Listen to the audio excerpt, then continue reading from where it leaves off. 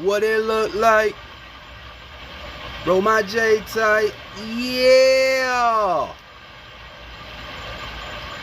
Paris SBs make these catch Caesars. Phone game on Outer Springs and Lever. What? I'm more clever.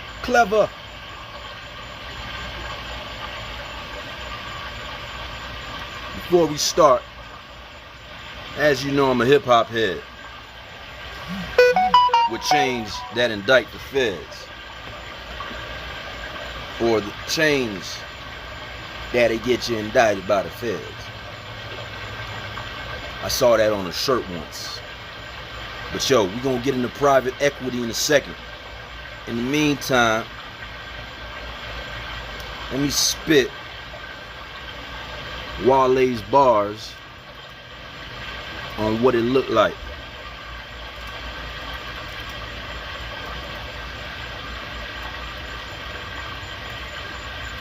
Wale murked that verse.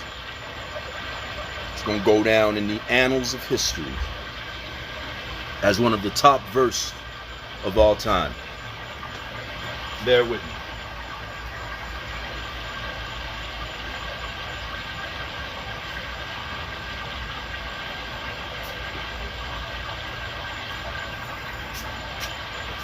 It's gonna go down in the annals of history as one of the most important verses.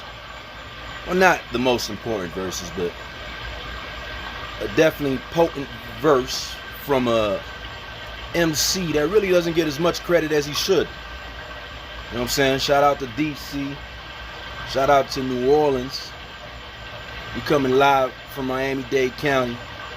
Lil Haiti to be specific. You heard? Yo, so Wale say, we blessed to be here. It's a blessing for you to be here with us. MMG Jet Life BOA. Y'all, what it look like? Mine fly, it's the Jet Life. Yeah. For the occasion, paper planes. And of course the chorus. But Wale jumps in and says, Paris SBs make these ninjas catch Caesars. Foam game ishing on Irish Springs and Lever. Ha! I'm more clever. Weather any weather, nobody doing it better. Ha! Me and Spitter, Gucci bucket, I'm Gilligan. Ain't no skipper, but all of my ginger hair. I'm gonna repeat that line again. Ain't no skipper, but all of my ginger hair. My real estate sweet, yeah, gingerbread. Probably seen Mina bars, probably in the feds. Double M forever though. Money got me pulling strings. I got that Geppetto dough. Always in them better clothes. I be with them better, you know. No bull. Every shy can get a rose. Let me pull up real quick. Just say that again to emphasize the importance. Money got me pulling strings, I got that Geppetto dough. Always in them better clothes, I be with them better expletives. No BS. Every shy can get a rose. Meaning arouse. I'm sorry, I'm not too good with vowels. I got 1,000. I'm not too good with vowels. One more time. Meaning arouse, I'm not too good with vowels. I got 1,000, I'm not too good with vowels. We in Spitter Ferrari, brand new Tiffany's on me. Don't with PBS, but man, I'm addicted to Barney's. Woo. That's Geesh. I be bumping fiends, and I'm on a roll. You would think they giving me a X. Now it says me a X, but as we know, if he says, and I'm on a roll, we automatically think about Master P, everybody get your roll on, and of course MIA-X, Miss Mia X. Wordplay like a mug. I'm Durant at the Rucker. Now for the kids out there, if you don't know, Kevin Durant went to the Rucker once. So did Kobe, so did a lot of the greats. There was an era when during the summertime That's where dudes went to really go hone their skills in the off season. We're talking about NBA players at the Harlem Rucker Park playing in a basketball league.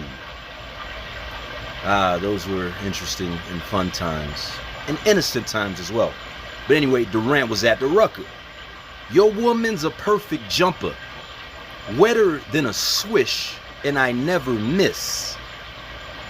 Get her out her delicates, and I ain't gotta tell her ish. Put it on whatever, which me and Spitter hires ish. Rex Ryan on these pros, jet life forever, which. Now listen, Rex Ryan used to coach the Jets. And if you don't know who Rex Ryan is, then look him up. But the puns and the metaphors, the hyperbole, all of that made sense for the time. And I just wanted to go through, those lyrics right there, because I can't play the song, yo. I don't want to get no, what's it called? Copyright strike. But yo, let's get straight into it, man. All right, no more games. So what are we talking about? Private equity, all right? Private equity is a term pretty much some crackers use when it comes to... Nah, let me stop playing. I'll try to be as professional as possible. No, private equity relates to a... So, like from our terms, we always talk about the bag.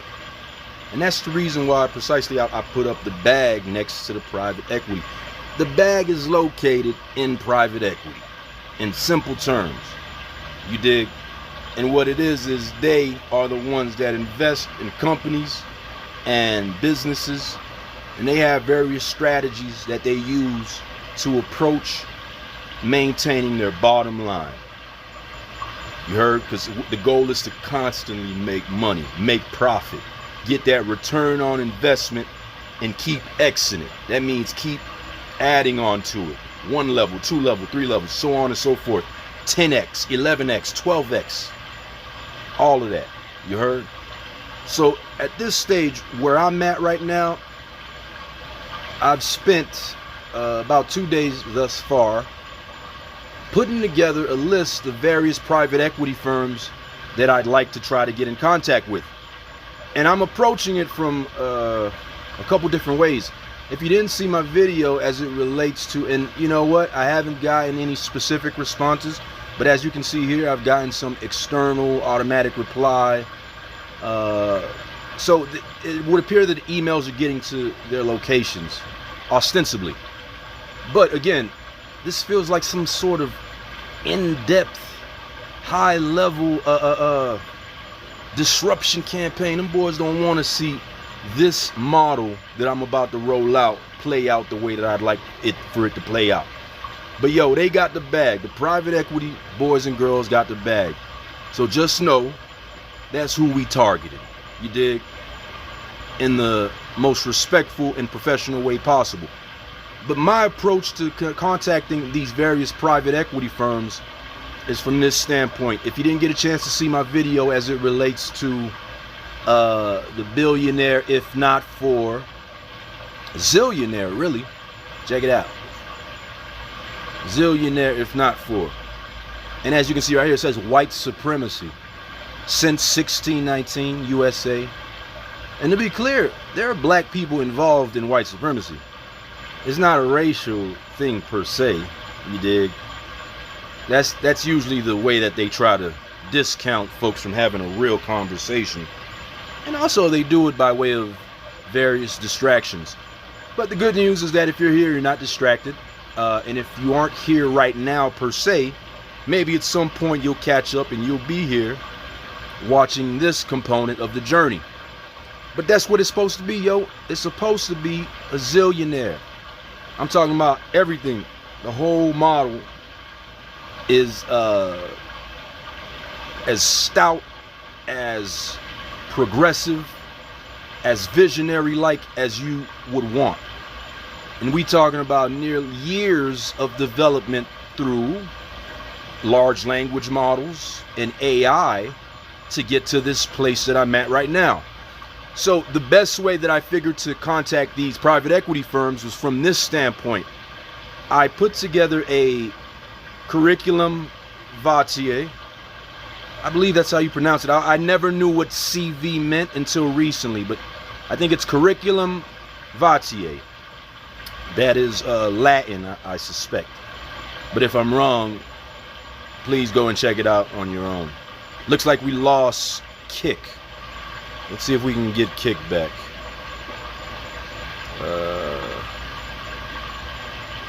That's interesting when something falls off because of an error. That's all right. We'll have it on the other channels. We're still on YouTube as well as Facebook. And it appears, what is this? No, not TikTok. We are also on, what's the other stuff called? All right, we on the other channels. We on Point of View Films as well. Streaming. Anyway, so check it out. I put together this curriculum vitae. That's my CV. And this is what my joint look like right now. It's Vanderbilt Alexander. And I didn't come up with it myself, so don't be on some, oh, this dude think he all that. Listen, man, I just put this together speaking on what I'm going through right now and how I'm trying to monetize it. You dig?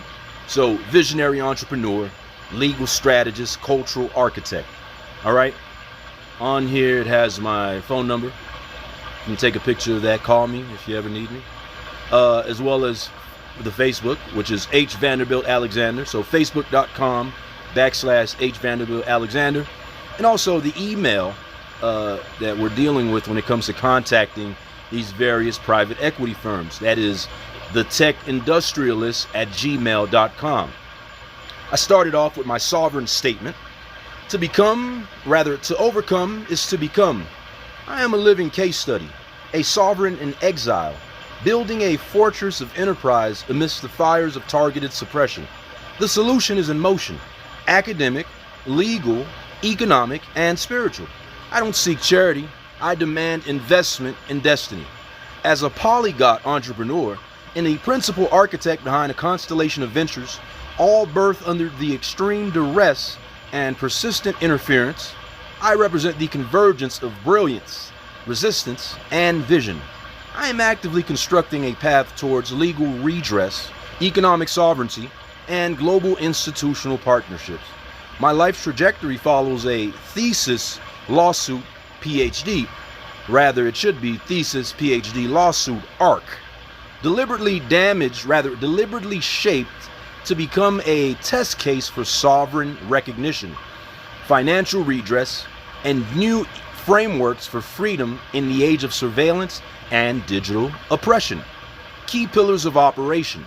Starting off, number 1, Precrime.Institute, a neuro-sovereignty think tank, which I am the founder and lead researcher of. It's a first of its kind research hub focused on the intersection of surveillance capitalism, sound warfare, psychotronic targeting, behavioral manipulation, and sovereignty. Also, what's going to be published under the Precrime Institute umbrella is the thesis, which is case number 423CV01013, USDC, Southern District of Texas, Houston Division, and the Neuropolitics of Control, how sound, surveillance, and herd behavior form modern mechanisms of social engineering, quote unquote. Currently seeking enrollment in a combined thesis and PhD program to academically position the evidentiary narrative and to establish precedent in international constitutional and human rights law. So that's what I want to do from an academic standpoint. And again, Precrime Institute is its own entity. This was my thinking to sort of mirror what I suspect is in place to be implemented in the U.S. society. Almost, but you know, it's in China. China has its version these days, but wouldn't you believe it? Somehow here in America, it's being tested on the population. At least that's how it appears to me. So that's why I've developed a framework and business model that will allow me to be productive in that space as opposed to being a victim, right? So this is one reason why, again, levels of suppression, why it appears that it continues to happen. I suspect they don't want this to happen because this will effectively allow me to, be productive.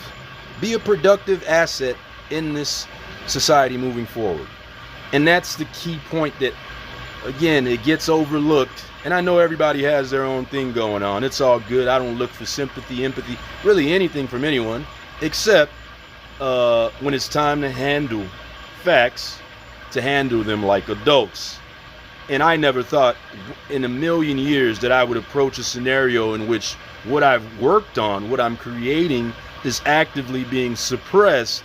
And, again, it's akin to some let's just avoid and look away and act as if life is moving on. It's the highest level of gaslighting that one can imagine, to simply deny your existence and what you got and what you put together. Again, what you put money behind, what you put effort, what you put energy behind, to simply deny all these things and act like there's nothing going on is the highest level of digital oppression.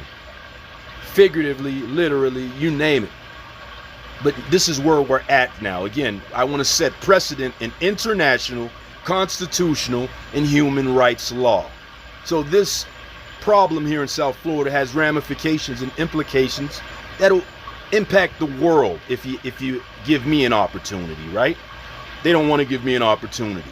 But again, all I can do in the interim is continue to document this whole experience, because I suspect also what they want to do is push me towards the edge and then drive the narrative in a different direction, make it come off as if I was crazy or as if I didn't know what I was talking about, or just unhinged. That's how they collectively have been doing this for years now to several individuals that I've been able to notice. So, I mean, if anyone really were to do their research, and if you want to do your research, again, you can go to www.targetedjustice.com. And then you can also look up the case that I continue to mention. Case number 423CV01013, USDC, Southern District of Texas, Houston Division. And then you'll be able to have the basis there to understand, at the very least, what I'm trying to present and what it would appear that various individuals in the past have tried to put into words. You see, when someone like Myron May, who is a former state attorney, working for the state of Florida, when he tried to explain it, they brushed him off, you dig? And unfortunately for him, this case wasn't filed just yet. So he couldn't really, and I don't think Targeted Justice, these entities weren't around that were pointing out what was really going on behind the scenes. They weren't around. So unfortunately, these people, it would appear that they've done some grotesque things based off of this organized harassment apparatus, and collectively with the media, this very apparatus has been able to brush those things over, toss them aside, and again, use these individuals as scapegoats on their path towards complete absolution from what they've participated in. Let me put that aside. Next entity, we have Drone TV and Drone Watch Network, which I am the creator and strategist of. And this is a global aerial intelligence and safety, and a civic safety initiative deploying drone technology for search and research, child safety, and citizen-led documentation of truth. Another industry-breaking, norm-breaking approach that, again, it would stand to reason that the various entities that want things to go back to normal, quote-unquote, or the way that they're just used to it in the positions that they have their power, that's what they want. They don't want to see something like Drone Watch TV or the Drone Watch Network take off. Because what does that do? That really flips a lot of their nonsense that they've been using over the years in terms of criminality, in terms of typecasting, stereotypes. This is really one of those moments in history that if we were really to embrace capitalism as it was presented in the United States, these sort of things, and again, these are mine, but that's not to say that anyone out there hasn't developed them. God bless whoever is approaching business in this manner. But I suspect that there are a lot of business people, young folks coming up, or people that in a post-pandemic world see the potential of creating industry-breaking, industry-shifting ideas and turning them into behemoths. You dig? Very successful entities. So Drone Watch TV would encompass that. And again, all I'm doing is sort of using what I suspect is taking place as it relates to my level of surveillance, and then saying, you know what, I'd like a piece of the action. So Drone Watch TV represents that piece of the action, because if I suspect, satellites are obviously up there. They give little small mention to these things, but they don't really get into it, because again, I suspect that it's just about a matter of maintaining power. So instead of just rolling it all out, it's always that those one or two, or maybe a majority, that try to say, you know what, no, don't do it that way, because you want to sort of leave that gray area there. That way I can make my money, or I can make my profit. God bless you. That has been the way that it's done by and large in the, as far as capitalism is concerned. But the new form of capitalism that it seems that we're looking at, and I think we're headed towards, is a more efficient and effective capitalism that removes the gray areas. And when the gray areas are removed, listen, yeah, you might not be able to make your profit there, but believe me, efficiency allows for so much more opportunities to make profit. And listen, how greedy can you really be? That's my question. Now, sure, let's say you want to be a trillionaire, you want to be all of that, God bless you. I'm not against that. All I'm saying is that hopefully, you try to pursue something that will allow you to make money while not harming others. You see, that's the thing that we'd like to really change. That's the part of the game that I just don't think can exist anymore. You dig? And so, yeah, that means that, we might not have the same prison industrial complex. That means that we might not have individuals that are susceptible to being taken advantage of and being eaten by the system.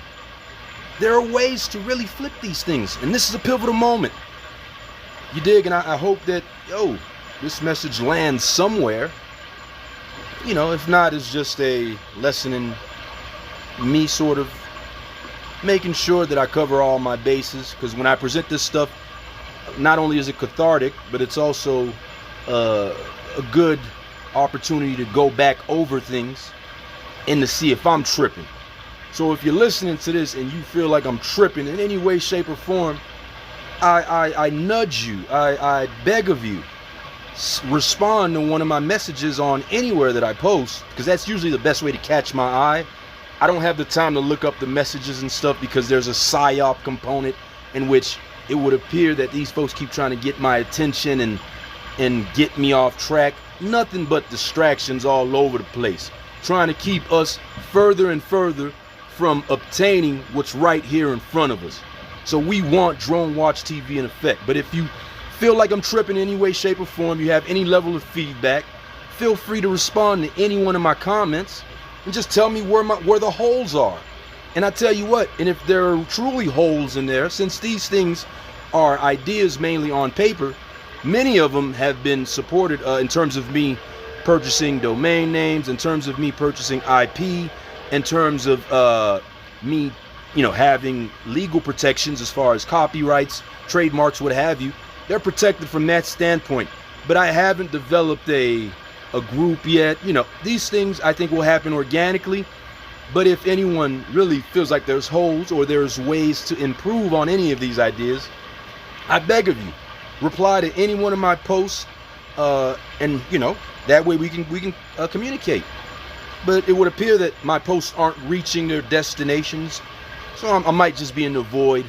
But if I'm not, then I'm tripping. Then I can admit that at this point. But I just can't tell. It's almost like a negative feedback loop that just continues to persist. So around me is distractions, annoyances, and the difficulty of being able to, just get gainful employment at this point, because I just need something to, whatever job it is, to go out there.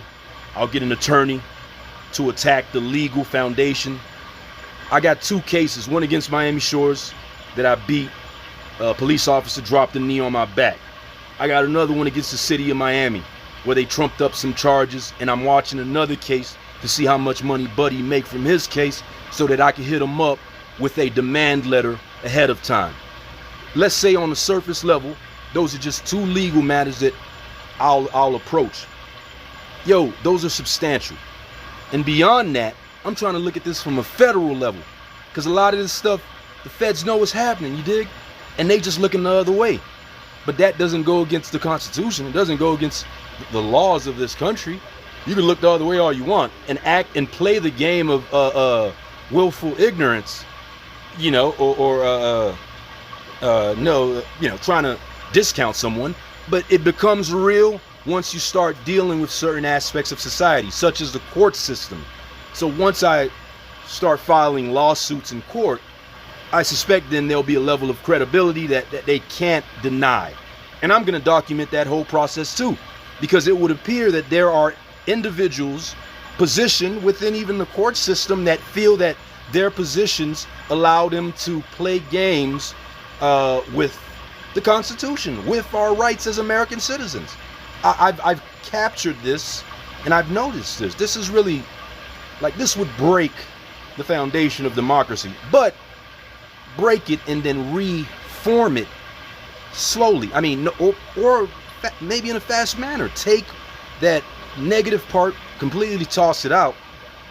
But again, the first step is to admit that you're wrong. Admit that there were wrongs done. And then we can move on to something else. Don't play the coward role. That's what I've been saying. So here I am being the voice of reason. Go figure. Anyway, back to the subject at hand. So Drone Watch TV is on the board. We also have Paragon Global Fund. That's going to be my approach to private equity. I'd like to develop a private equity firm based off of not only these things you see here, but the intellectual property that I have. We can put these things together, wrap them up into nice gift boxes, and play along with what Wall Street has been doing for the longest. We can approach it that way.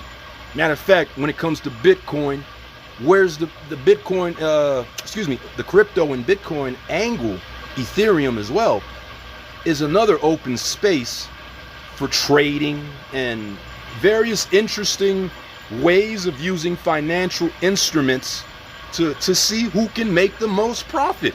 Isn't that what it comes down to? But in a scenario where someone's trying to make the most profit and be as productive as possible, again, you have entities in place to stop that person? It really just doesn't make any sense. But again, this is what I'm going through, okay? So I am the managing partner of Paragon Global Fund, which serves as the umbrella fund for all subsidiary ventures, forming a cohesive ecosystem of innovation, valuation, and self-owned wealth creation. Then we have Valuation Universe. I'm sure you've heard of it. I've made an interesting, I think pretty cool commercial, real short. I put it out there, but it doesn't look as if it's hit home because I don't see any new followers on my Facebook. I mean, as simple as it is, if someone saw it, surely, I'm not saying everyone's going to do it, but when you don't have any conversions taking place, that's when it becomes a problem with the social media platforms or whatever entities are playing gatekeeper to access or to relevance or to the ability to acquire resources. So Valuation Universe, it's an AI-driven platform democratizing business valuations for small business owners globally. It empowers the economically disenfranchised with institutional-grade analytics at no upfront cost. Then we have the Real Wealth Gallery, which I am the creative director of. And I'm sure you saw the last post You know, what we do is use art to really, how can I say, shake things at their foundation. Because art speaks a million languages, you dig? It speaks every language. And I think that's where it could be most effective. I've made my point, whether it be the controlled schizophrenia artwork that I own the copyright for, sonic conditioning, I mean, again, you name it. I thought it was, yo, you define what's happening and then you make it act in a particular manner. But here I am defining what's happening, and it would appear that they're trying to make it seem like my definitions are incorrect. But they won't tell me. They won't outright say it somehow.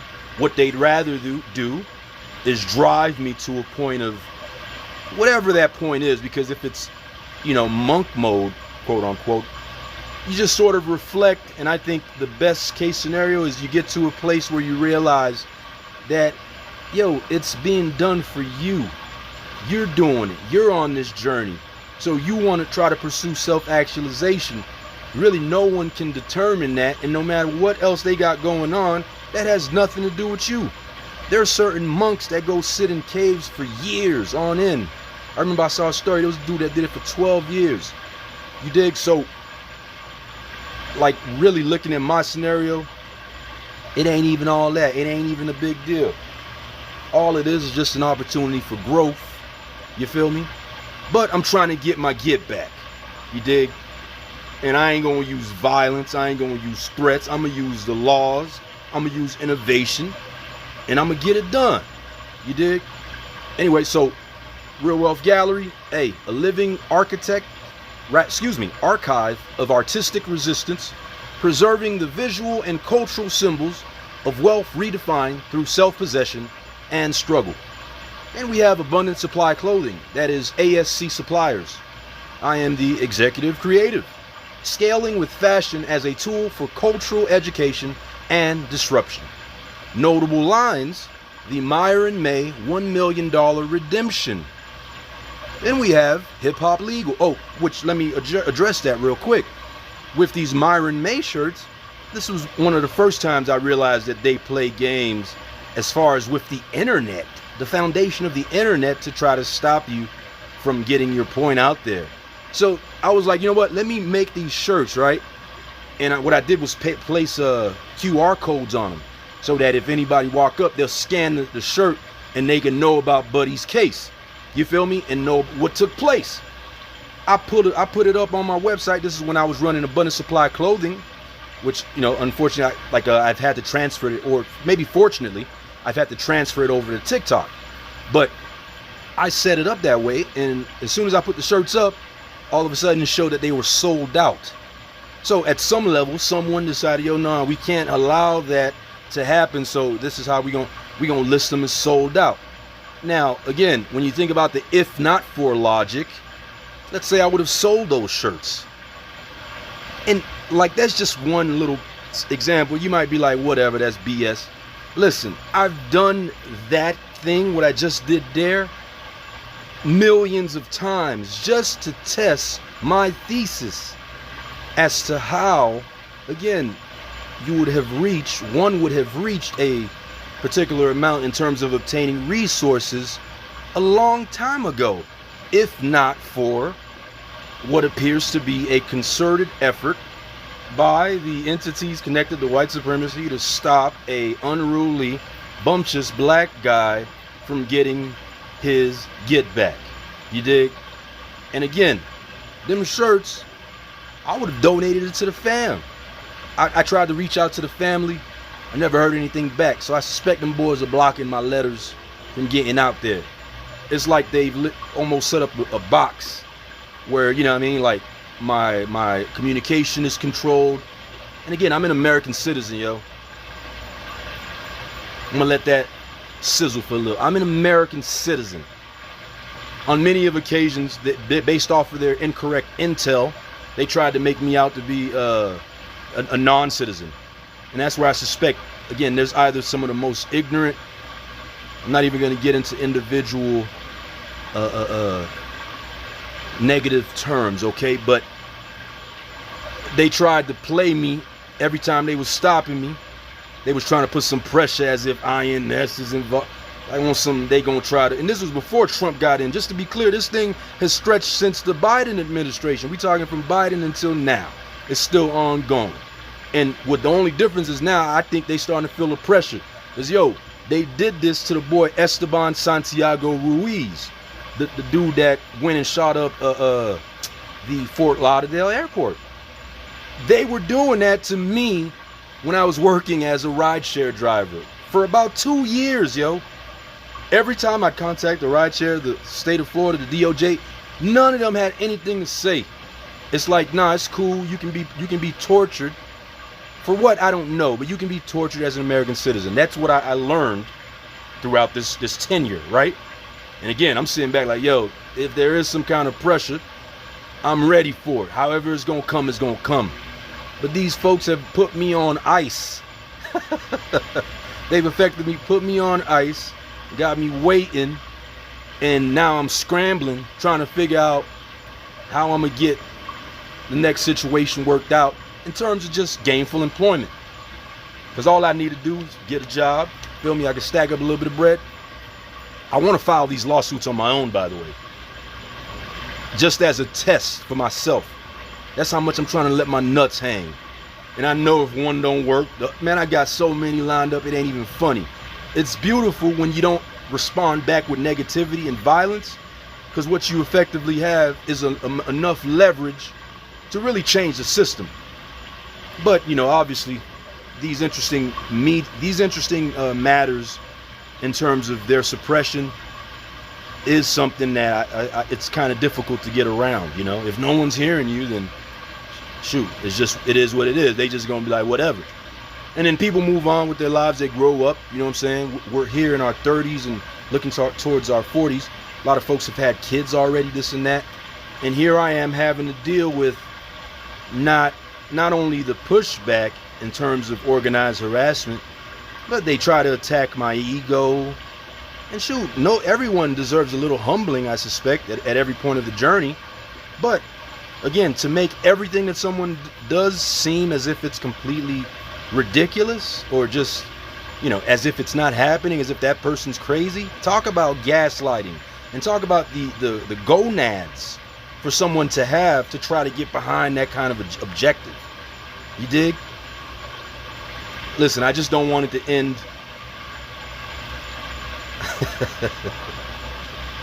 Let me not even go there. Anyway, so that's the Esteban Santiago Ruiz. That boy did what he did. I wrote that dude. He ain't on death row, but he ain't never getting out. And I'm not saying Buddy should get out. I'm just saying, if these crackers know that this is happening and they looking the other way, then we need to go and find out what's making them look the other way. You dig? And so that's what I'm on right now. It can't nothing stop me.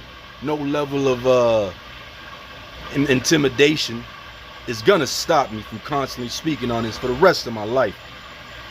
Hopefully we can do it looking up, looking down from the perch where we comfortable, everybody eating and everybody sitting pretty. But it's however they want it, you know what I'm saying? It's however they want it.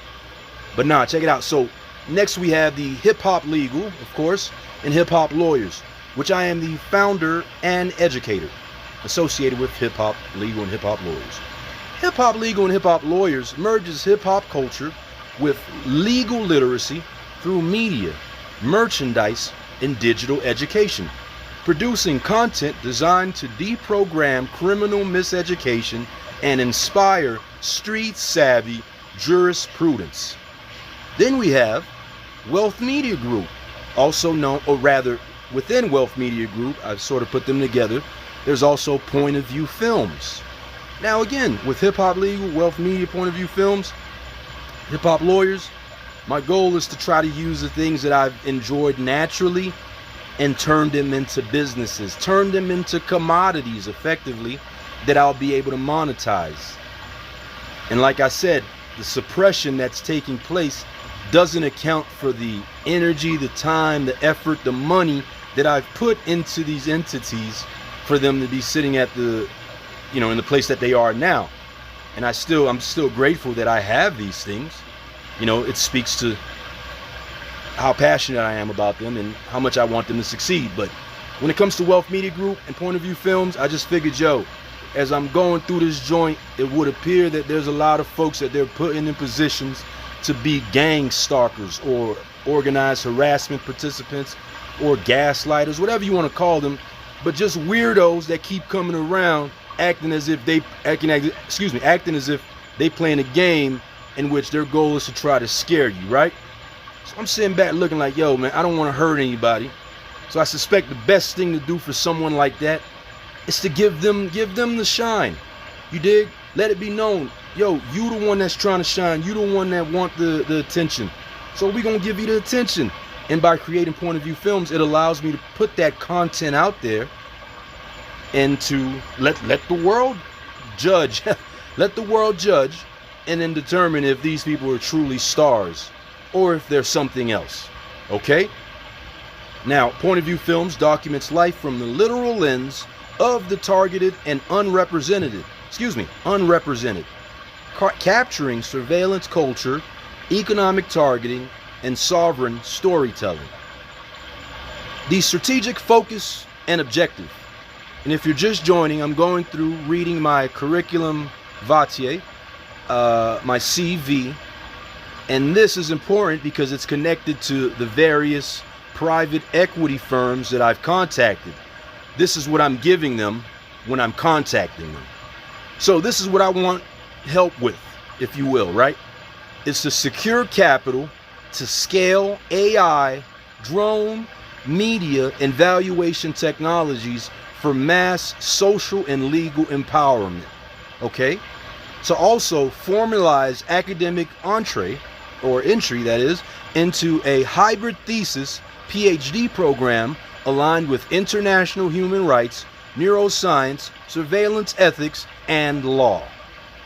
We also have advanced legal action to position myself to go against these institutional actors engaged in suppression, discrediting, and economic warfare. And then finally, establish sovereign precedent for reparative justice in the modern panopticon. All right, and I had to look up that word. Panopticon is like a panoply. That's what I didn't look it up per se, but I knew panoply, so I made that connection there. You dig? And yo, I don't profess to know it all. I don't know anything really until I get an opportunity to look into it, and then I become an expert at it. Cultivate, you dig? Innovate, iterate, and keep adding them to your tool belt.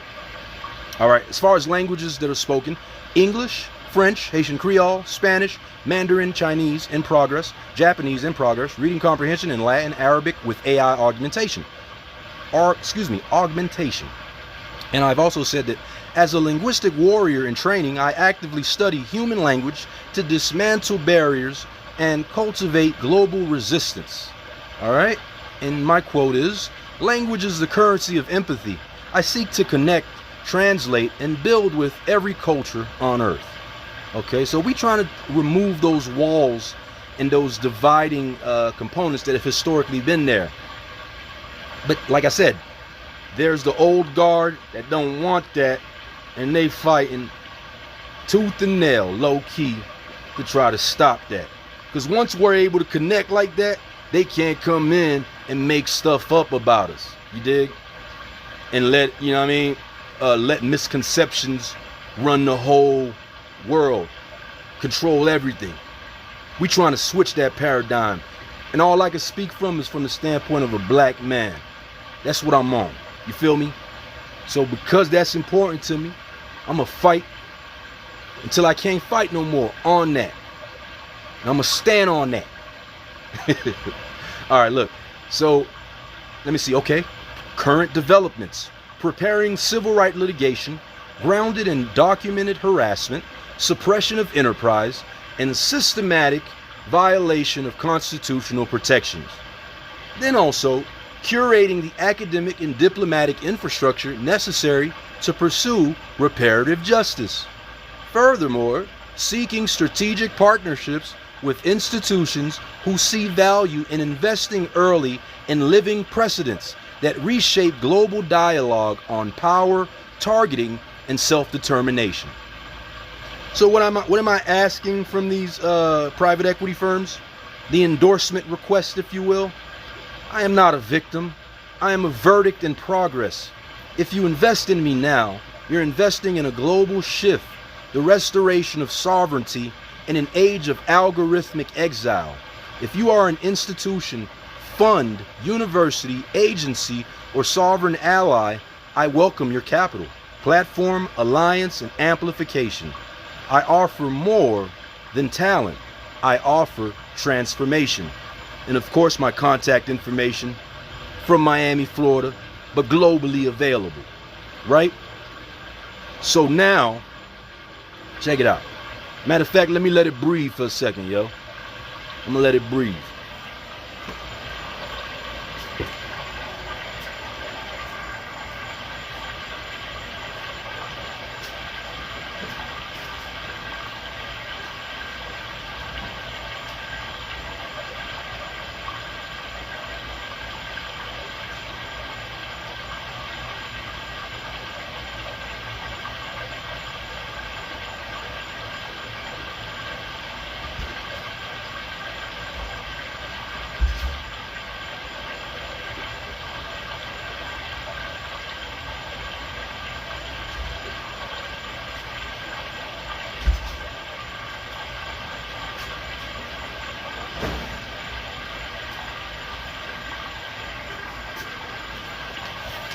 Now peep this, I'm back.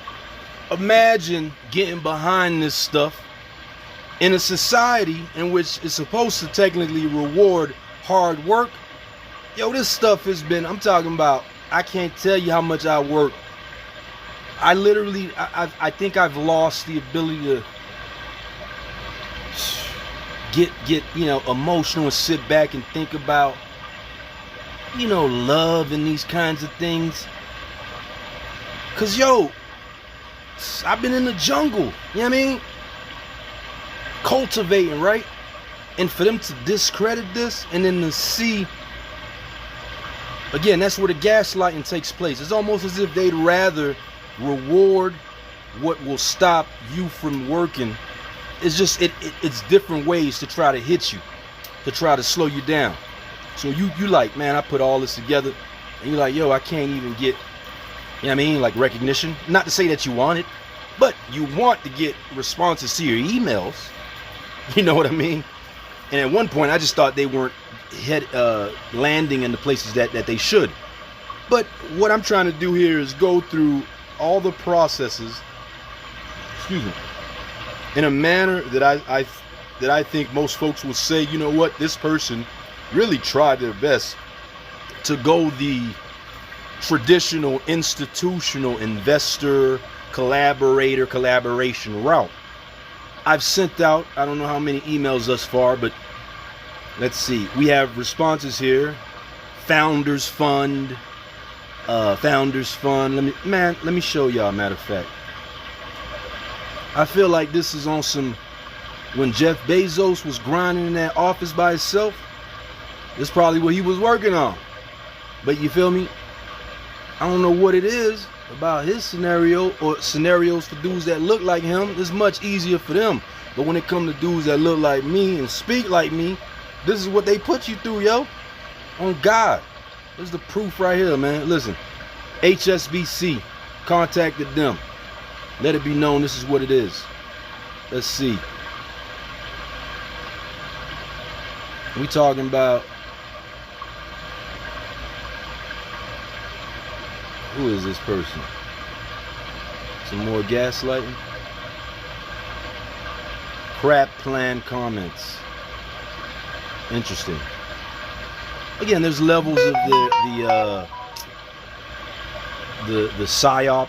It's embedded in the various little. It's just little things that, I don't know what this is, but it's interesting that it's named this way. I don't remember sending an email to any. Oh, so Schwab.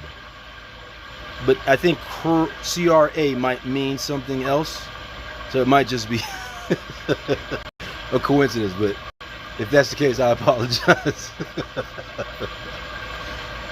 But yo, you try to find the victories where you can, because there's just so many L's that they try to throw at you.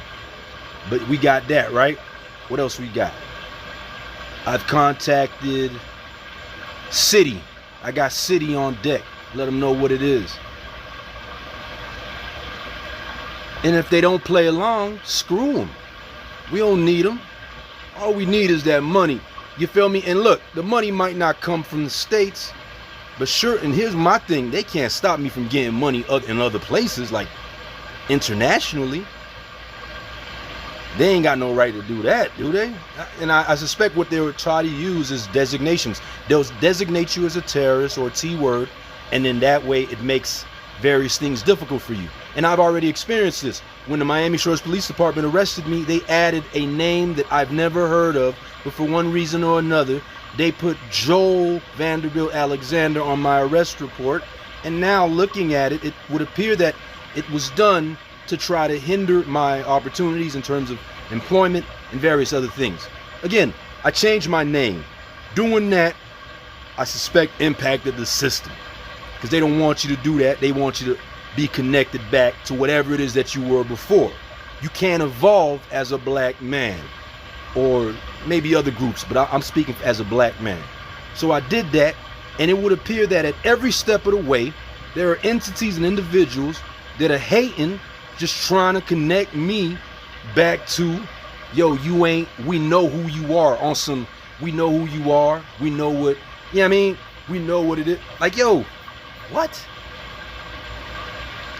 I mean, and the time and energy that it would take to do that is just, I don't know, maybe it speaks to what, you know, the potential that I have, but I can't look at it from that lens. I'm not a narcissist in terms of their viewing of it. And I don't have narcissistic personality disorder.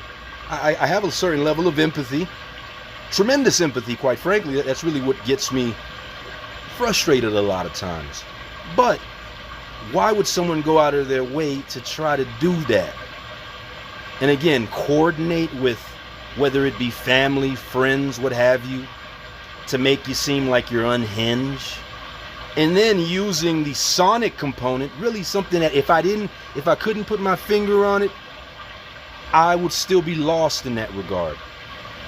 But they use sounds to impact your behavior, yo. And it's not by happenstance, it's strategic and tactical. That's how they get people moving in a certain way. So imagine how many times they've done that to people. Let that simmer, yo. Anyway, we contacted Yale. I just an email popped up. Yale has this magazine or something, so I just saw it and I decided to send them a message too. But my message is just, hey, this is who I am.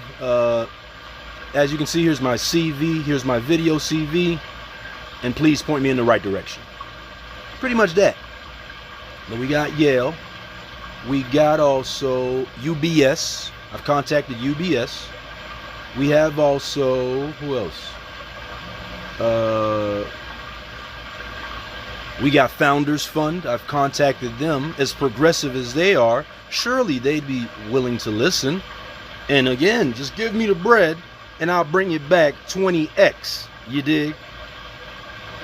And if I'm wrong, tell me I'm wrong.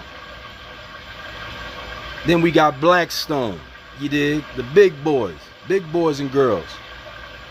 I've gone after them in terms of suggesting a strategic partnership request. We also have CVC. These are some private equity firms that are out there. We also have Carlyle, the Carlyle Group. Let's see, compliance at Thomas, is it Toma Bravo, I believe.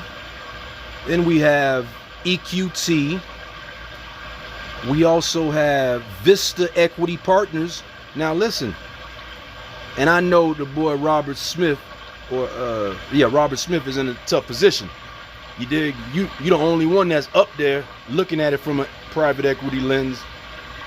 And so shoot, you can't, know what I mean, open yourself up to deal. And I think that's what they've been doing, yo. They put certain people in position, but they got something on them. So those people cannot be as helpful as they really would like to be, because they're afraid. You dig? This system has to operate off of that. Keep black folks in a perpetual state of fear. Even when it comes to business. Even when it comes to something that can be productive for the American society.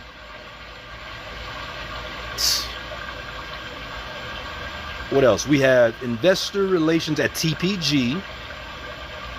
We also have Warburg Pincus. That's another private equity firm. We also have, I want to say NB. I forget who they are. Let me see. Private markets. NB. I forget who NB is, but that's another private equity firm. And what else? And then we have Avent International. That is, let me see, Avent International. Avent International. And finally, who was the last one? I sent a message to HG Capital. All right. So, yo, private equity got the bag. But in more technical terms, let's really look into it. And if you're here to learn, God bless you. Let's learn. All right. Private equity or private equity firm or private equity company often describes a financial sponsor. Is an investment manager company that provides financial banking and makes investments in the private equity of a startup or an existing operating company with the end goal to make a profit on its investments. The target companies are generally privately owned entities, not publicly listed. But on rare occasion, a private equity firm may purchase the majority of a publicly listed company and delist the firm after the purchase. To welcome its investments, a private equity, let's see how much we got. Okay. To complete its investments, that is, a private equity firm will raise funds for large institutional investors, family offices, and other pools of capital, e.g., other private equity funds, which supply the equity. The money raised, often pooled into a fund, will be invested in accordance with one or more specific investment strategies, including leverage buyout, venture capital, and growth capital.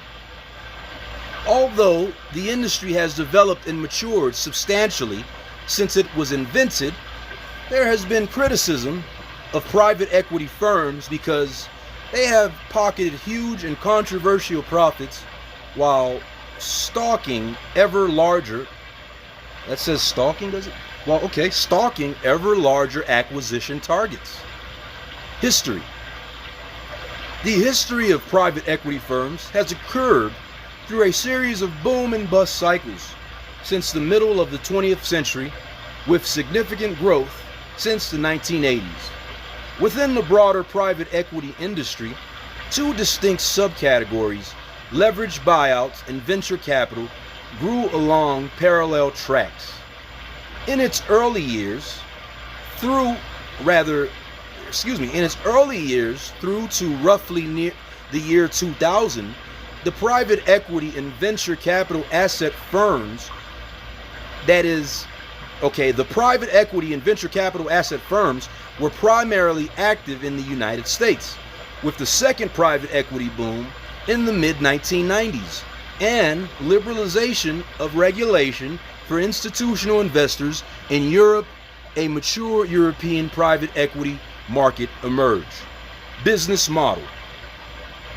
And I don't know if you hear me farting, but I want to apologize if you do. Let me just say that.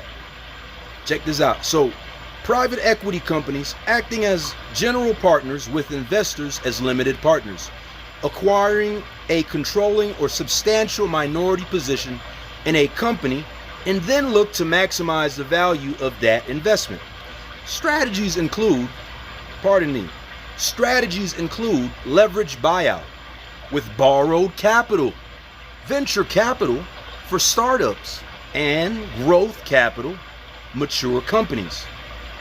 Private equity generally receive a return on investment through one of the following avenues. That is, an initial public offering, an IPO. Shares of the company are offered to the public, typically providing a partial, immediate realization of the financial sponsor as well as public market into which it can later sell additional shares. Then we have periodic management fee, as well as a share in the profits earned, carried interest from a private equity fund managed.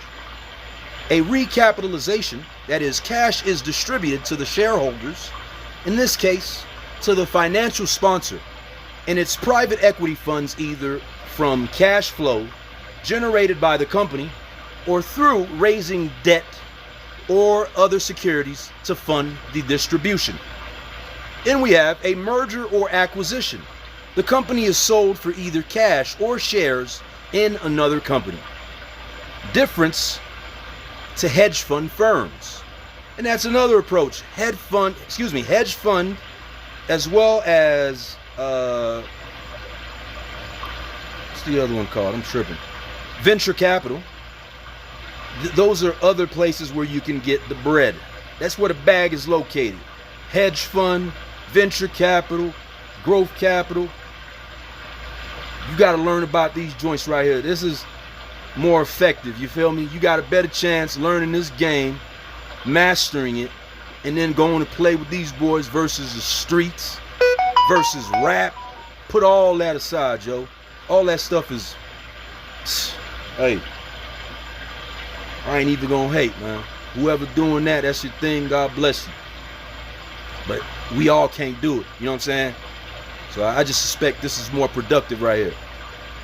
But private equity firms characteristically make longer hold investments in target industry sectors or specific investment areas where they have expertise.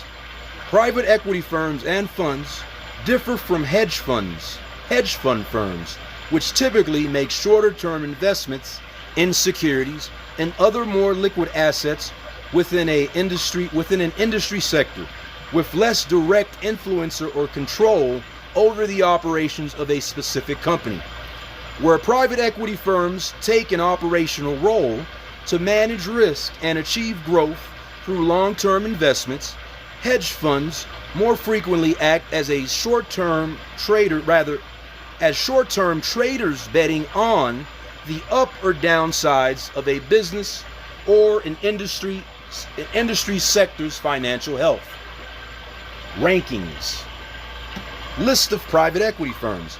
According to Private Equity International's PEI 300 ranking, the largest private equity firms include the Blackstone Group, the Kohlberg-Kravis Roberts, EQT AB, Thoma Bravo, the Carlyle Group. So some of these names, as you know, I've sent out emails to them. TPG Capital, Advent International, HG, General Atlantic, Warburg Pincus, remember that one? Silver Lake, Goldman Sachs Principal Investor Group. I haven't contacted Goldman yet. Bain Capital. These firms are typically, that is, direct investors in companies rather than investors in private equity asset class. And for the most part, the largest private equity investment firms focus primarily on leverage buyouts rather than venture capital. Preqin Ltd., formerly known as Private Equity Intelligence, an independent data provider, provides a ranking of the 25 largest private equity investment managers. Among the largest firms in that ranking were AP Invest Partners, Ardian, formerly AXA Private Equity, AIG Investments, Goldman Sachs Private Equity Group, and Pantheon Ventures. Because private equity firms are continuously in the process of raising, investing, and distributing their private equity funds, let me repeat that line again. Because private equity firms are continuously in the process of raising, investing, and distributing their private equity funds, capital raise can often be the easiest metric to measure.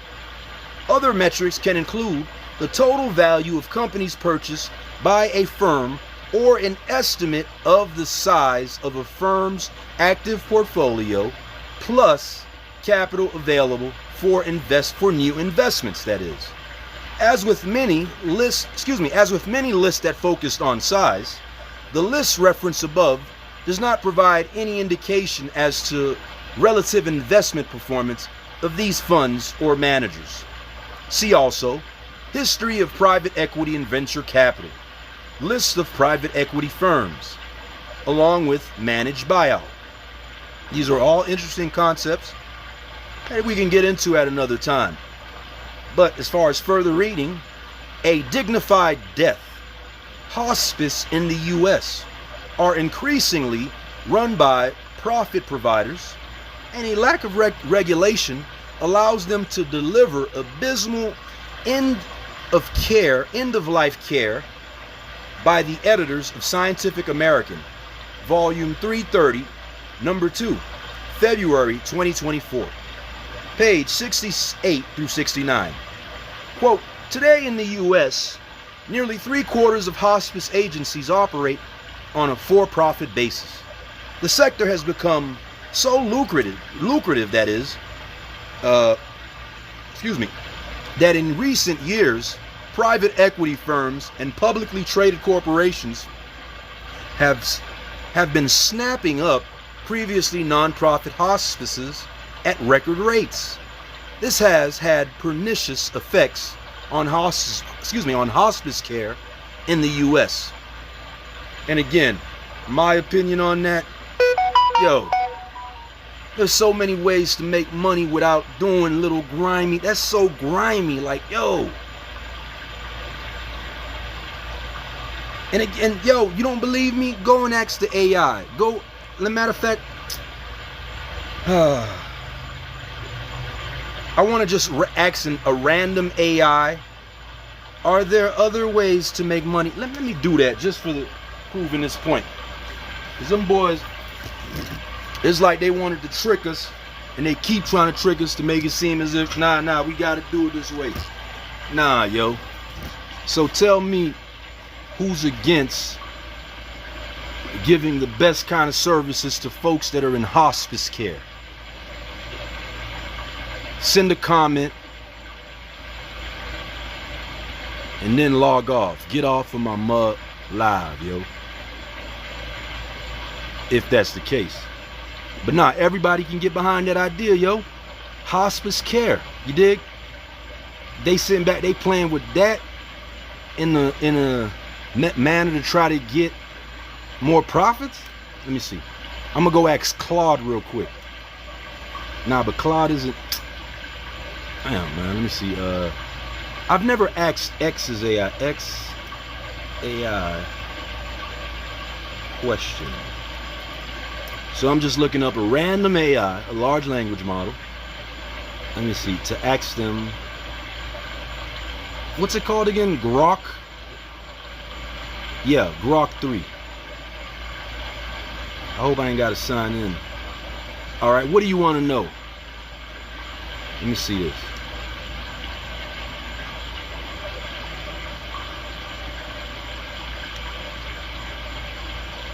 All right. What alternative, excuse me. Oh, sorry. What alternative methods? No, I'm going to say provide some alternative methods for profitability. Provide Provide some alternative methods for profitability that, how should I frame this? For profitability that will challenge, or rather that are better than blank. Provide some alternative methods for profitability that are, what's the term I'm looking for? What's it called when you're ethical. Provide some alternative methods of profitability that are okay, that can fix this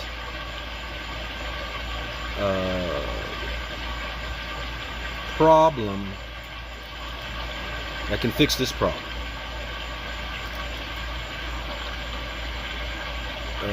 Let's see. It would appear that this is done out of greed.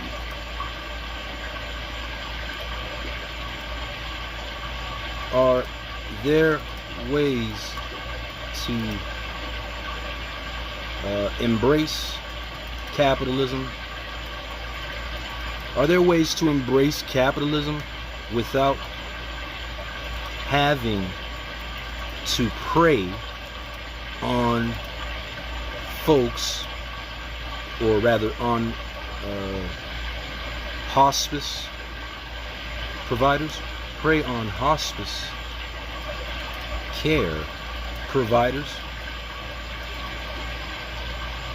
Alright, let's see what Grok got to say about that.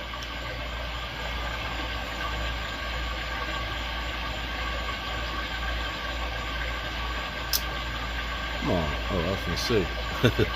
Alright. So check it out. The issue for-profit hospice care leading to compromised quality due to profit-driven motives, as highlighted in the quote, can be addressed through alternative models that balance profitability with ethical care. Below are several strategies that leverage market mechanisms while prioritizing patient-centered care and mitigating greed-driven exploitation. Number 1, a hybrid nonprofit for-profit models. Description: create hybrid organizations that combine nonprofit missions with for-profit efficiency. These entities can generate revenue to sustain operations while reinvesting profits into care quality, staff training, and community outreach rather than shareholder payouts. Implementation: establish social enterprises or benefit corporations, B Corps, that legally commit to balancing profit with social impact.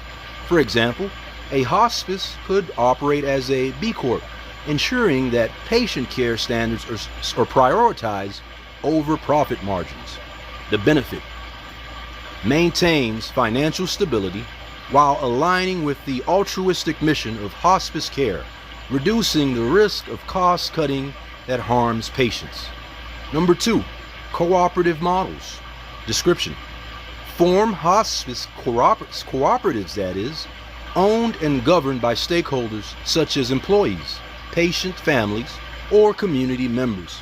This model distributes profits among members and reinvests in care rather than funneling wealth to external investors.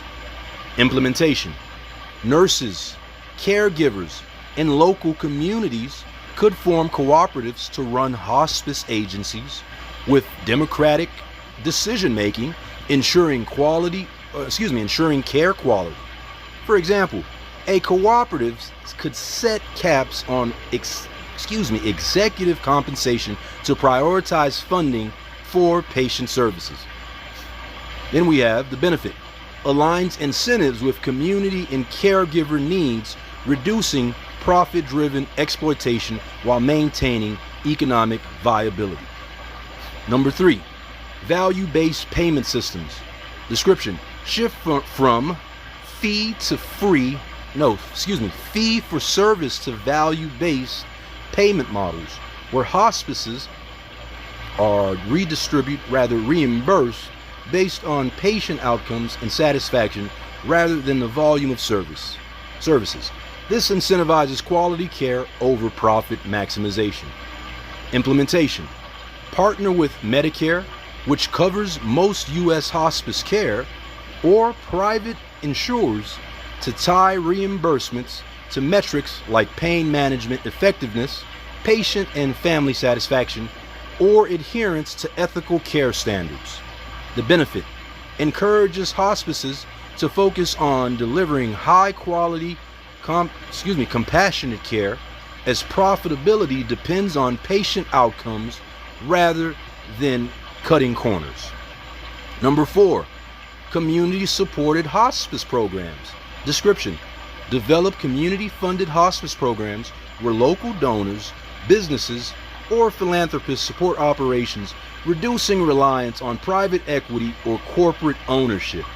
Implementation: create crowdfunding platforms for local endowments to fund nonprofit or hybrid hospices.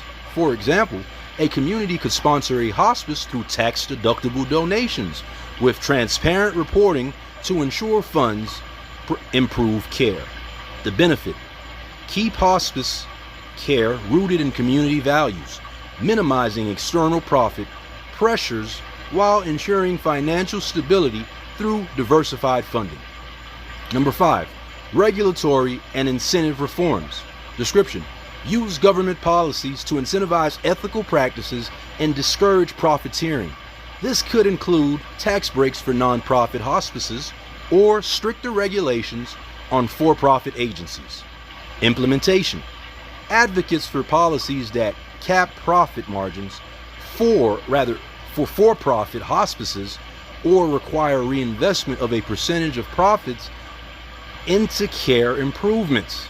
Additionally, offer grants or subsidies to nonprofit hospices to enhance competitiveness. Finally, benefit: level the playing field. Make nonprofit models more viable while discouraging predatory practices by for-profit entities.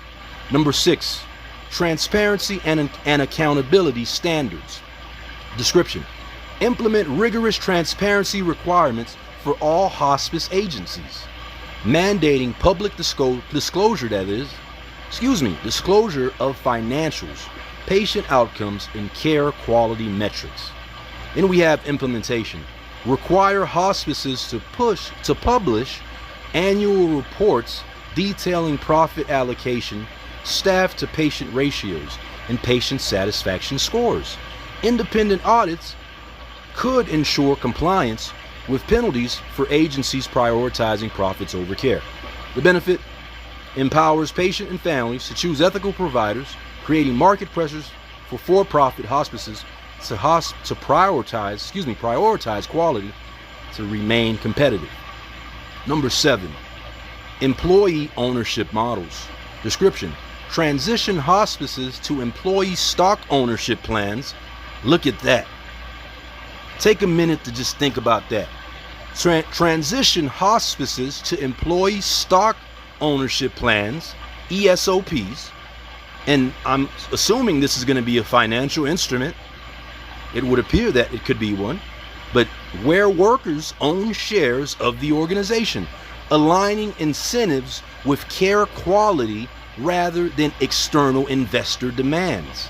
Implementation: convert existing for-profit hospices to ESOPs, allowing caregivers and staff to benefit from profits while having a say in operational decisions. For example, a hospice could allocate shares to nurses and social workers, ensuring profit support frontline care. Finally, the benefit: reduces the influence of private equity or corporate greed by tying financial success to the well-being of employees and patients. Now that was beautiful. I might shed a couple tears for that. But again, we were moving, I'm hoping that we start to really speak on removing these inefficiencies that allow greedy bastards to profit off of nonsense when they know good and well that they could do it in a different manner and still get, matter of fact, they'll probably get a better outcome. You feel me? That's where I'm a proponent for AI all day. Anyway, these alternatives embrace capitalism's strengths, efficiency, innovation, and scalability, while mitigating its excesses by prioritizing patient care and community values. By aligning financial incentives with ethical outcomes, these models can restore trust in hospice care and counter the negative impacts of profit-driven acquisitions. Now, again, AI is already on track. Look, it wants to be helpful as possible. If you'd like, I can search for real-world examples of these models or analyze specific hospice providers on X for their practices. Let me know. Well, Grok, thank you for that. So Grok was effective in that regard in terms of answering our question. So yo, that's private equity right there. Now let's look at the list of private equity firms. And what I'm gonna do is go through and read all of them. You feel me? That way I'll have a record I can refer to when it comes to me sending out my various correspondence. All right, let's see. Below is a list of private equity firms. Each year, I've already read this. All right, in 2024 ranking, Blackstone Inc. retained the top spot, retained the top spot from KKR. Interesting. So let's see here. Huh? 5-year fundraising total. Hold on, man.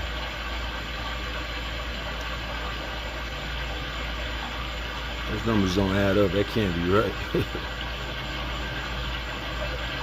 Yeah, well, the revenue is 13.3. Okay, so number one, we got Blackstone Inc.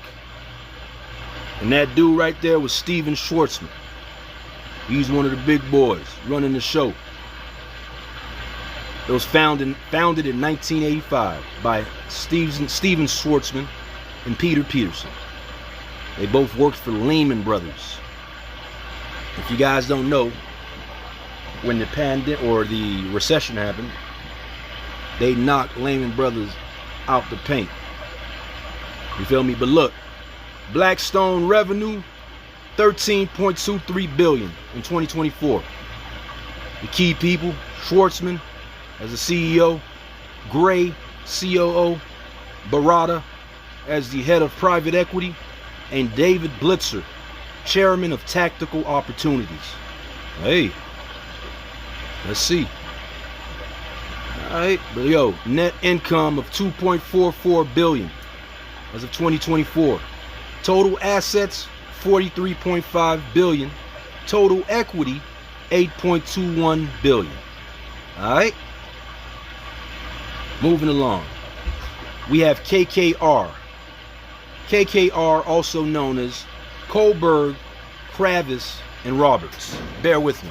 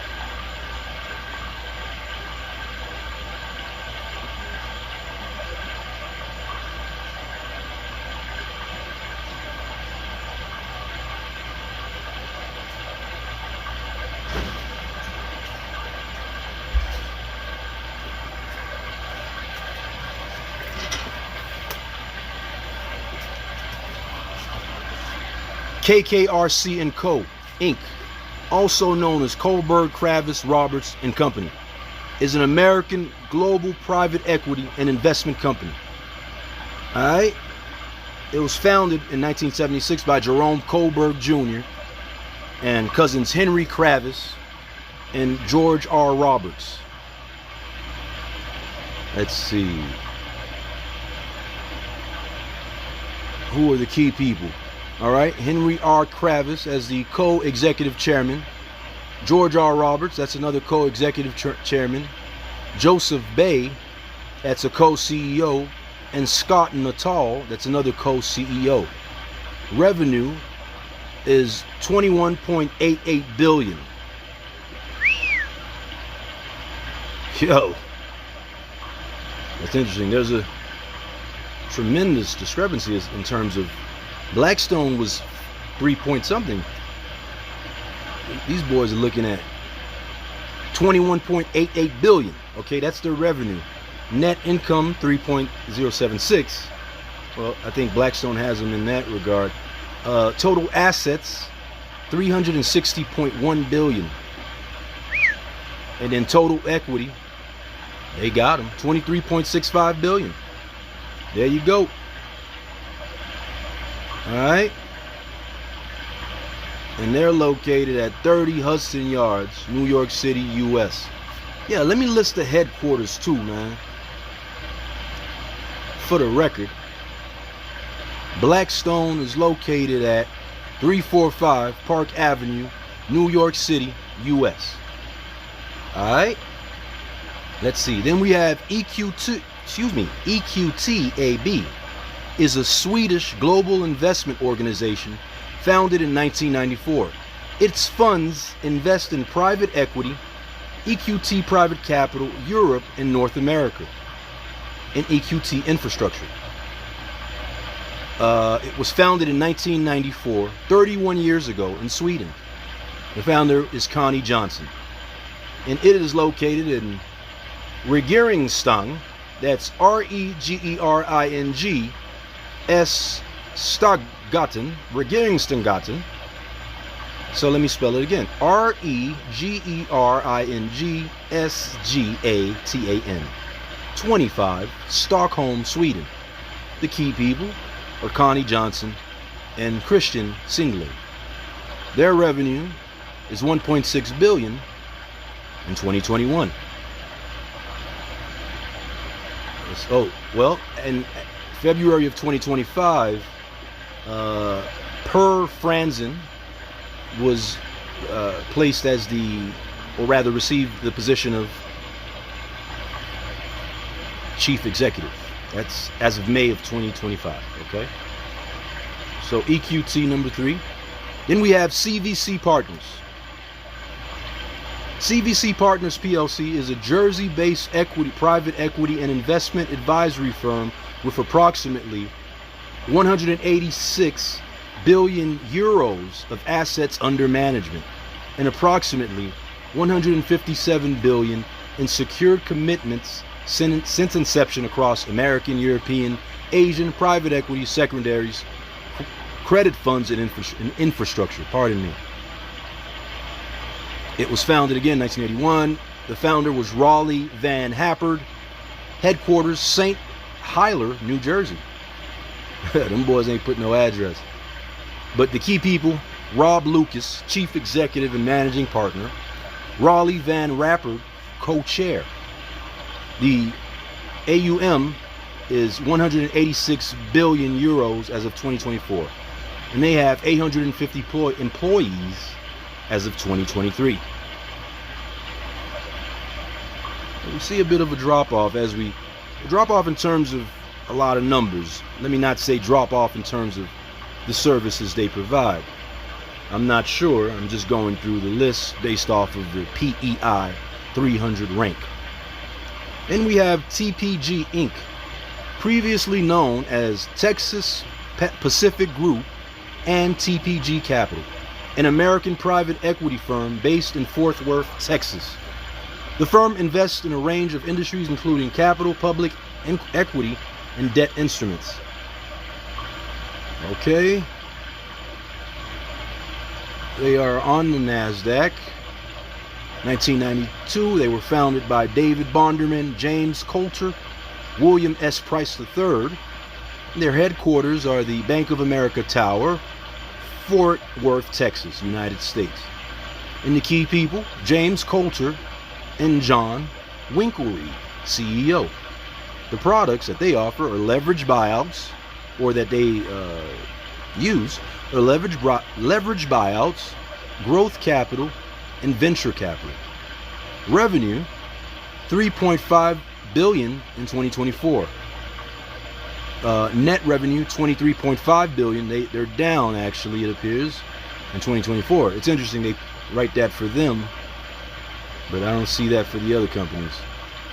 So it looks like they hating on TPG, Texas Pacific Group. Nah, I'm just kidding. But total assets, $10.5 billion as of 2024. Total equity, $3.59 billion as of 2024. Number of employees, 1,900 as of 2024. Okay. Moving along, we have number 6, the Carlyle Group. The Carlyle Group is an American multinational company with operations in private equity, alternative asset management, and financial services. As of 2023, the company had $426 billion of assets under management. Whoa. Let's see. All right. They were founded in '87, 38 years ago. None of the, we haven't seen any companies thus far that are over 50 years old. And what I'm asking is, could this be an era now? That's ERA now, where new private equity firms start to spring up based off of the current and potential economic landscape that exists out there. Because, yo, something must have encouraged these dudes and gals to start their businesses or start their PE firms in the 80s, early 90s, what have you, and some in the 70s, but maybe the mid to late 2000s, the 2020s, will be the era of the new PEs. Excuse me. All right, their headquarters are 1001 Pennsylvania Avenue, Washington, D.C. Key people: Harvey Schwartz, their CEO, Danielle A. Dianello, that's the chairman emeritus, the chairman emeritus, and we have William E. Conway Jr., co-chairman, David Rubenstein, co-chairman. Their revenue is at $5.43 billion as of 2024. Total assets, $23.1 billion in 2024. Total equity, $6.35 billion in 2024. That's the Carlyle Group. All right. Next we have Thoma Bravo. Thoma Bravo is an American private equity and growth capital firm based in Chicago, Illinois, United States. It is known for being particularly active in acquiring enterprise software companies, and has over 130 billion in assets under management as of 2023. It was founded in 2008. Wow. Right at the turn and change of the financial recession. I don't know if it's beginning or the end of the recession. Well, the beginning, obviously, of the financial recession. But the founders were Carl Thoma and Orlando Bravo. Number of locations, 5. Key people: Jennifer James, Managing Director, Chief Operating Officer, and Head of Investor Relations and Marketing. And we have Jerry Nowak, Managing Director, General Counsel, and Chief Administrative Officer, Amy Coleman Redenbaugh, Managing Director, Chief Financial Officer. Products: investments, private equity funds, private credit funds, with 160 billion AUM as of 2024. And they have 212 employees as of 2023. That's Thoma Bravo. And we have Warburg Pincus. Warburg Pincus is a global private equity firm headquartered in New York City with offices in the United States, Europe, Brazil, China, Southeast Asia, and India. Warburg has been a private equity investor since 1966. That's interesting. I want to know when they officially became a private equity firm. But we'll leave it at that. Anyway, so it looks like Warburg might be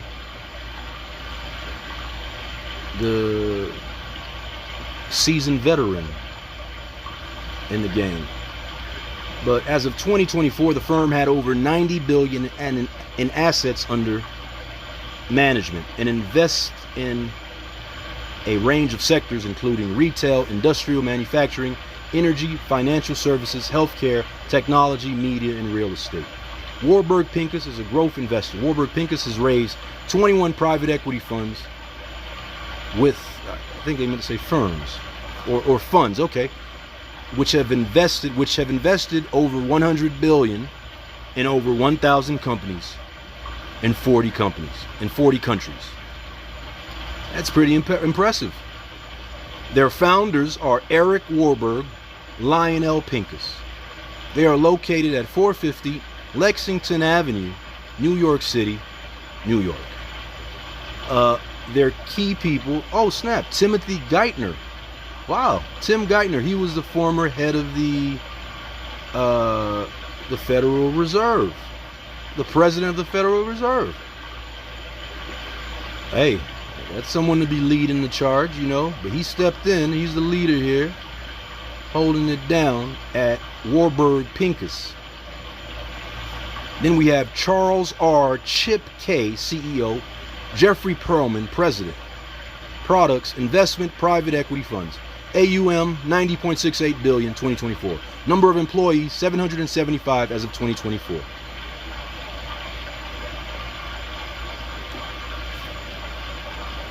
Then we have HG. HG is a London-based private equity firm targeting technology buyouts primarily in Europe and the US. The company focused on investments in technology and services sector.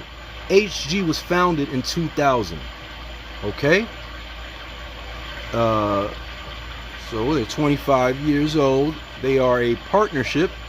They're located in London, and their products are private equity funds and leveraged buyouts. Total assets, 70 billion as of 2024. And we have Clayton, Dublier and Rice. Clayton, Dublier and Rice, LLC, CD&R, is an American private equity company. CD&R is the 24th oldest private equity firm in the world. CD&R has managed the investment of more than 30 billion in approximately 90 businesses, representing a broad range of industries with an aggregate transaction value in excess of 140 billion. Approximately half of CD&R's investments have involved corporate divestitures. Okay, and they have been around for 47 years, since 1978. They're a private equity firm. The founders are Martin H. Dublier, Eugene Clayton, and Bill Welch.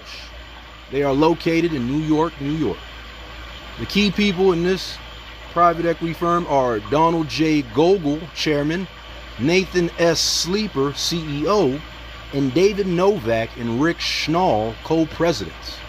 Their products are investments in private equity funds. All right. Then we have Silver Lake. Silver Lake Technology Management LLC is an American global private equity firm focused on technology and technology-enabled investments.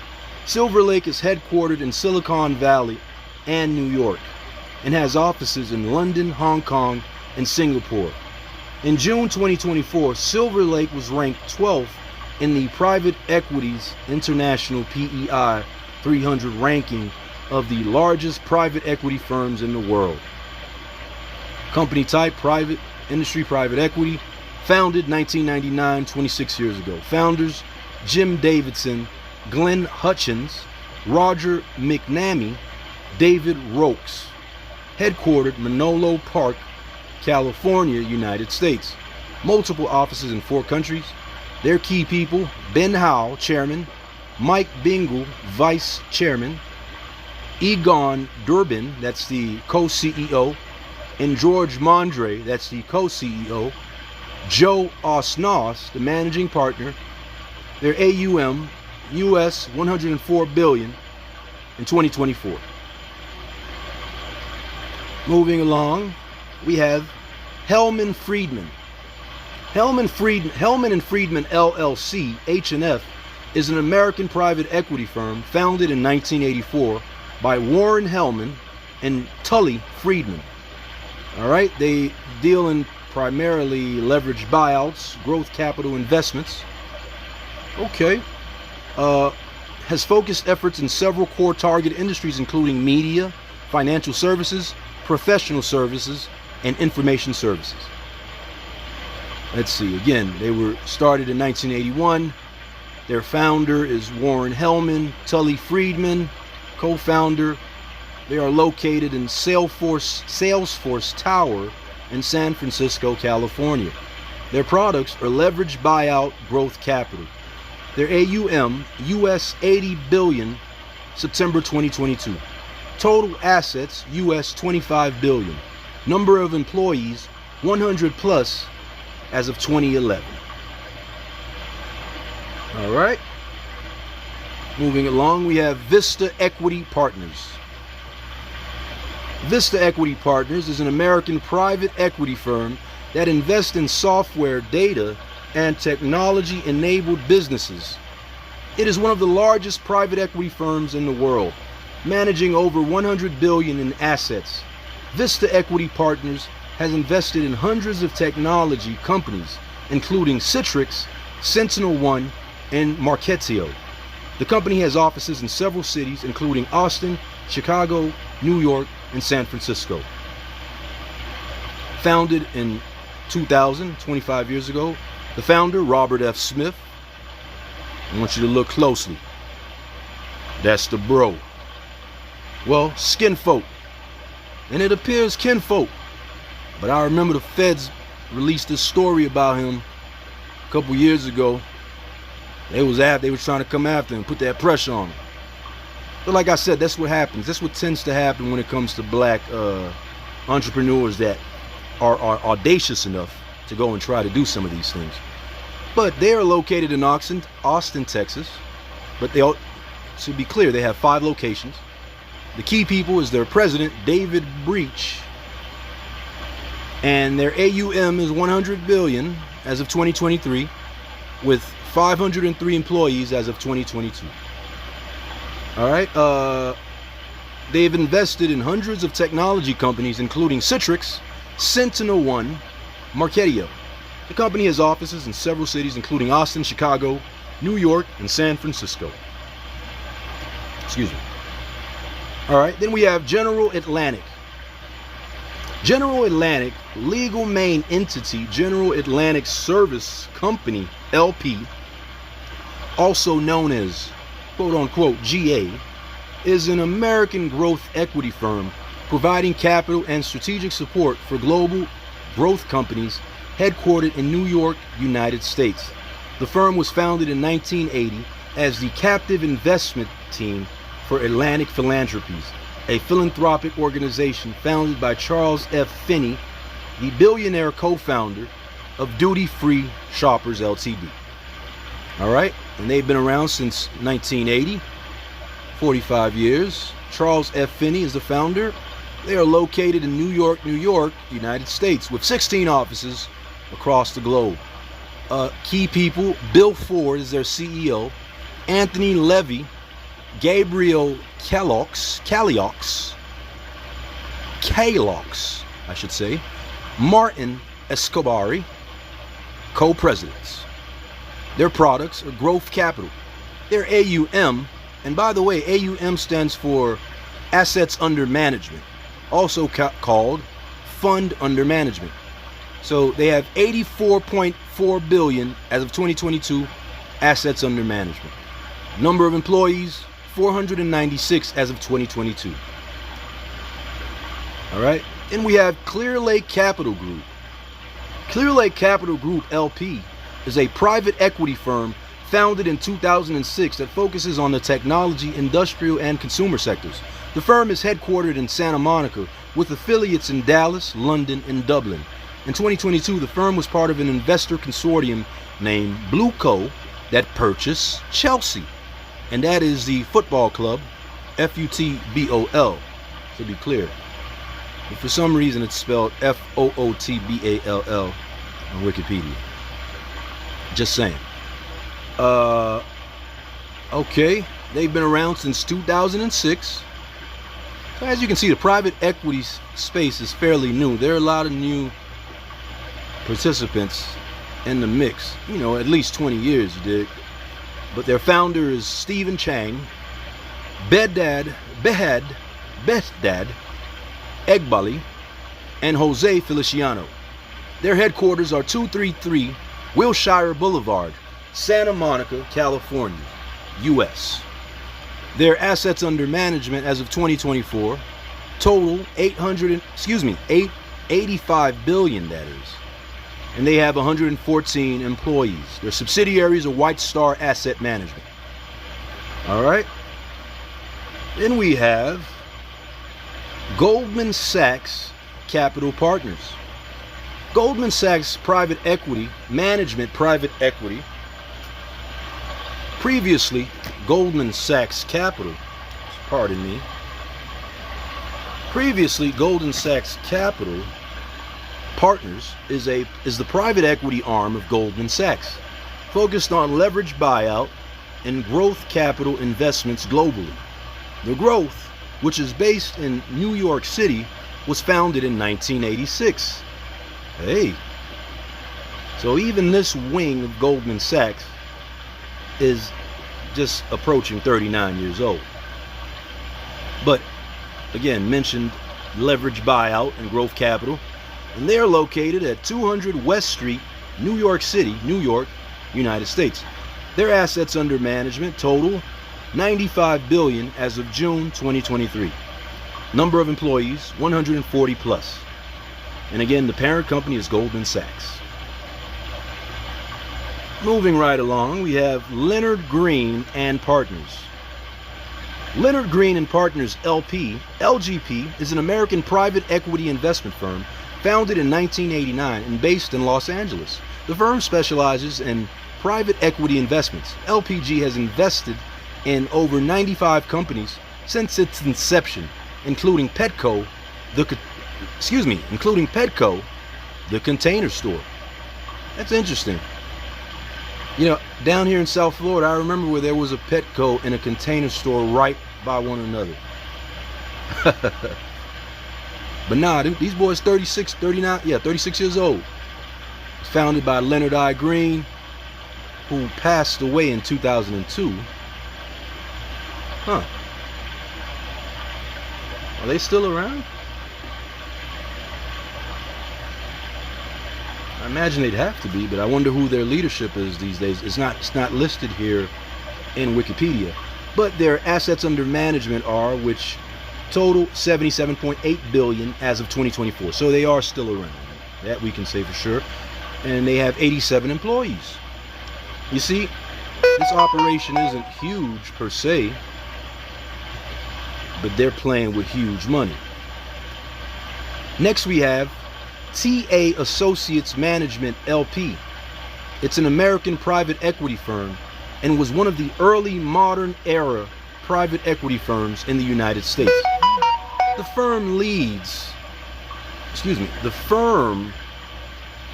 buyouts and minority recapitalizations of profitable growth companies. All right. Let's see. It's headquartered in Boston. 110 investment professionals. Hang on. Well, I think these boys might be the oldest. 57 years old, since 1968, founded by Peter Brook, who's still alive, and they are located in John Hancock Tower, Boston, Massachusetts, U.S. The key people are Brian J. Conway, chairman, Ajit Ned Gandhi, CEO. Their products: growth capital, leverage buyouts, recapitalizations. Their AUM, 45.03 billion as of 2022. And again, 193 employees. Moving along, we have Primera Advisors. That's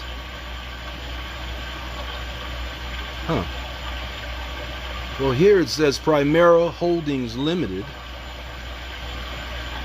Here it says Primera Advisors. But why doesn't it mean, okay, well, they were Primera, no.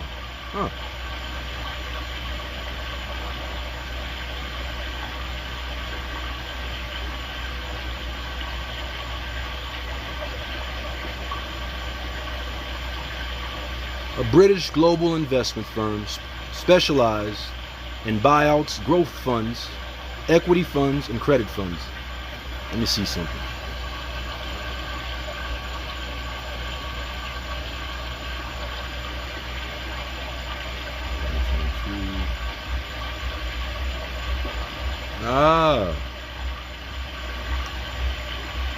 I found something. That's interesting.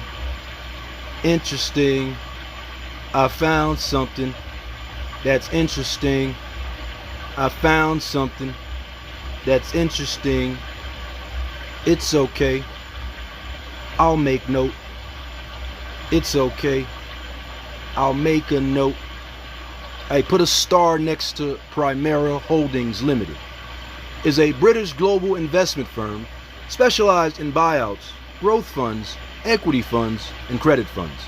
Founded in 1985 as part of Schroders, it became independent in 1996, operating as Primera since 2001. The company became one of the largest buyout specialists. As of 2024, Primera advises funds with total committed capital of 80 billion euros, which have invested more than 300 companies worldwide. In more than 300, that is. The company employs over 470 people in 15 offices across Europe, North America, and Asia. In June 2024, Primera ranked 20th in Private Equity International's PEI 300 ranking among the world's largest private equity firms. All right, so they were founded in 85, 40 years ago.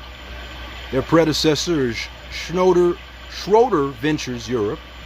The founders are Nicholas Ferguson and partners. Their headquarters are London, United Kingdom. Key people: Kurt Bjorklund. That's the managing partner. Their products are buyout, private equity, and credit funds. Their AUM is 80 billion euros as of 2024. Number of employees, 470 plus. All right. Let's see. Furthermore, we have Bain Capital.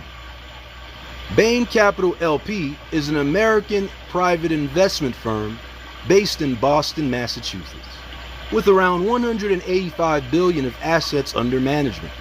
It specializes in private equity, venture capital, credit, public equity, impact investing, that is, life sciences, crypto, tech opportunities, partnership opportunities, special situations, and real estate. Would you look at that? Special situations. That's what it says. Let me make it big.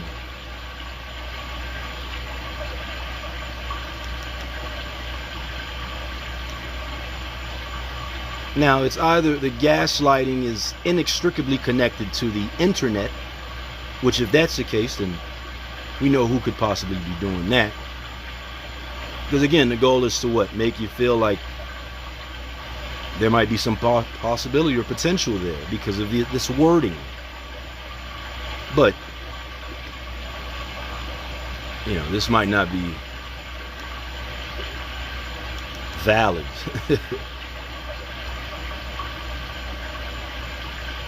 Let's see.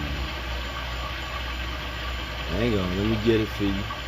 Special situations. That's what it says for Bain Capital. And real estate. So, of course, you know I'm going to try Bain, see what happens. But I doubt if they'll respond. You know, the goal is to not get hope, not put hope. And then that leaves you susceptible to a game. So hope is only for those that desperately need it, I suppose. But if you know what you're doing is going to work, then really they should be hopeful that I get in contact with them. But then again, you know, who knows? All right, let's go back. Hang on, I'm going to make this a little bit bigger. Let's see. Here we also have Insight Partners. Insight Venture Management LLC, commonly referred to as Insight Partners and previously Insight Venture Partners, is a global venture capital and private equity firm that invests in high growth technology, software, and internet businesses. The company is headquartered in New York City, also has offices in London, Tel Aviv, and Palo Alto. Insight Partners. They are a private equity firm, been around since '95. Their founders are Jeff Horing and Jerry Murdoch. They're headquartered in New York City, New York. Assets under management are $90 billion as of 2022. And they have 326 employees as of 2021.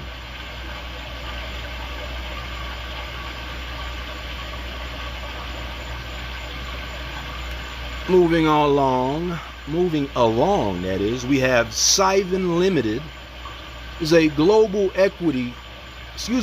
private equity firm founded in 1977 with offices in 9 international locations in Guernsey, that's Guernsey, London, New York, Paris, Frankfurt, Milan, Luxembourg, Madrid, and Hong Kong that acquires Europe and United States-based corporations and emerging market firms that fit within their core businesses and necessitate a minimum equity investment of 100 million or more. As of 2024, it has 44 billion euro in assets under management. Again, Sivan, founded in 1977, 48 years old, headquartered in London, United Kingdom, pardon me, and their key people are Stuart McAlpin and as managing partner.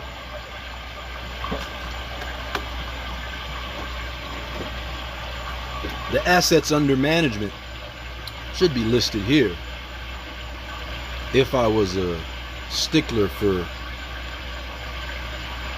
Wikipedia formatting. Just saying. Anyway, let's go. Brookfield Asset Management.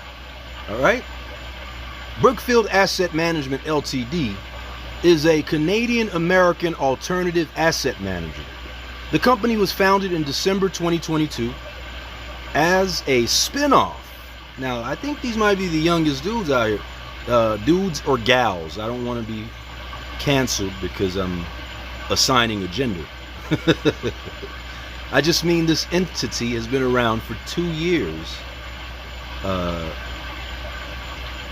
almost 3, based off of Wikipedia. Anyways, Brookfield Assets Management Ltd. is a Canadian-American alternative asset manager. The company was founded in December 2022 as a spin-off of the asset management operations of Brookfield Corporation.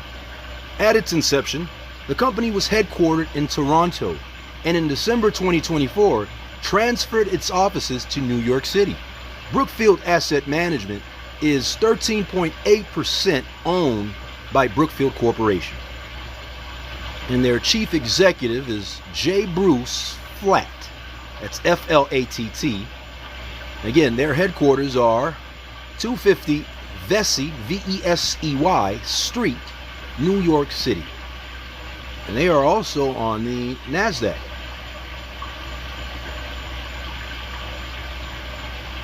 Excuse me, the New York Stock Exchange, as well as the Texas or Toronto, you know what I'm talking about, Stock Exchange. All right. Now we also have Genstar Capital.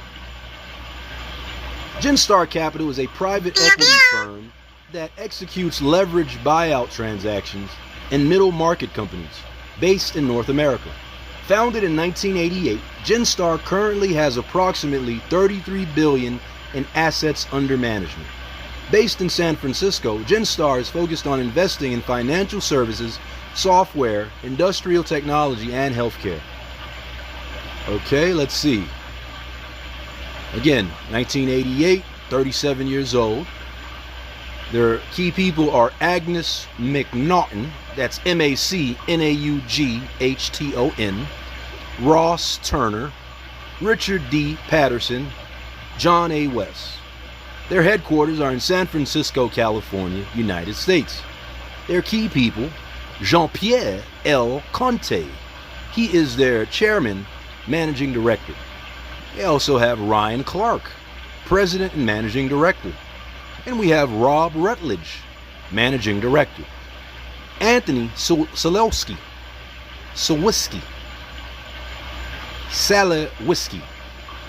S-A-L-E-W-S-K-I, managing director, and Eli Weiss, their managing director.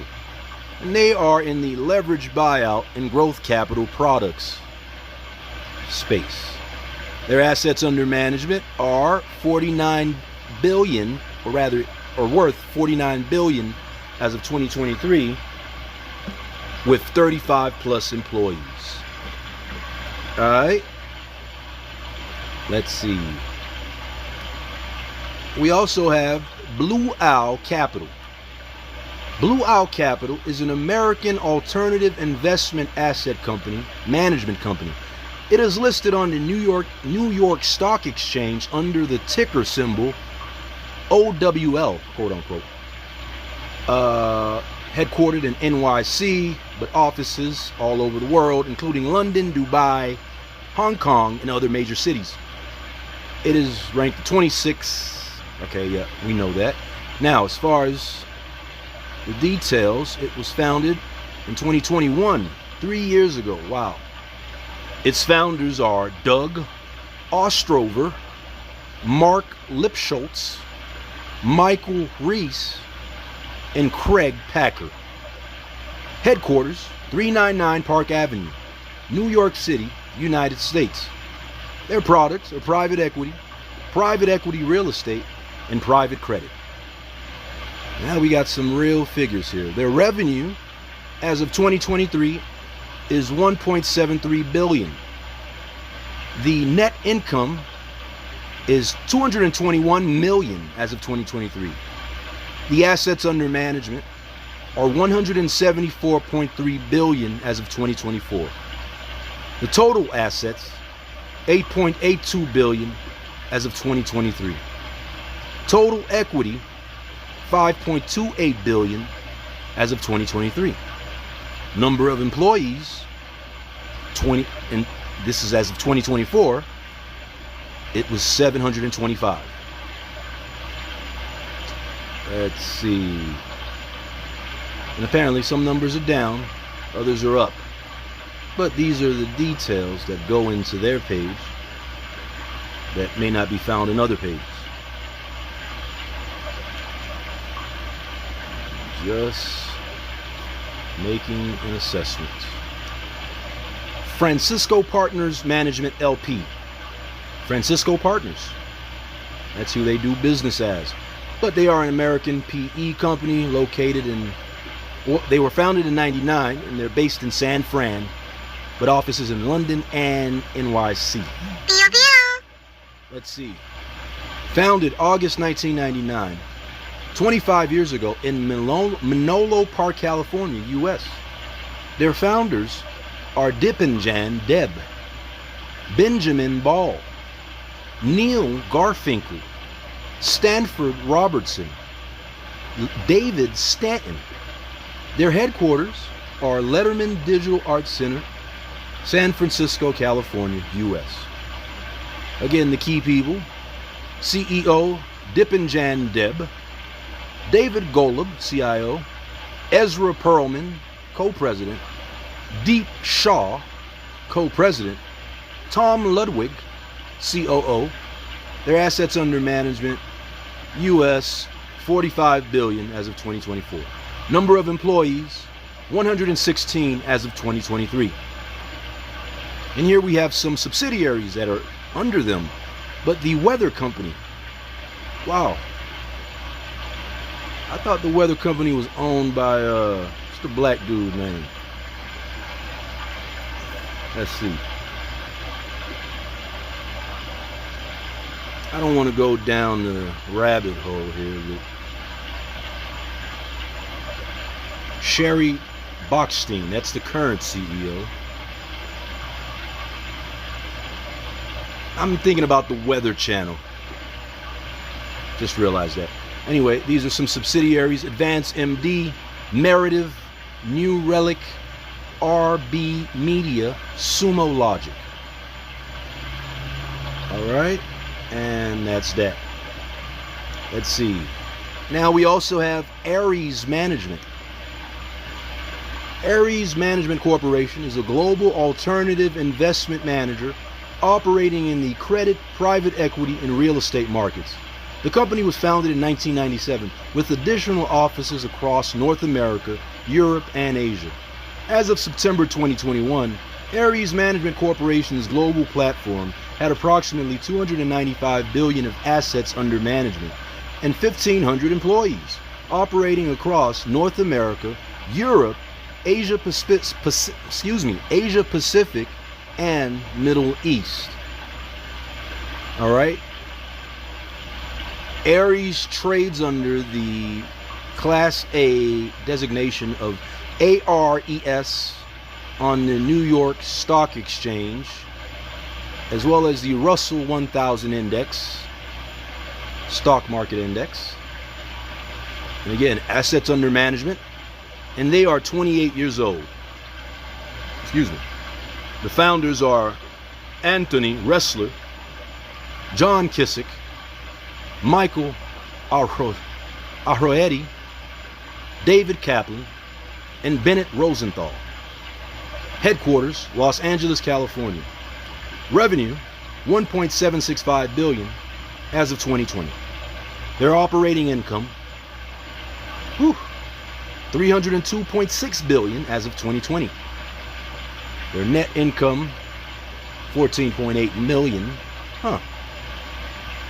Their assets under management are $378 billion as of 2023. Their total assets are $12.014 billion as of 2020. Their total equity is $768.2 million as of 2024. And they have 2,850 employees as of December 2023. All right. Let's see. Now, number 29, we have Apollo Global Management. Apollo Global Management, Inc. is an American asset management firm that primarily invests in alternative assets. As of 2022, the company had $548 billion, or rather had $548 billion of assets under management, including $392 billion invested in credit, including mezzanine capital, hedge funds, non-performing loans and collateralized loan obligations. 99 billion invested in private equity and 46.2 billion invested in real estate and infrastructure. So maybe they'd be interested in the digital asset-backed securities that I'm proposing. In particular, the Miami real estate market ones.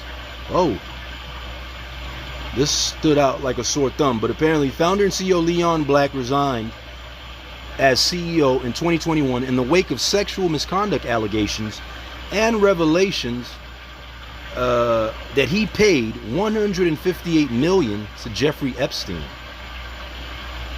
Huh.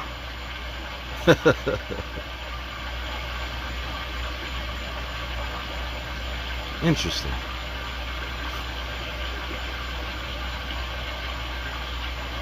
Let that simmer. Let it sizzle. Their industry again is asset management, and they are listed on the New York Stock Exchange as APO and the S&P 500 component. They've been around since 1990. Their founders are Leon Black, Josh Harris, and Mark Rowan. They're headquartered in Stowell Building, New York City, New York, United States. Key people, Mark Rowan, pardon me, as their CEO. And again, private equity funds, credit funds, real estate funds, alternative investments, leveraged buyouts, growth capital, and venture capital.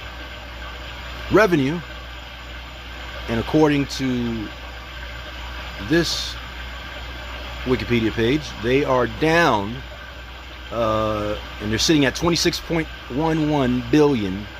This is as of 2024. Their operating income, they're up. They're looking at 7.435 billion as of 2024. Their net income is down, for they are looking at 6.373 billion in 2024. Their assets under management are 751 billion as of 2024. They're up in that regard. Their total assets looking at 751 billion as of 2024.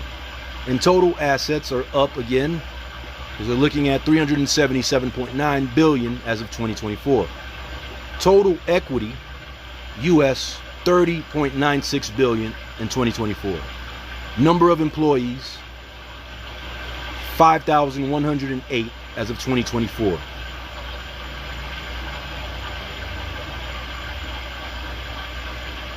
All right, so that's Apollo Global.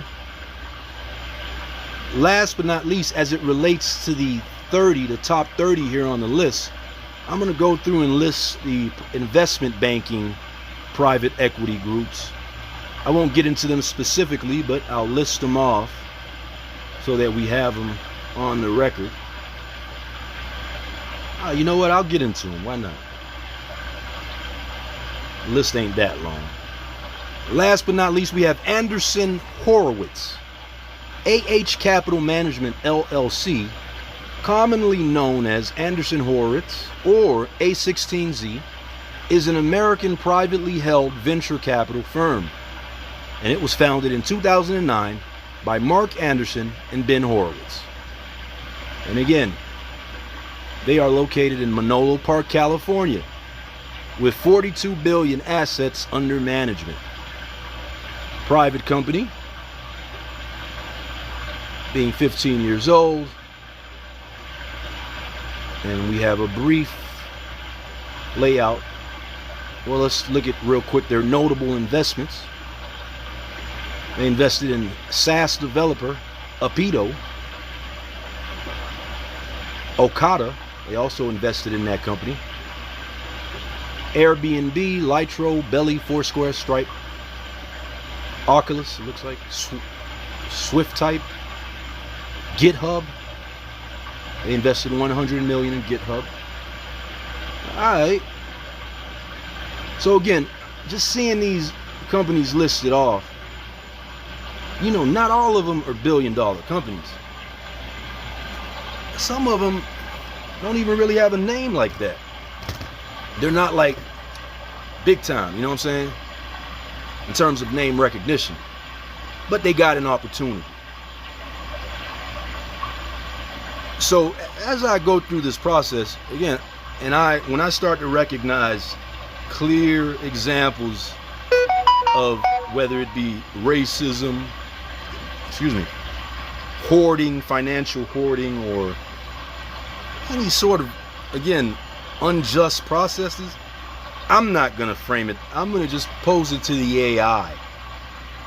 And what we can literally do is we can run studies on all the companies that are out there and try to see if there are some commonalities, if there are some common indicators. And again, we got the tools. We can team up with Planeteer, or we can team up with Palantir. They have the data sets, but I'm thinking Pre-Crime Institute teams up with Palantir, and let's see if over the past 100 years, if there's really been, or if there's evidence that speaks to this idea of widespread suppression, greed, and hoarding by certain individuals. And if we can get there, and then we can present that information to straight up entities such as the FBI. We ain't got no problem with the feds.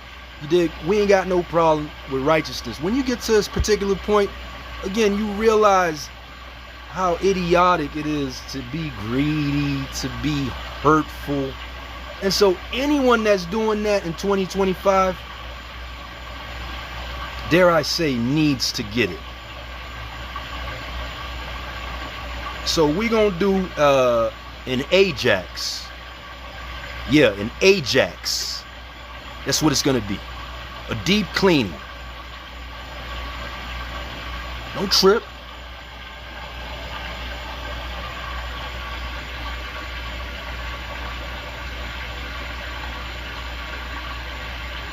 Larry Summers. I see some interesting names in here.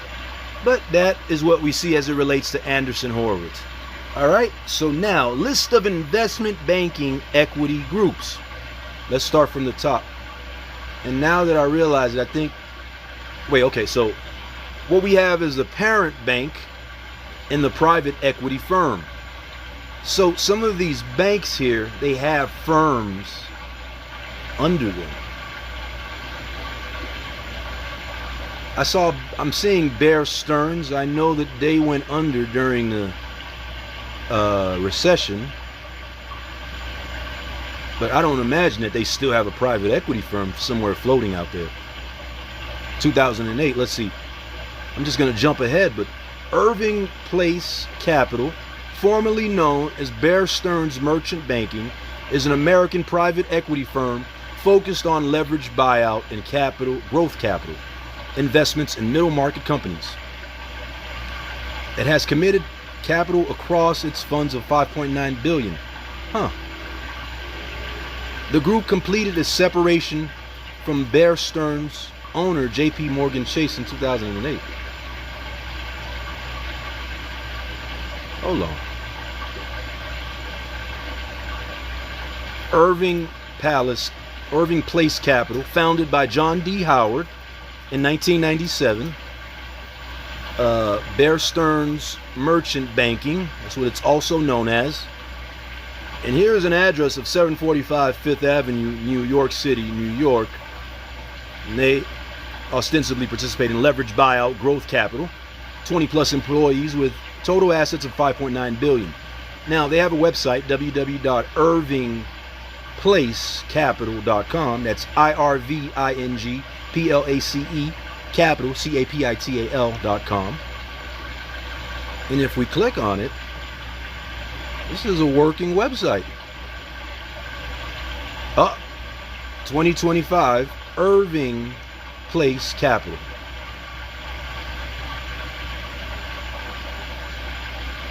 So what this speaks to is just the fact that there is so much freaking money out there, yo. Man, we had it wrong all along, yo. Hey, they got us. Clap it up, clap it up. No hard feelings, you know what I'm saying? But yo, we spent the past 30 years following hip hop when we should have been following private equity.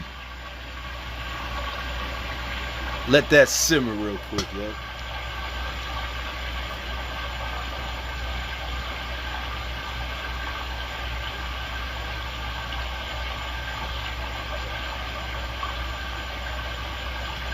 They had us trying to be rappers, trying to be drug dealers, murdering each other, ending up in prison, destroying families, when technically we could have taken this route. Now I'm laughing. I know some people don't think it's funny, or, you know, they probably take it very personal, but what are you gonna do?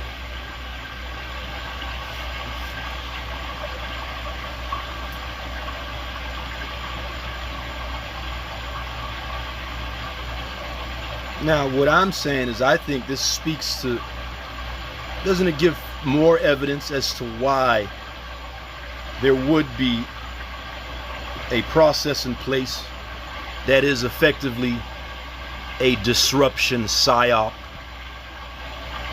The disruption psyop is real and ever apparent. I suppose the question moving forward is, are you participating in the disruption psyop? Or are you staying productive? Especially for black folks. Now the thing is, I suspect that, well, I don't suspect, I know that there are a lot of folks that they eat off of the disruption psyop. That's their bread and butter. And I get it, a lot of industry changes are really impacting people, making them go crazy and do crazy things. But surely there wouldn't be a cabal that is in place that is effectively attempting to use the disruption psyop as the continuing basis to control society and to further enslave, further trick a large swath of the world. Listen, I know some people they're gonna be susceptible, and you can't save them all. And I ain't trying to save a damn person, really. Excuse me. Again, I'm just on this journey, and when I peep something, I just talk about it freely. You dig? Anyway, so Irving Palace Capital is still listed. 2025, Irving Palace Capital. So that means that we can reach out to them at some point. And you know, when you're looking at a list like this, you might say, well, Bear Stearns, if you, that's why you gotta always try to be humble, you know what I'm saying? Like, I know Bear Stearns isn't around anymore, but I'm not gonna assume that this entity, as their private equity firm, would not be around. It appears that they're still around. And I'm sure they'd love to redeem themselves. And what better way to do so by aligning themselves with the asset-backed securities, the digital asset-backed securities, I should say. All right, so what I'm gonna do is name the banks. I'll name the banks and the private equity firms, and then I'll go through each one. Why not? And at the end, we have the notable firms. This is nationwide, or worldwide, actually. I'm not going to go through each one of these, but I'll definitely name them for the note-taking, CC providing algorithm. This is just training data to train various algorithms. All right, so Starting off, we have ABN AMRO. That's the parent bank. NV is the third largest Dutch bank, but their private equity firm is called AAC Capital Partners. That's ABN AMRO Bank N.V.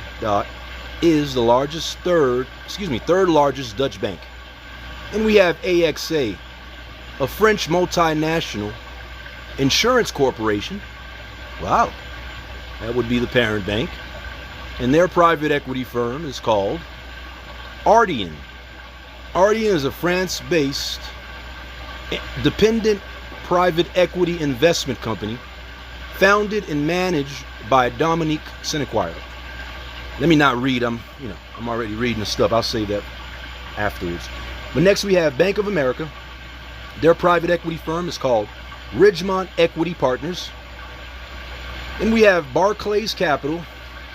Their private equity firm is called, or was called, because this isn't in blue, doesn't look like I can click on it, but it is Equistone Partners Europe.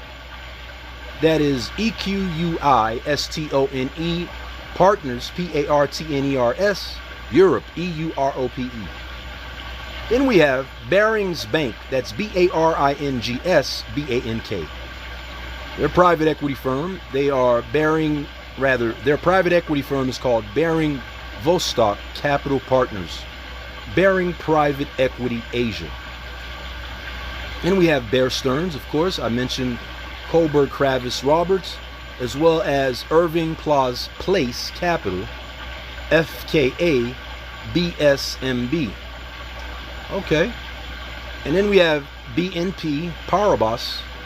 They are a private equity firm, or rather their private equity firm is called PAI Partners, as well as BNP Paribas, PARIBAS Development. Then we have parent bank BT Alex Brown.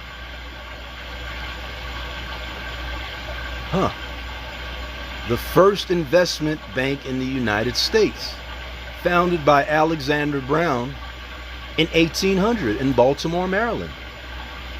Wow. For you finance nerds out there, I know you appreciate that, right?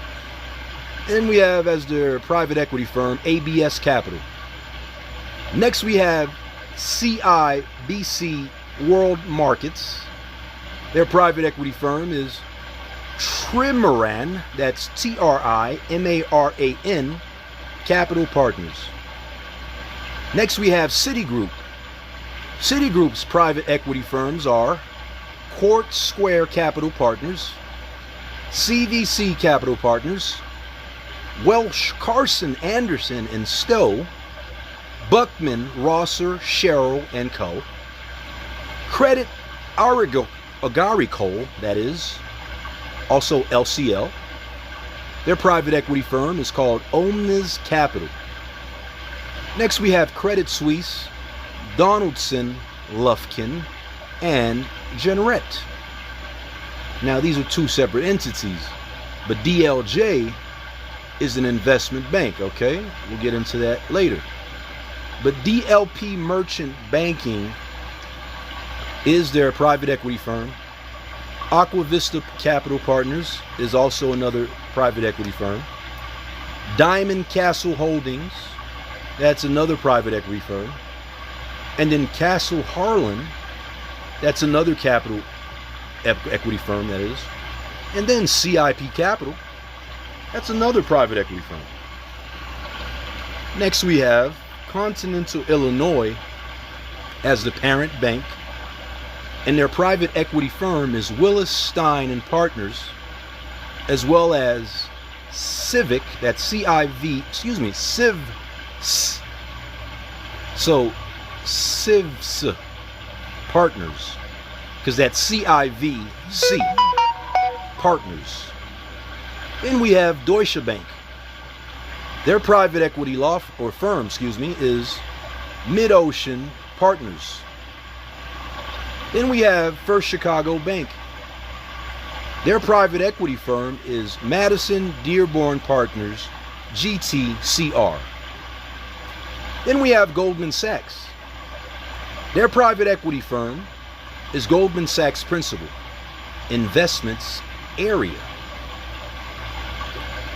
Next we have JP Morgan Chase and Company. Their private equity firm is CCMP Capital, FKA JP Morgan Partners, HSP Investment Partners, One Equity Partners. And something just came to mind, and I want to play it. I'm going to play it in a second. See if we can connect some dots here, because we're just learning along the way. But here we also have we also have Lazard. That's Lazard. And their private equity firm is Lazard Alternative Investments. Their parent bank, the next parent bank is Lehman Brothers. Their private equity firm is Blackstone Group, the Cypress Group, Tri-Atlantic Capital Partners. Then we have Lloyd's Banking Group. Their private equity firm is Lloyd's Development Capital. Next we have Macquarie Group. Their private equity firm is Macquarie, that's M-A-C-Q-U-A-R-I-E, by the way, Infrastructure and Real Assets. Next we have Merrill Lynch. Their private equity firm is Merrill Lynch Global Private Equity. Next we have Morgan Stanley. Their private equity firm is Meadowmark Capital, Morgan Stanley Capital Partners. Next we have National Westminster Bank. Their private equity firm is Bridgepoint Capital. Next we have Nomura Group. Their private equity firm is Terra Firma Capital Partners. Next we have Rothschild and Company. That's Rothschild and Co. Their private equity firm is Five Arrows Principal Investments. Also, Five Arrows Capital Partners. Next we have Society, that's Societe, which is spelled S-O-C-I-E-T-E, Generale, or General, which is spelled G-E-N-E-R-A-L-E. Their private equity firm is Societe Generale Capital Partenaires.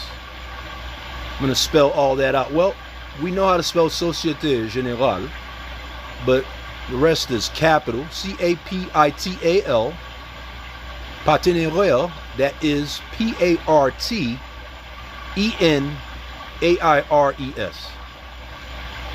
Next we have UBS.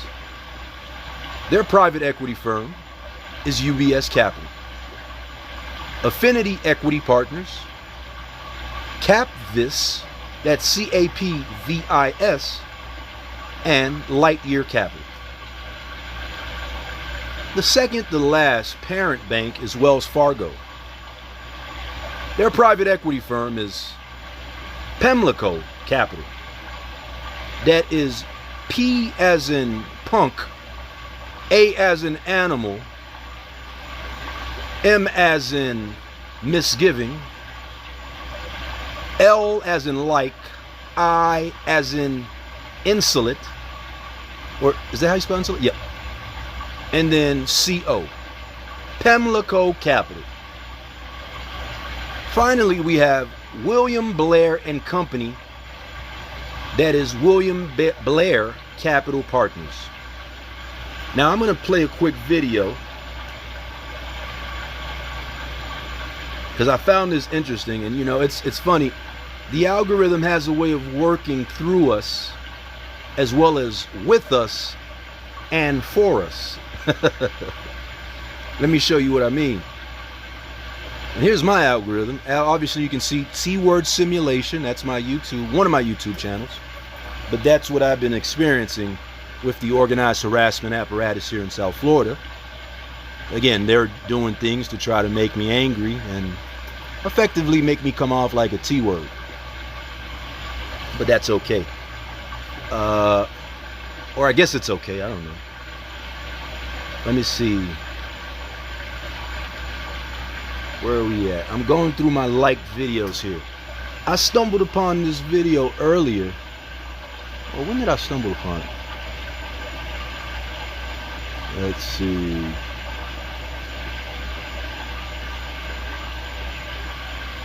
As you can see, I'm looking at all kinds of weird-ish. Let me see. I think this gets me closer to cracking the code.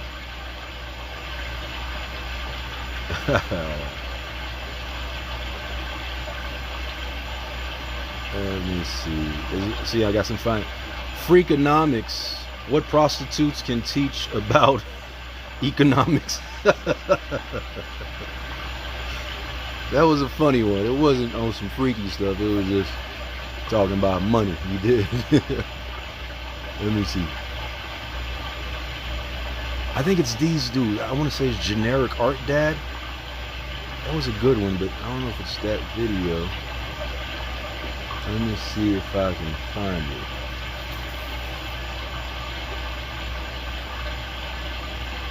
it. It was a short.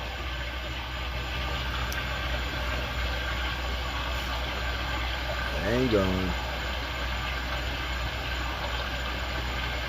Hang on. Hang on. Hang on. Hang on.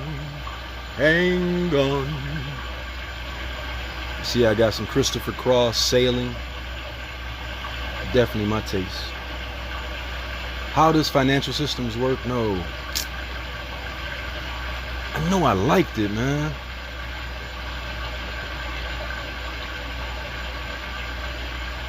Oh, boy.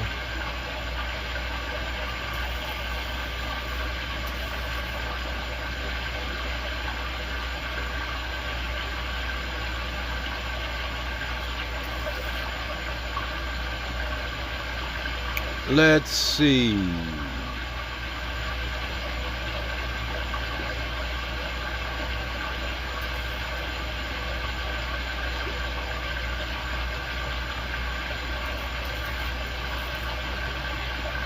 There's another way to get this. Let me see. I'm gonna look at my playlist.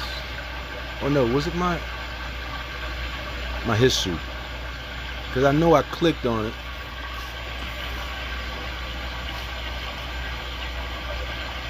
And my mind has become intertwined.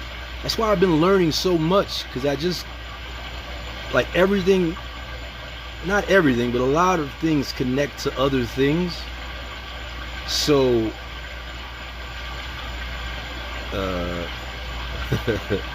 and yo, all of a sudden the red pill kind of stuff starts coming in the algorithm too. The thing is, they trick you too, man. They make you start listening to their stuff. Because the truth of it, that's what I'm experiencing. Again, I haven't been with a woman in 5 years. So, you know, obviously that can create a certain mentality can come out of that. And that mentality would have you watching these particular videos. And you wouldn't necessarily say that it's completely, you know, harmful. It's just someone's opinion. And listening to it, for me personally, doesn't mean that I'm gonna. That's what I'm proving with all of this, quite frankly. Because even with the T-word simulation, I watch T-word kind of things all the time. But it feels as if there's an element embedded within organized harassment that wants to make you afraid of doing that. And I suspect it's because they know that on the ground that they're doing those kinds of things that would lead most people down that path. That's where there's a tremendous disconnect. And I don't know if they want to connect it, but I will. Let me see.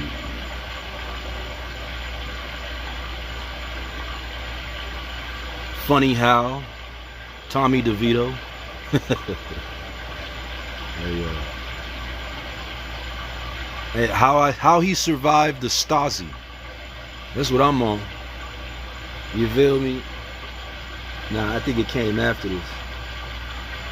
And I think it was a short too. Yeah, you could watch things and not be profoundly impacted by them. Sometimes subconsciously you can be impacted by things. But hey, that's my prerogative.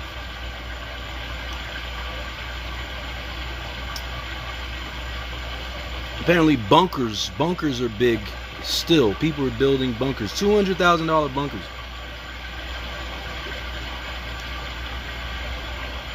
Okay, no, that's not it. This is sodas. Damn.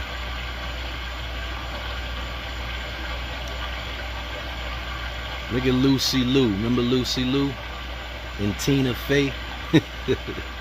Believe it or not, I like these chicks. Of course, I like black chicks, white chicks, orange chicks.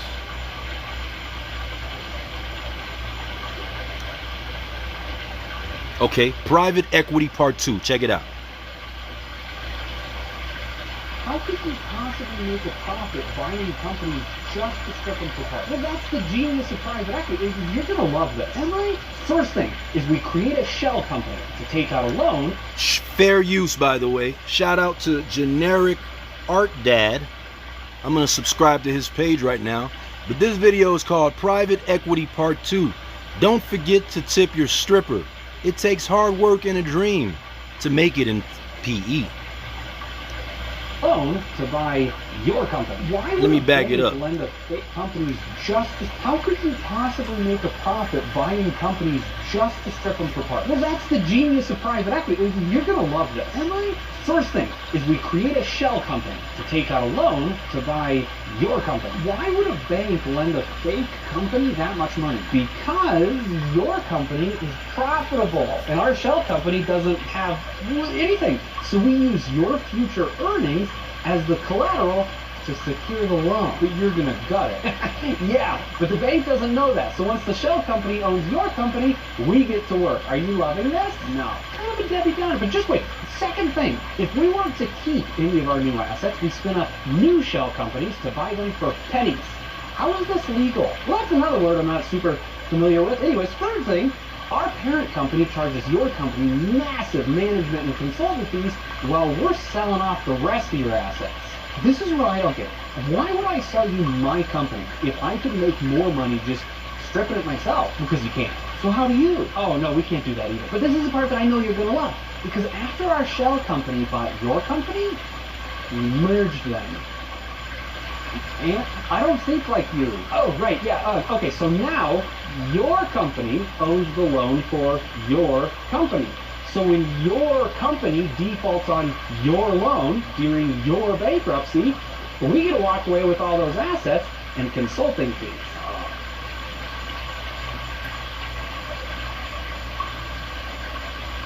Why are you looking at me like that? Oh, sorry, yeah, no, you're going to love this. I was just trying to figure out how much pressure it takes to bite through someone's jugular. No, I actually don't love that. How could you possibly make a profit buying companies just to strip them apart? Well, that's the genius of private equity. You're going to love this. Am I?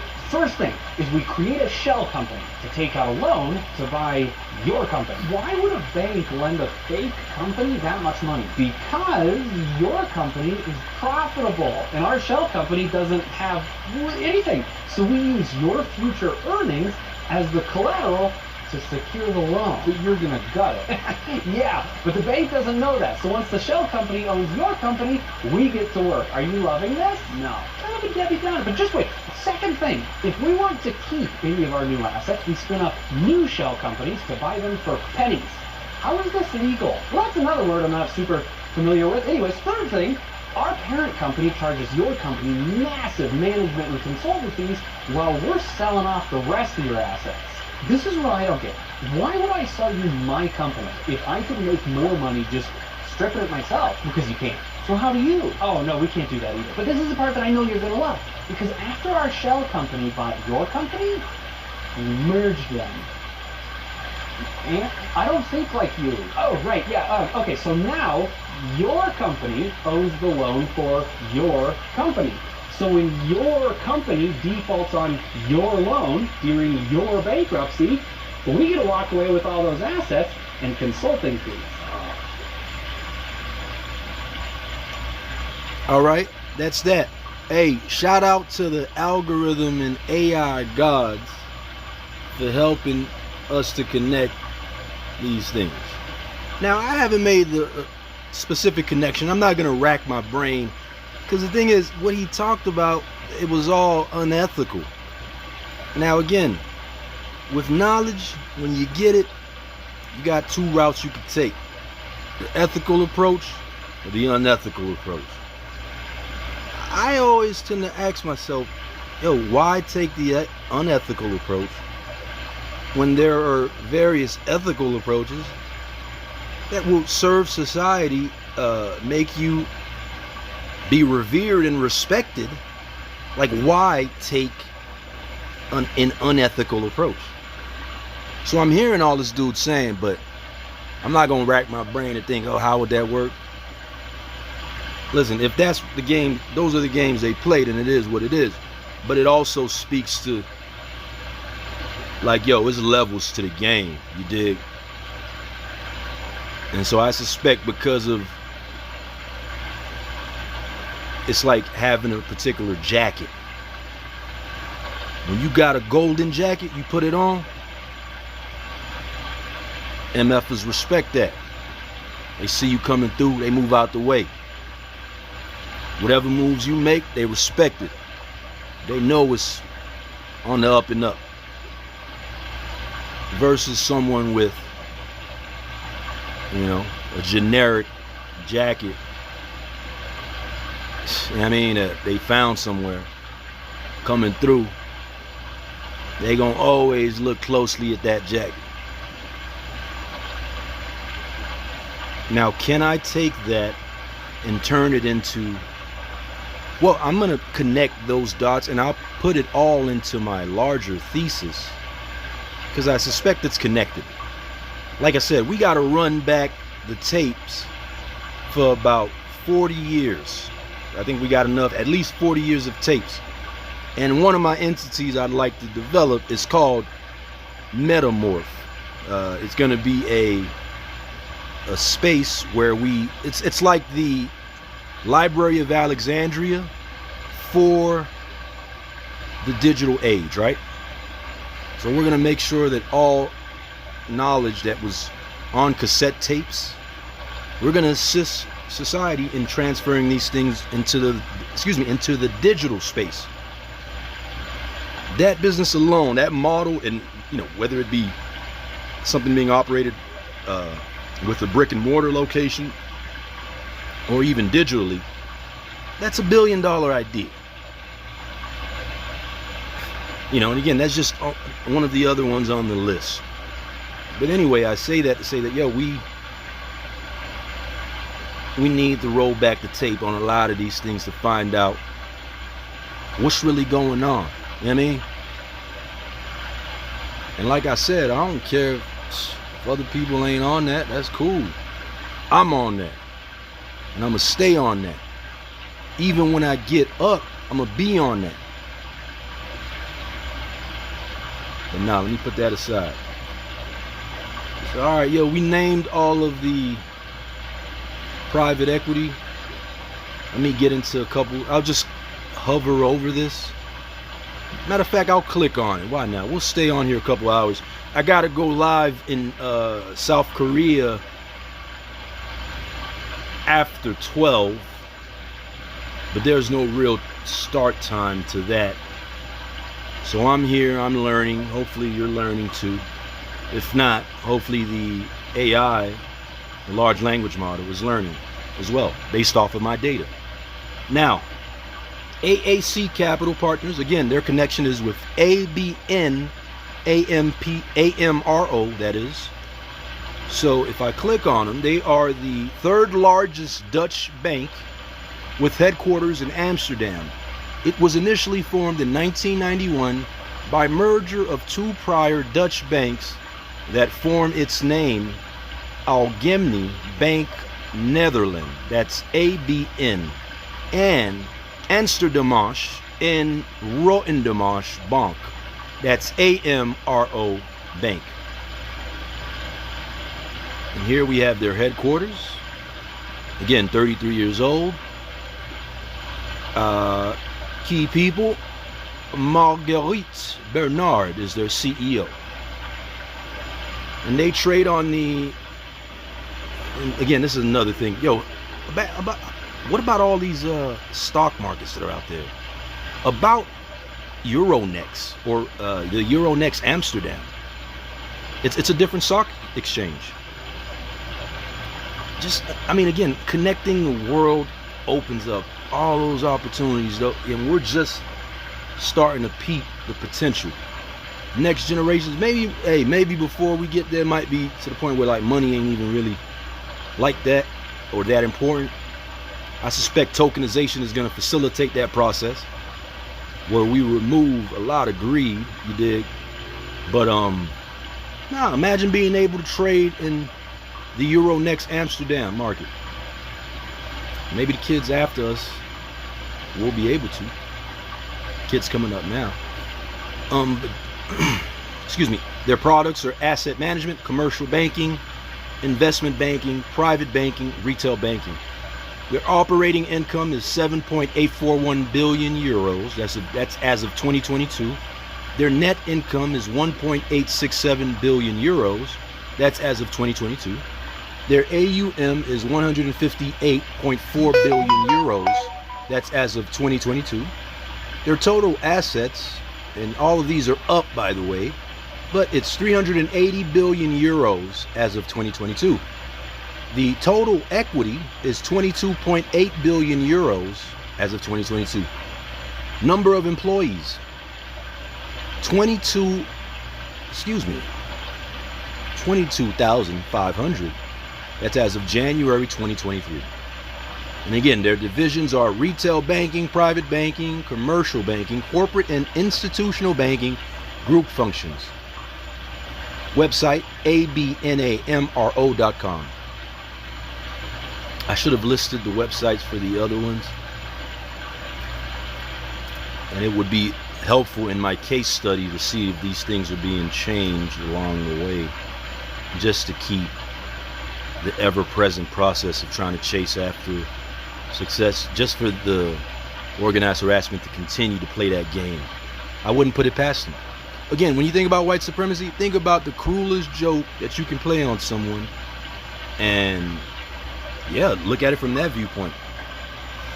So a cruel joke would be the fact that the money's there this whole time, but it's just been going to different places. All right. Next we have Ardian. This is they're formerly known as AXA Private Equity. They are a France-based independent private equity investment company founded and managed by Dominique Cinquier. The major details are that their predecessor is AXA Private Equity. They were founded in 1996, so they're 29 years old.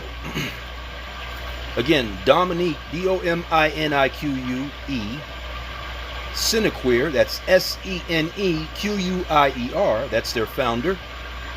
And their headquarters are in Paris, France. Areas served: Europe, North America, Asia. Products: funds of funds, direct funds, private debt and infrastructure, real estate mandates. Total assets: 156 billion as of 2023. Number of employees: 1,000 plus. Website: ARDIAN.com.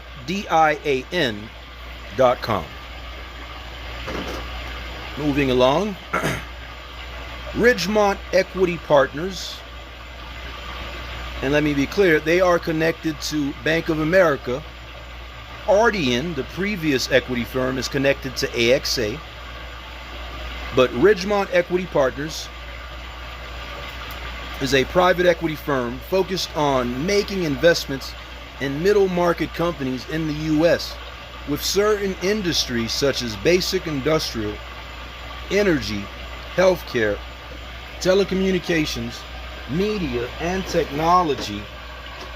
The firm focuses on equity investments up to $250 million.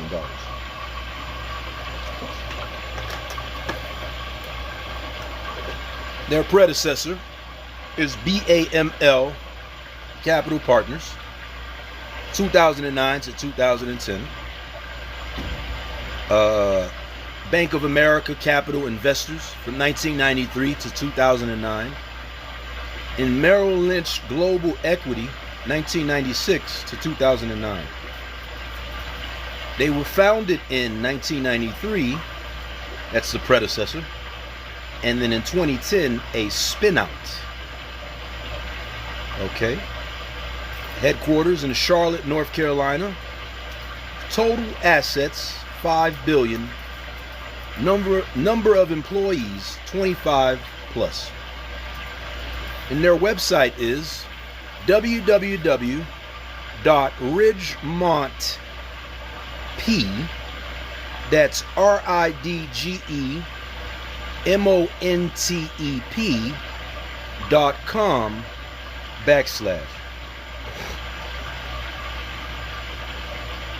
Next we have Barings Bank as the partner bank for Baring Volscal Capital Partners and Baring Private Equity Asia. Let's start with Baring Volstok Capital Partners. And again, that is BARING VOSTOK Capital Partners. Baring Volstok Capital Partners is the largest independent private equity firm focused on investments in Russia and the Commonwealth of Independent States. The Baring Volstok Private Equity funds that is, invest across a broad range of industries, including oil and gas, consumer products, media and technology, telecommunications, and financial services. Baring Volstok Capital Partners, there's their logo. They were founded in 1994, so they're 31 years old, and their founder is Michael Calvin. Their headquarters are in Moscow, Russia. Their products are leveraged buyouts and growth capital. Their total assets are $3.7 billion. I imagine that's US dollars. Their website is www.B as in bubble, A as in always, R as in Ringo, I as in incompetent, N as in Nancy, G as in giving, dash, V as in vocal, O as in operates, S as in stupid, O as in onward, and K as in keep.com. All right. Next we have, within the Barings Bank category again, we have Baring Private Equity Asia. Pardon me. That's BARING. B as in bubble. Baring Private Equity Asia, BPEA, was an Asian investment firm headquartered in Hong Kong. It was founded in 1997 as an affiliate of Barings Bank before becoming an independent firm in 2000. In 2002, it was acquired by EQT AB to act as its Asian investment platform. It was subsequently renamed to BPEA EQT and then EQT Private Capital Asia.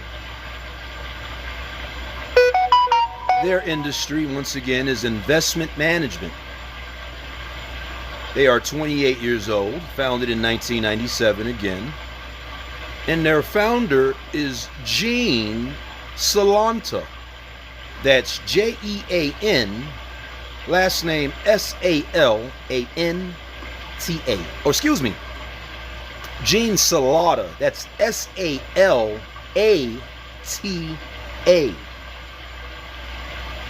They are defunct since October 2022. That is 2 years ago. And apparently they were acquired by ETQAB.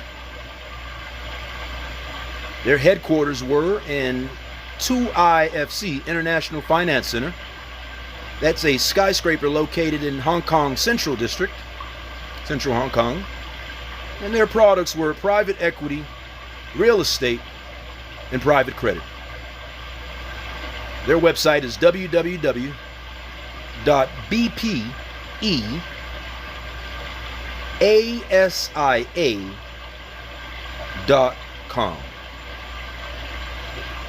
All right, next on the list we have, again, Bear Stearns being the parent bank of number one, Kohlberg Kravis Roberts.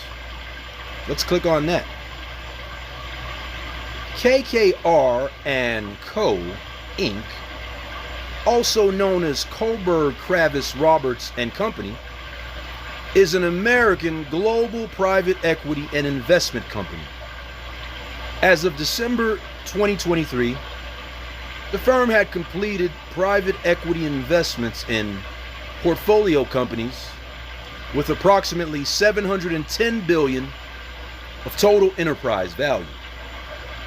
Its assets under management, AUM, and fee-paying asset under management, that is FPAUM, were $553 billion and $446 billion, respectively. And there is the headquarters at 30 Hudson Yards.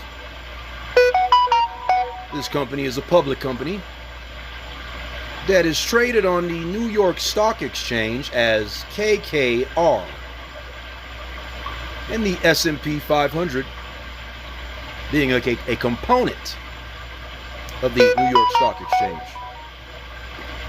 Their industries include financial services, private equity, 1976 to present, investment banking, 2004 to present, founded 1976, 49 years ago, as Kohlberg Kravis Roberts and Company.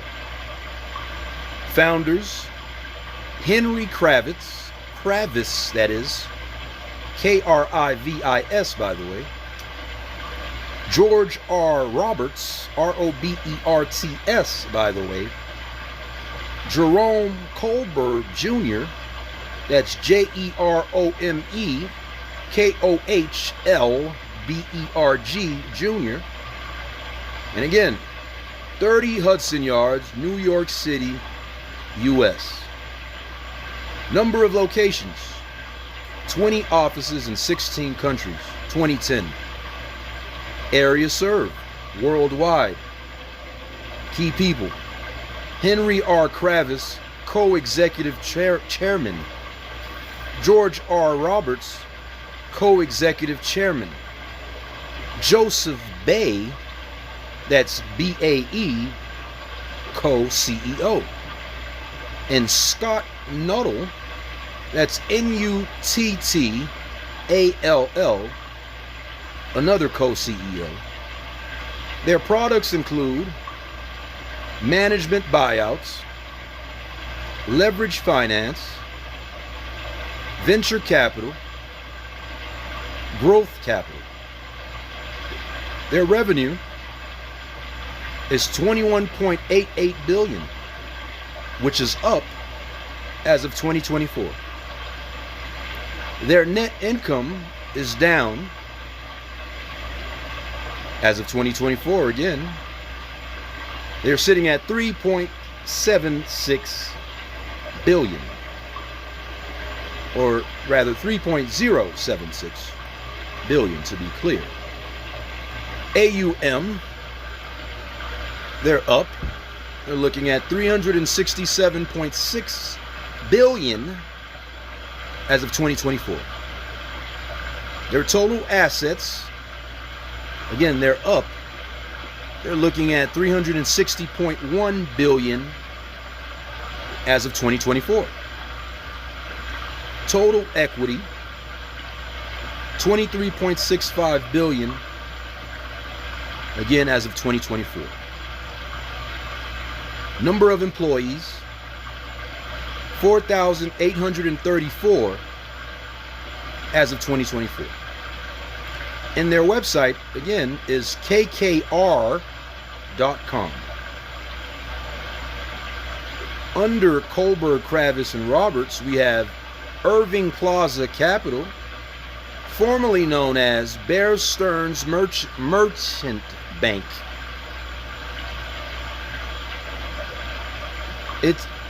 Which is an American private equity firm focused on leverage buyout and growth capital investments in middle market companies in the industrial, packaging, consumer, and real estate industries. Based in New York City, it has a total committed capital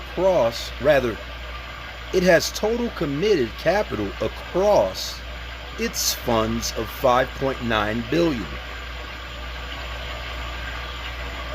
And again, I think that would speak to proof that this entity, Irving Place Capital, is still around. It survived the Bear Stearns consolidation. Excuse me. Again, they've been around since 1997. They were 28 years old. And they used to be Bear Stearns Merchant Banking. Their founder, John D. Howard. Their headquarters are 745 5th Avenue, New York City, New York,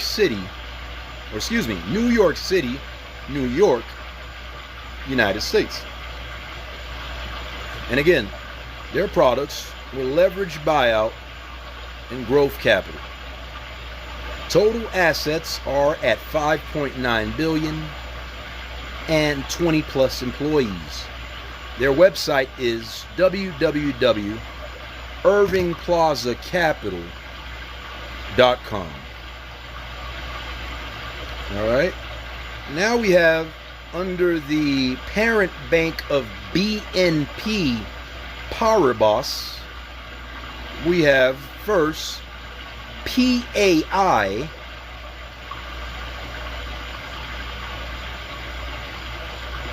Partners. They are a French private equity firm based in Paris. They are one of the oldest firms in the sector, with its origins dating back to Paribas Affaires Industrielles, historically the principal investment arm of Paribas, which started operations in 1872. And that is 25.4 billion euros of dedicated buyout funds that they manage. PAI Partners, again, was founded in 1998, 27 years ago. Their headquarters are in Paris, France. The key people: Michel Paris, that's their chief executive officer. Frederick Stivenen, that's their chief information officer. And again, private equity funds, 25.4 billion euros, with 180 employees. And their website is www.paipartners.com.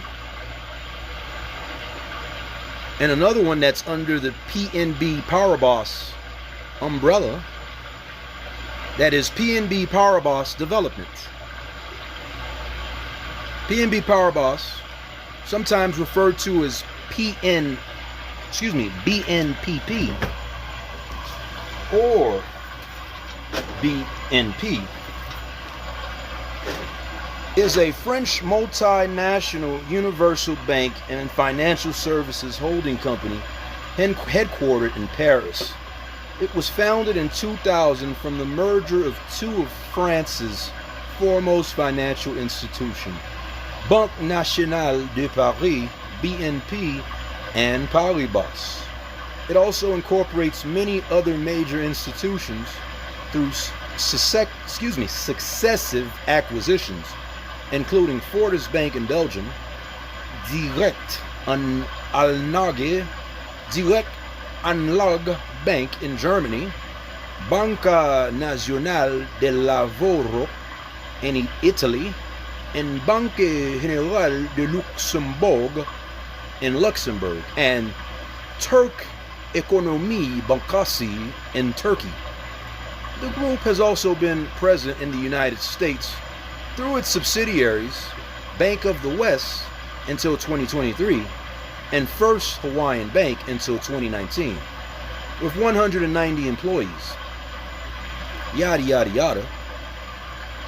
But again, this is another bank that is traded on the Euronext, that's the Euronext Paris, as BNP and LSE, and a component of the CAC 40. They were founded on December 13th, 1822. That's 202 years ago. Creation of Société Générale de Belgique, predecessor of Fortis Bank. Interesting. 10 March 1848, 177 years ago. Creation of Comptoir National des Comptes de Paris, predecessor of BNP. 27 January 1872, 150 years ago. Creation of Banque de Paris et de Pays-Bas, later called Paribas. And 23rd of May of 2000, 25 years ago, merging as BNP Paribas. They are headquartered located specifically in 20 Boulevard des Italiens, Paris, France. Area served worldwide. Their key people: Jean Lemire, that's Lemire,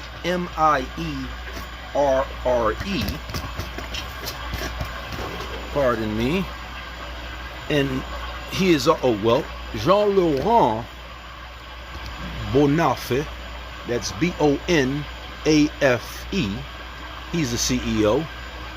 And their products range from asset management, banking, commodities, credit cards, equities trading, insurance, investment banking, investment management, mortgage loans, mutual funds, private equity, security services, risk management, and wealth management.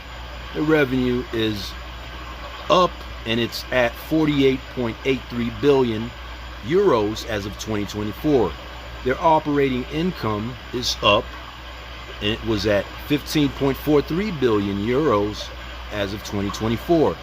Their net assets, are also up, sitting at 11.68 billion as of 2024. Total assets 2.7 trillion, up as of 2024. Total equity, 134.14 billion as of 2024. Number of employees, 162. What am I saying? 186,162 as of 2023. With that many employees, you know they've got a lot of divisions and a lot of, well, let's see. Might as well go through it. It's not that many. But they have, their divisions are BNP Paribas Assets Management, BNP Paribas Cardiff, BNP Paribas Factor, BNP Paribas Fortis, BNP Paribas Real Estate.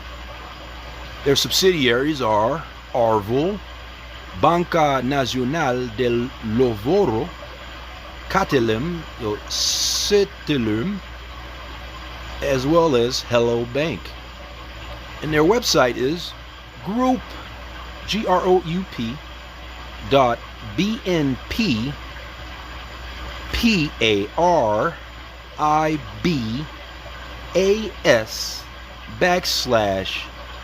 /EN/. All right. BT Alex Brown is the parent bank. And again, because I've never heard of this one, I'm just going to look over it real quick. But apparently this is the oldest bank. Alex Brown and Sons was the first investment bank in the United States, founded by Alexander Brown, wow, in 1800 in Baltimore, Maryland. Whoa. That's heavy.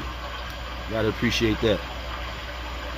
Well, under the Alex Brown umbrella, we have ABS Capital. That's a private equity firm focused on investments in software and tech-enabled businesses across a range of industries, including fintech, healthcare, edtech, e-commerce, cybersecurity, and smart cities.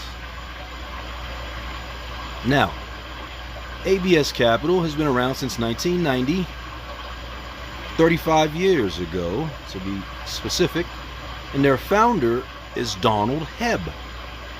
They are located at 201 International Circle, Hunt Valley, Maryland, United States.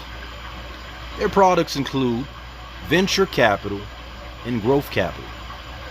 Their total assets are at 2.1 billion. Number of employees, 20 plus. Their website is abscapital.com. Cool. Next parent bank we have CIBC World Markets. And the private equity firm under that umbrella is Trimaran, that's TRIMARAN, or Trimaran Capital Partners. They are a middle market private equity firm formerly affiliated with CIBC World Markets. So I suspect the affiliation ended. Let's see. That's interesting. All right, so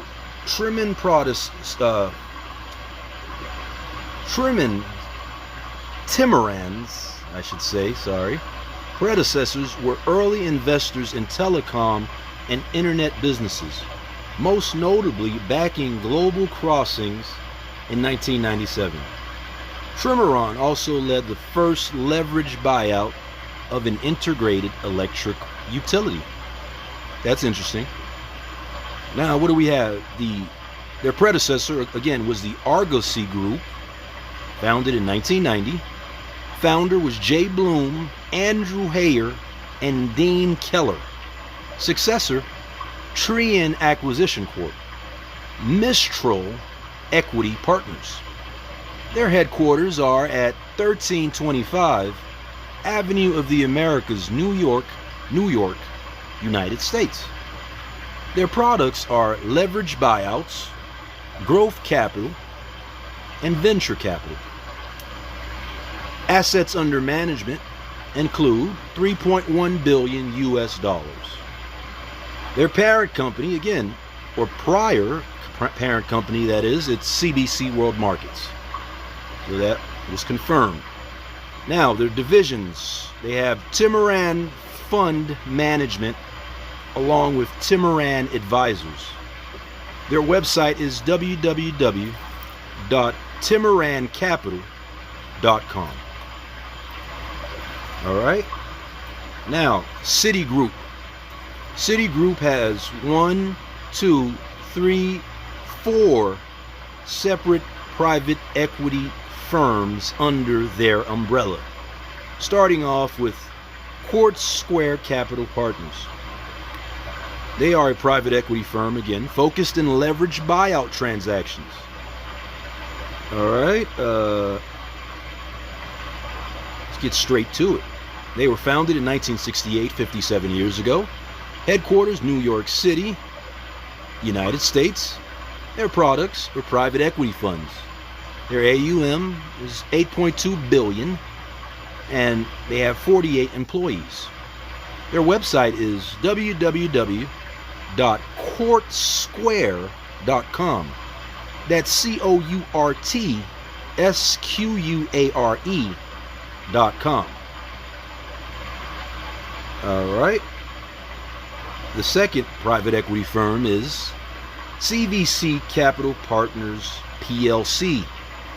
This is a Jersey-based private equity and investment advisory firm with approximately 186 billion euros of assets under management and approximately 157 billion euros in secured commitments since inception across American, Europe, and Asian private equity, secondaries, credit funds, and infrastructure. Again, their headquarters at IFC 5 in St. Helier, that's Helier, Jersey. They are a public company once again, and they are traded on the Exonet Amsterdam, CVC. They were founded in 1981. Founder is Raleigh Van Rappard, Rappard. Their headquarters are St. Helier, Jersey. Now let me see it. I don't know if that's New Jersey. Well, I'm tripping. I thought it was New Jersey. Capital of Jersey, the largest of the Channel Islands in the English Channel. Ah, how fancy. All right, next we have the key people associated with this entity, CVC, is Rob Lucas, that is their chief executive and managing partner. Raleigh Van Rappard, that's their co-chair. Their products include private equity credit, secondaries, and infrastructure. Services, investment banking and brokerage, diversified financial services. Their AUM is 186 billion euros as of 2024. Number of employees, 850 as of 2023. And their website is cvc.com. Now let me see if that's a www, just to be clear. Nope, it's just a CVC. But let me see what happens if you type www. Oh, so it is www.cvc.com. Citigroup. Number 3, we have the private equity firm Welsh, Carson, Anderson, and Stowe. Welsh, Carson, Anderson, and Stowe, that's WACAS, that's WCAS, also referred to Welsh Carson, is a private equity firm. WACAS was formed in 1979, focused on investing the industries of technology and healthcare, primarily in the United States. Now, their portfolio has approximately 30 companies and has organized 17 limited partnerships with total capital of over 27 billion, consisting of 13 equity partnerships and 4 subordinate debt partnerships. All right. Founded 1979, 46 years ago. Their founder, Patrick Welsh, Russell Carlson, Bruce Anderson, Rick Stowe. Headquarters, New York, New York. Key people, Anthony DiNicola, that's Nicola, as president and managing partner. D. Scott McKessie, that's Mackesy, as another managing partner. And finally, John Rather, that's JONRATHER. He is the chief financial officer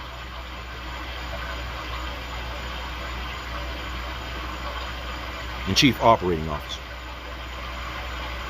Excuse me. Products: leverage buyout and growth capital. Total assets US $27 billion. Number of employees 90. And their website is www.welshcarson.com. All right.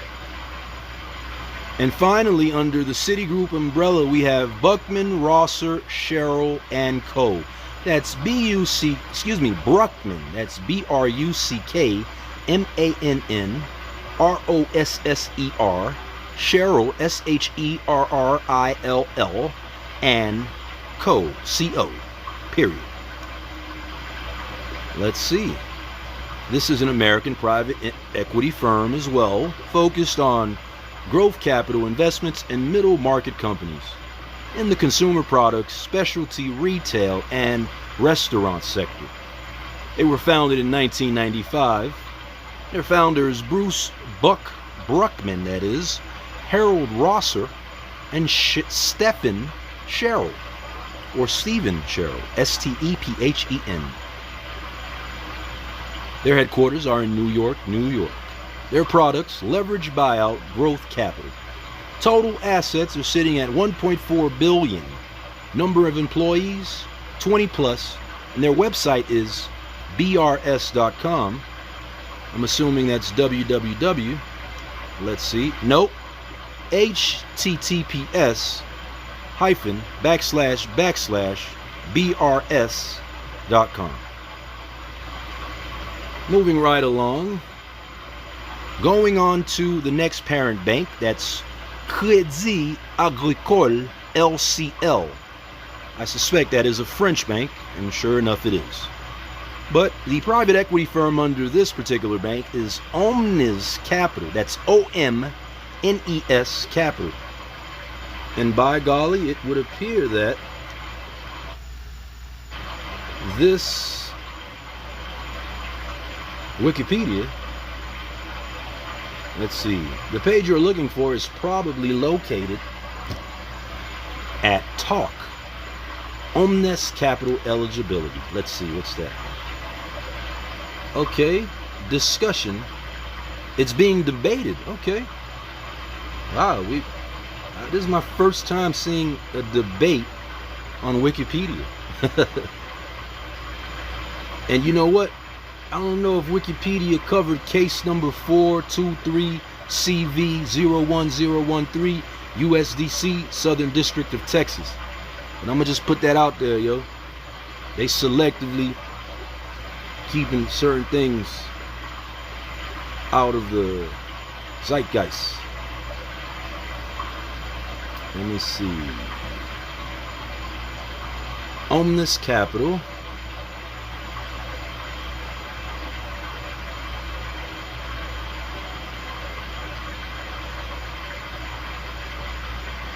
Eligible items topped with an unsightly banner. Well, this appears to be issues with Wikipedia. I don't know if it necessarily means that the company is in bad standing. Let's see what I can find on Google. Now, apparently there's a zero-click internet phenomena that's taking place, but we don't play that over here. You feel me? We go through several pages. Matter of fact, we're gonna start on page 10, just to break the monotony.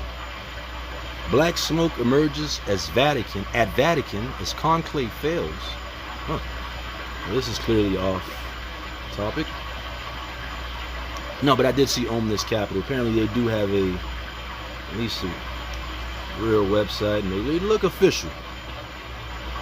Alright, but what we can say about them is that their address is 37-41 Rue, that's R-U-E D-U Rocher, that's R-O-C-H-E-R 75008 Paris, France. Okay? And their phone number is 33-180-487900. And it looks like they're deep tech venture capital. They also invest in renewable energy, and it would appear various other investments. Let's just get a brief overview. Empowering 250 entrepreneurs. Let's see. Oh, well, we got a lot of companies. ARX Robotics, everything from that to OpenSea, White Lab. But I wonder if they got a black lab. No, I'm just let's see. All right. Therapixel, Green Campus, Audiotonics, and the list goes on and on. So Omnis Capital is legitimate. All right. Now we're going to look into Credit Suisse along with Donaldson, Lufkin, and Jarrett. These are the parent banks, but I want to find out why they're listed together. So let me check out Donaldson, Lufkin, that's L-U-F-K-I-N, and Genrette, that's J-E-N-R-E-T-T-E. Let's see, Donaldson, Lufkin, and Genrette, DLJ, was a U.S. investment bank founded by William H. Donaldson, Richard Genrette, and Dan Lufkin in 1959. Let's see. They are defunct. So in 2001, Donaldson, Lufkin, and Jarrett went defunct.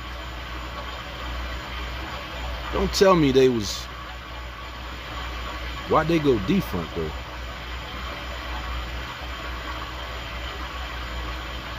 I'm trying to see if it was around September 11th, 2001. Never know, yo. Nah, it don't look like it. Let me see. Both originally retained DJ and okay. A priori Capital Partners in 2014. Okay, so their Credit Suisse acquisition of DLJ closed in November 2000 with a purchase of approximately 11.5 billion. So that's why that's listed in that manner. So Credit Suisse, along with Donaldson, Lufkin, and Genrette, they have 5 private equity firms under their umbrella. Starting off, DLJ, oh, pardon me. Now here's something interesting. You click on DLJ Merchant Banking, and it lists a priori Capital Partners. So I wonder if this is an FKA scenario, or why not list at a priori Capital Partners?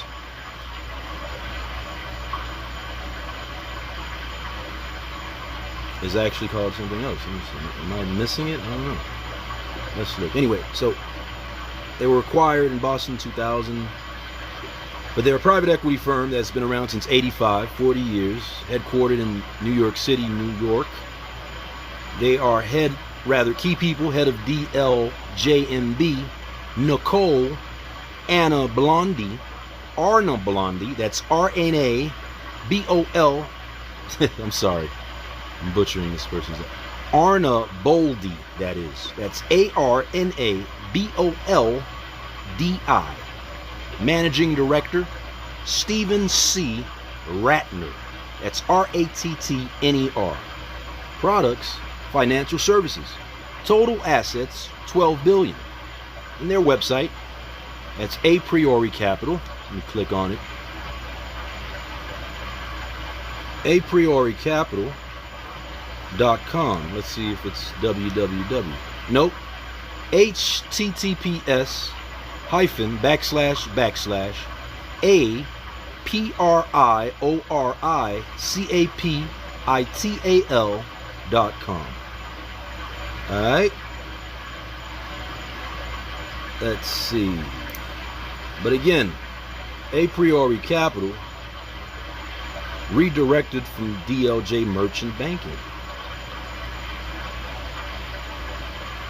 That's something interesting. This page was edited, so on 2015 is when that change happened. But the change isn't listed in the history of A Priori Capital. Oh no, I'm sorry.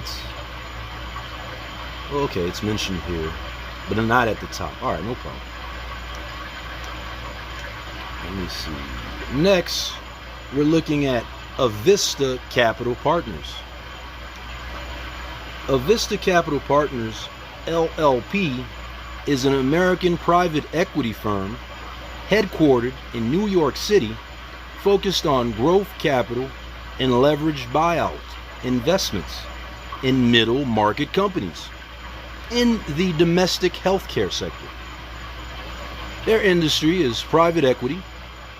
Their predecessor is DLJ Merchant Banking Partners. They were founded in 2005, that is 20 years ago. Their founder is Thompson Dean, that's ThompsonDean, and Stephen Webster is another founder, and also David Bergstaller, that's BURGS T as in Tom AHLER. Their headquarters are New York, New York, and the products that they play with, if you will, are leveraged buyout and growth capital. Their total assets sit at $5 billion. Their website is www.avis, that's AVISTA, Avista, cap.com. That's AVIST as in Tom, A, C as in culprit, AP.com. Alright.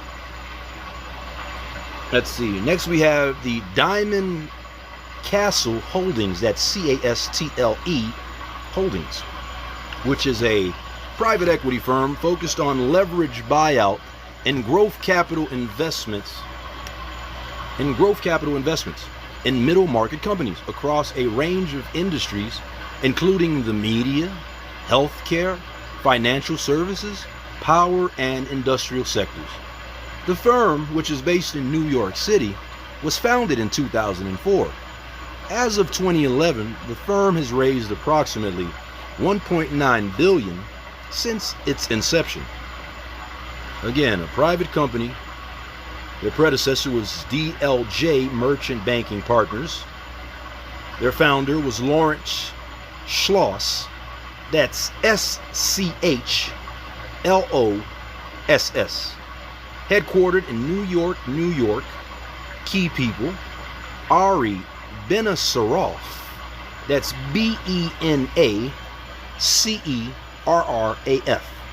Michael Ranger, Andrew Rush, RUSH, David Whittles.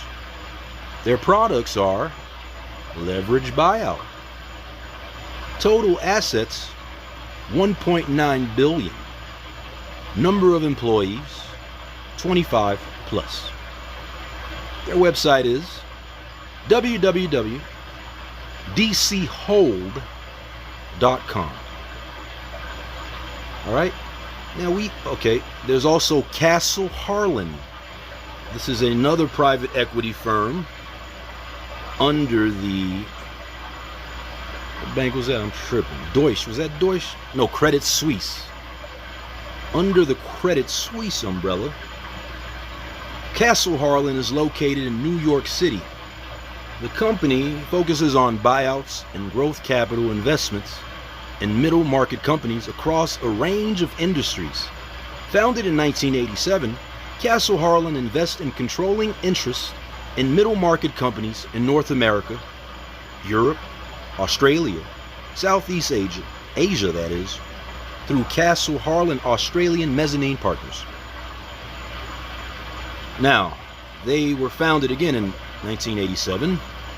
Founders are John K. Castle and Leonard M. Harlan. Their headquarters are in New York, New York. We've mentioned their products, 25 employees, and their website is Castle, that's C-A-S-T-L-E, Harlan, that's HARLAN.com.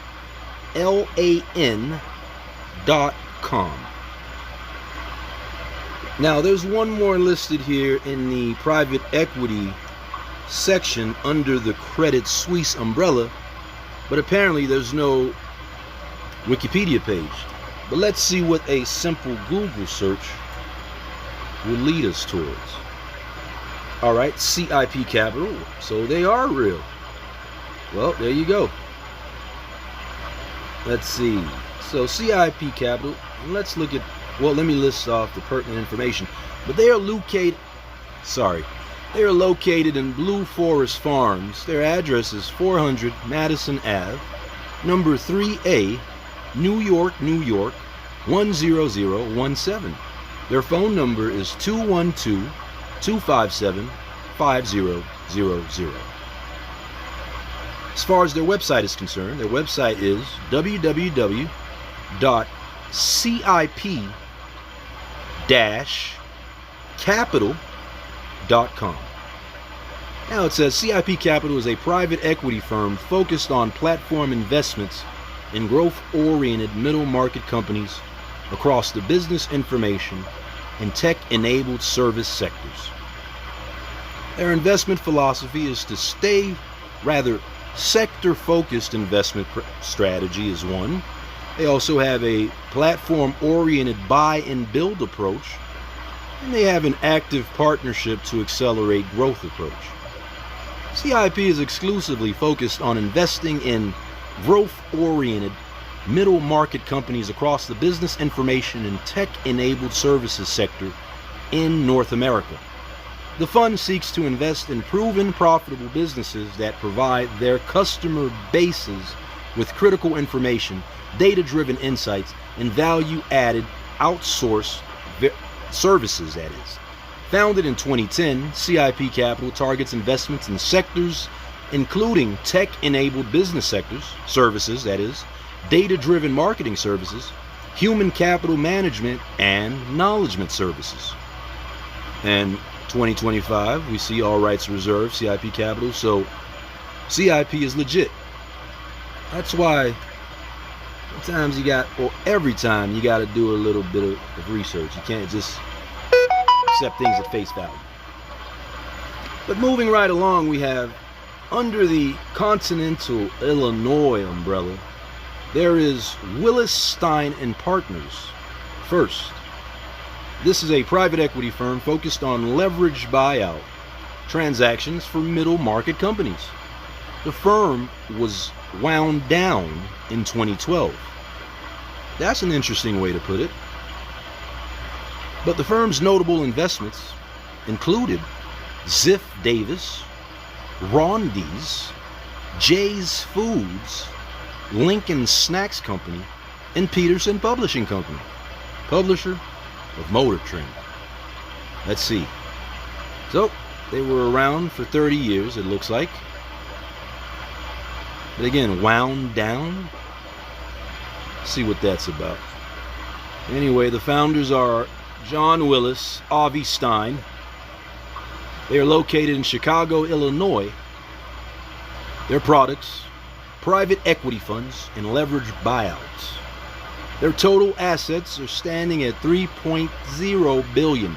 Their website is www.will, that's WILLISTEIN.com. And it says they wound down, but let me click on their website and see what's up there. Well, looks like they really did wind down. The website is under construction. Okay. Let's see. Now, we also have Civic Partners that is under the Continental Illinois umbrella. Civic Partners, previously known as Continental Illinois Venture Corporation, is a Chicago-based private equity firm.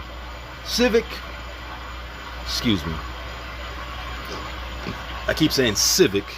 I'm imagining an I there, but it's actually Civs or Civc, because it's just CIVC Partners. That's CIVC Partners. And their philosophy is to provide growth and buyout capital to middle market companies engaged in business services, utility and infrastructure services, facility services, transportation and logistics, outsourced services, environmental services, IT services, software and tech-enabled services, insurance services, compliance and risk management, digital marketing services, and fintech. Now, SIVC Partners was founded in 1970. Did I say that? No. But they are 55 years old. They're located in Chicago, Illinois, and their products include, or their product primarily is, private equity funds. Their total assets sit at $1.8 billion. Their website is www.civc.com.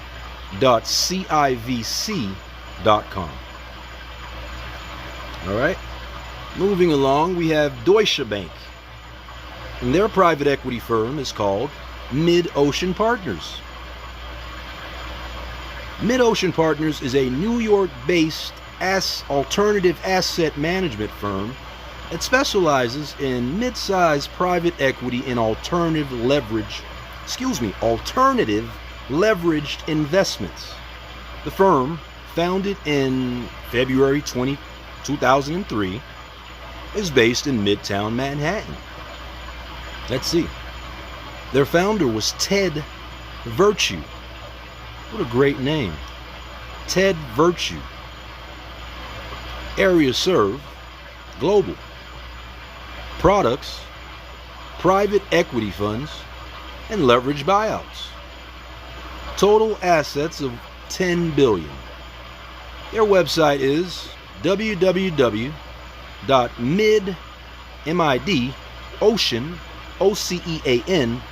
partners partners.com. All right. Next we have First Chicago Bank. Under their umbrella we have Madison Dearborn Partners and CTCR.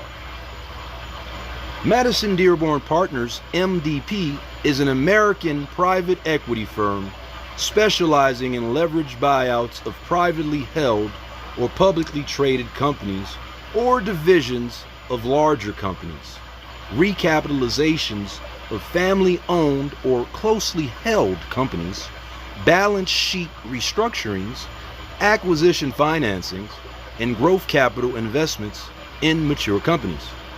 Now that's interesting. That sounds a tad bit like the video we watched a little bit earlier. But they are a privately held company, and they were founded in 1992, 33 years ago. They're headquartered in Chicago, Illinois. Their products include leveraged buyout, that is. Their total assets are $23 billion. And they have 50 plus employees as of 2007. And their website is, look at that, let's see, Wow.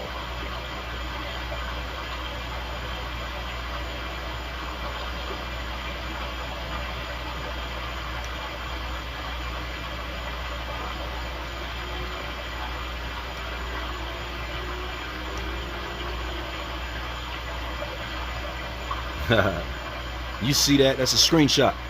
So we got Madison Dearborn Properties. Their website, wouldn't you believe it? Wouldn't you? Or you would have never guessed it. It's www.mdcp.com.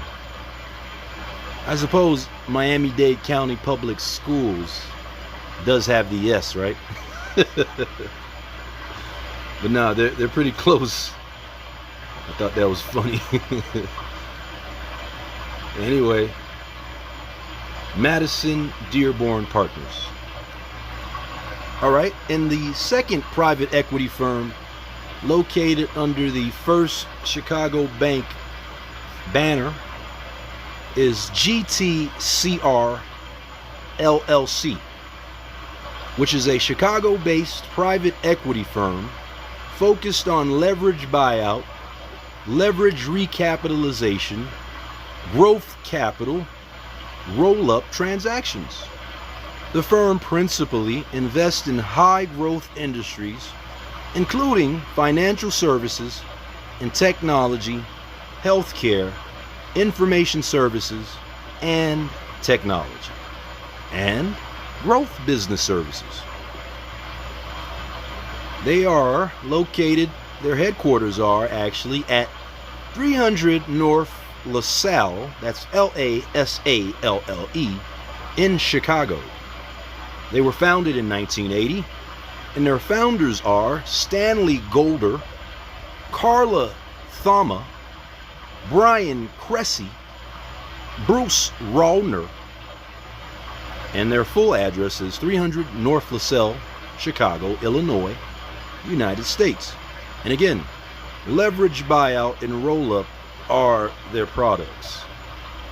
AUM equals 40 billion USD as of 2024. Number of employees, 154 as of 2023. Their website is gtcr.com. To be clear, that is actually www.gtcr.com. All right. Okay, so now we are at Goldman Sachs.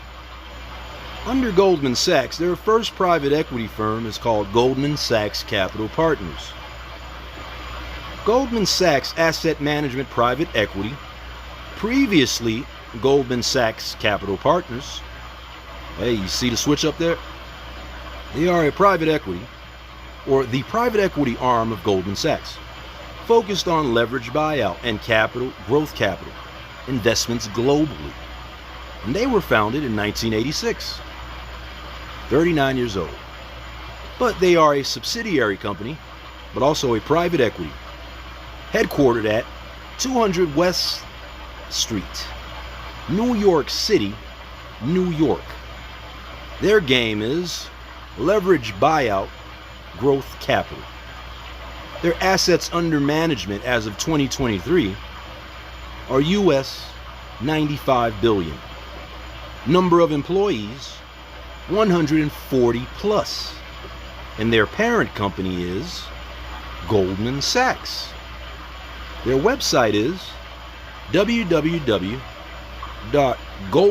that's GOLDMAN SACHS.com/P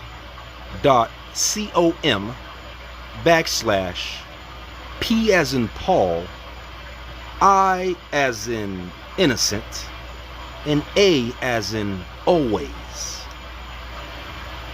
Let's see what that website looks like. Well, there you have it. Alternative investing. All right.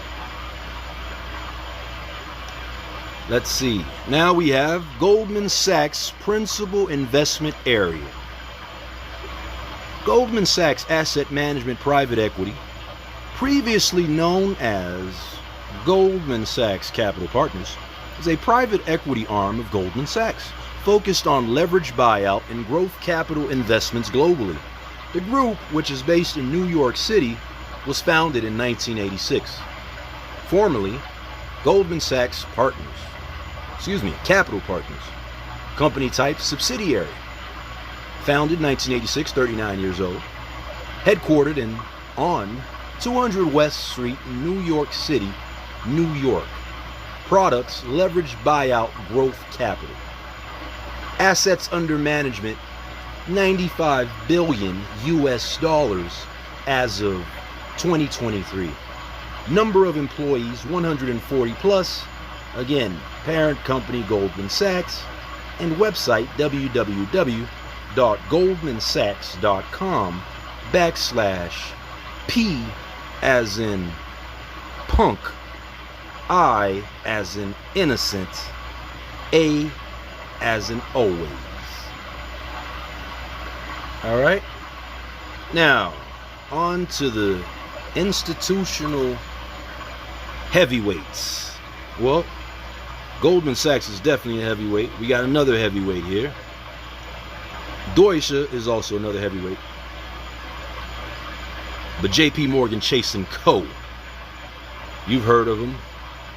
Now let's see what their private equity firms look like. The first one is CCMP Capital Advisors LP. It's interesting, right? All right, well, let me just go through and read it. CCMP Capital Advisors, ADVISORS, LP, is an American private equity investment firm that focuses on leveraged buyout and growth capital transactions. Formerly known as JP Morgan Partners. The investment professionals of JP Morgan Partners separated from JP Morgan Chase on July 31st, 2006.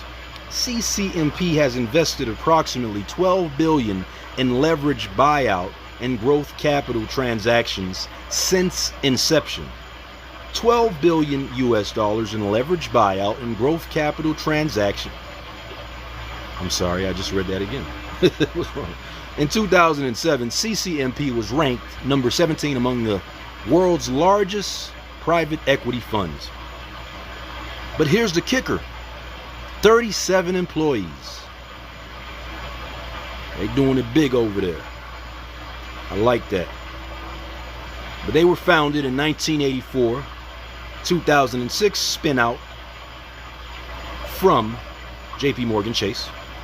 They are located at 277 Park Avenue, New York City, New York. Their key people are Greg Brenneman, that's BRENNEMAN, who is the executive chairman, and Timothy Walsh, president and CEO. They operate in products such as leveraged buyout, growth capital, and private equity funds. Their AUM is listed at or as $4.7 billion.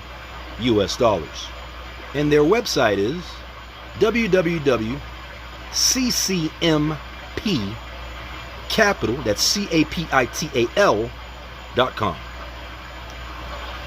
All right. Next we have HPS Investment Partners. HPS Investment Partners LLC, HPS, is an American investment firm headquartered in New York City. The firm focuses on investments in private credit, public credit, private equity, and real assets. In 2022, HPS was ranked by Private Debt Investor as the third largest private debt. Whoa there, cowboy. As the third largest private debt investment, as the third largest private debt investment company based on total fundraising over the most recent 5-year period. As of 2024, HPS has $148 billion Assets under management. Dope. Again, HPS, formerly known as Highbridge Principal Strategies, private company. Investment management is their industry, and they've been around since 2007. Scott Kapnick, that's Kapnick, is one of their founders. Another founder is Scott, that's Scot, French, French. And we have Michael Patterson, Patterson. Their headquarters are in New York City, and Scott Kapnick is their CEO. They operate in private equity, private credit, private equity, mezzanine capital, real assets, public credit. Their AUM sits at, again, 148 billion as of December 2024. Number of employees, 760, and their website is hpspartners.com.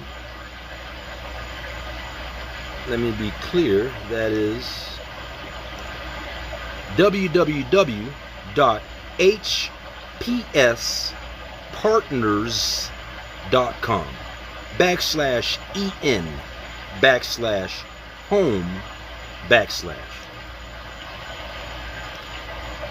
All right, let's see.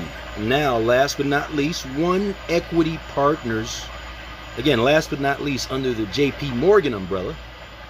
But One Equity Partners is a private equity firm with over 10 billion in assets under management, which primarily deals with the industrial, healthcare, and technology sectors in North America and Europe. One Equity Partners was the merchant banking arm of JP Morgan Chase, focused on leveraged buyout and growth capital investments in middle market companies. Formed by Bank One in 2001, the group has offices in New York City, Chicago, Sao Paulo, Vienna, Hong Kong, and Frankfurt. Again, founded in 2001. Let's see if that was, we can get the exact date. But it was founded by Dick Cashin. What a name. Richard Cashin.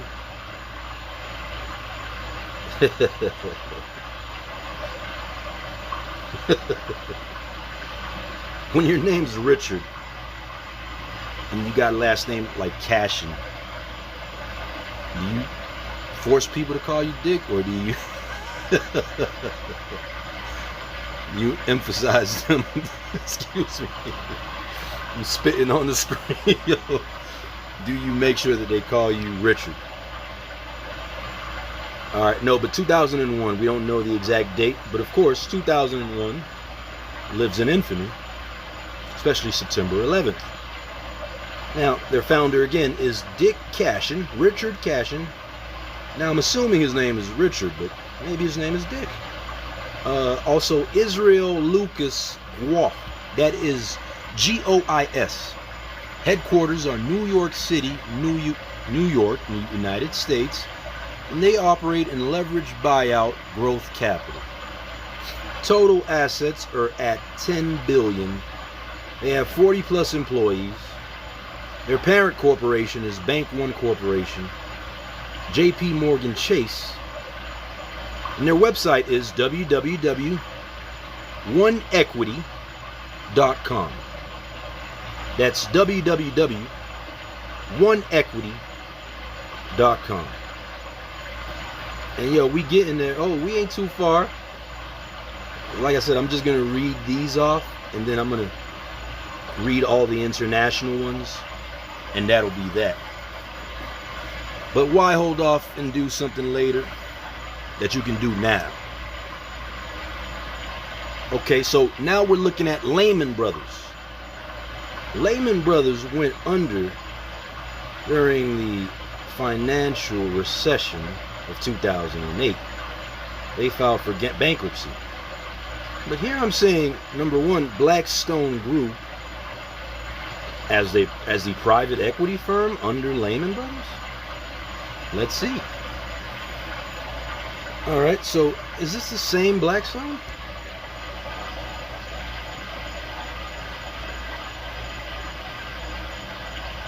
Oh, it is. How does that work?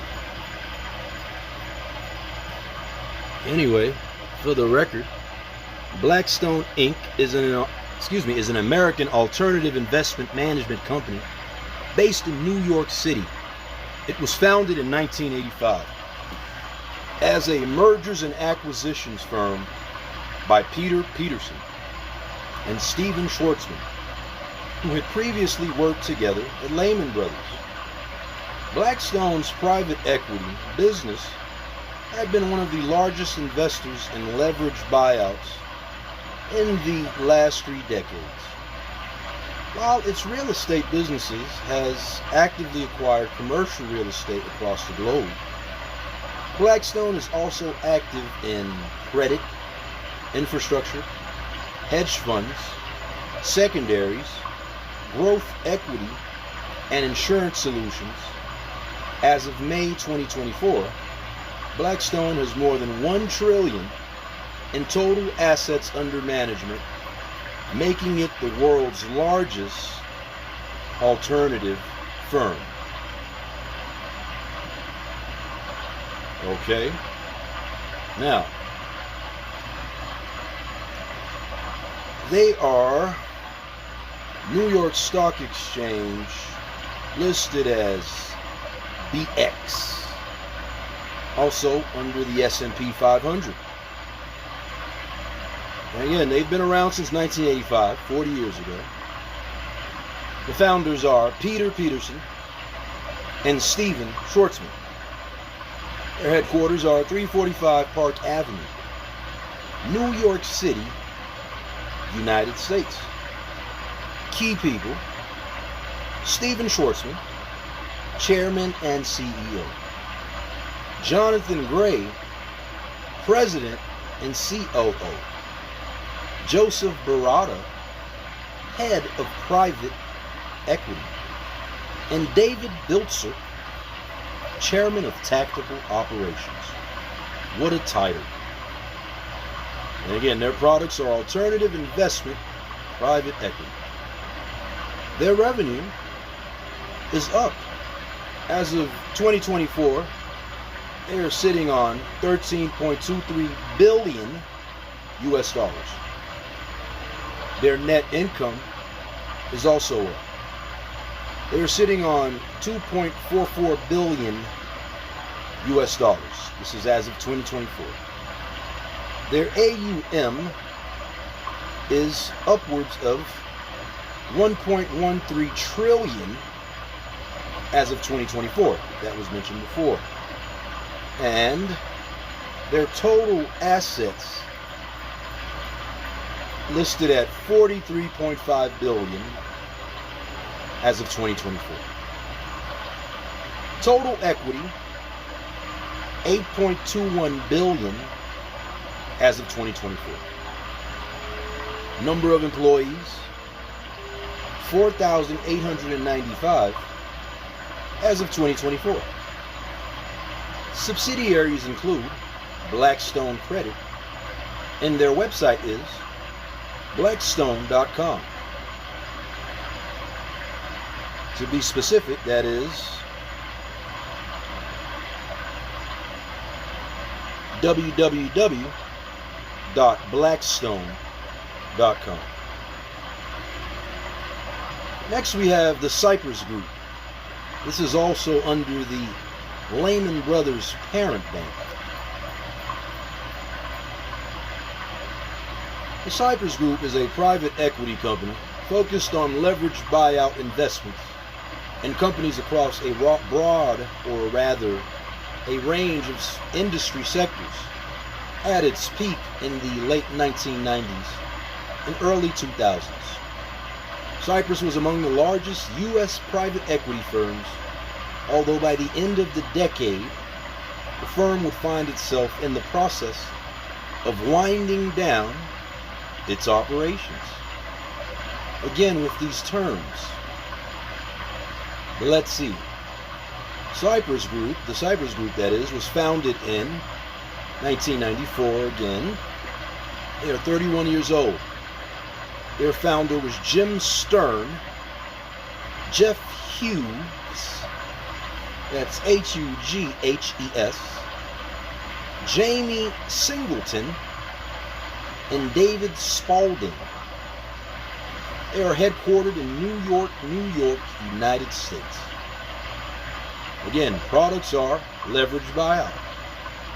Total assets, $3.6 billion. Number of employees, 20 plus.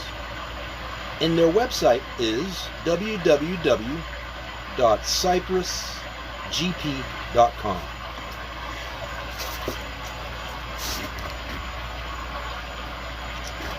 Let's see what cyprusgp.com gives us, because we're not getting clear answers in terms of whether this business is still operating. It just said winded down its operations.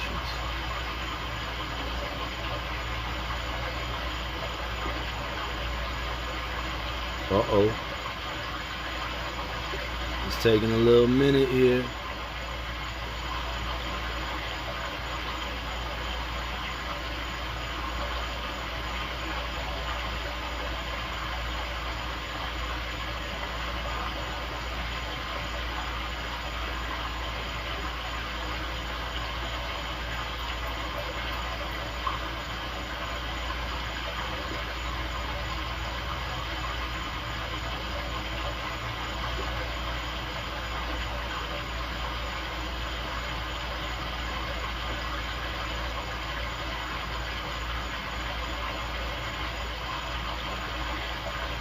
Now I might be doing the most as usual,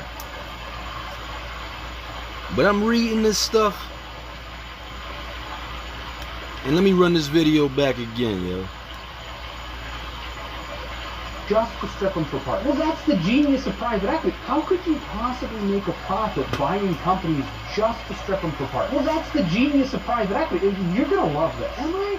First thing is we create a shell company to take out a loan to buy your company. Why would a bank lend a fake company that much money? Because your company is profitable and our shell company doesn't have anything. So we use your future earnings as the collateral to secure the loan, but you're gonna gut it. Yeah, but the bank doesn't know that. So once the shell company owns your company, we get to work. Are you loving this? No. Kind of a Debbie Downer, but just wait. Second thing, if we want to keep any of our new assets, we spin up new shell companies to buy them for pennies. How is this legal? Well, that's another word I'm not super familiar with. Anyways, third thing, our parent company charges your company massive management and consultant fees while we're selling off the rest of your assets. This is what I don't get. Why would I sell you my company if I could make more money just stripping it myself? Because you can't. So how do you? Oh, no, we can't do that either. But this is the part that I know you're going to love. Because after our shell company bought your company, we merged them. And I don't think like you. Oh, right, yeah. Okay, so now your company owns the loan for your company. So when your company defaults on your loan during your bankruptcy, we get to walk away with all those assets and consulting fees.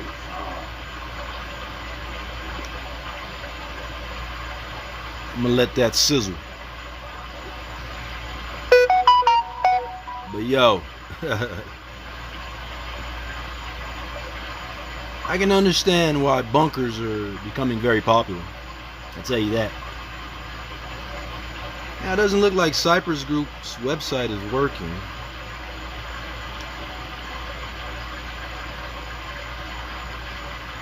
Again, this will all make sense and come full circle once we start auditing all of the money that was given out for the pandemic relief funds, or rather the pandemic relief funds that were given out to businesses, quote unquote. We gotta follow the money, baby. You feel me? Being stingy with a dude like me never works out well, yo. But you know, who am I? I'm just providing the information.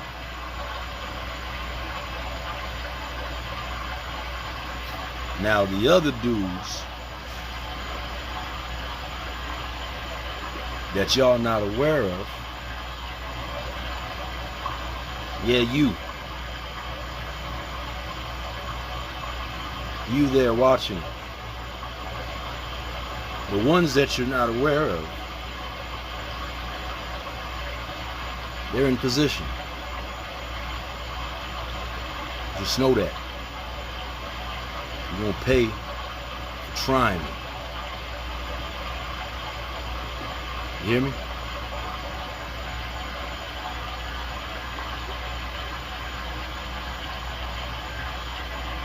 Alright, doesn't look like Cypress Group is working. So let's get out of that.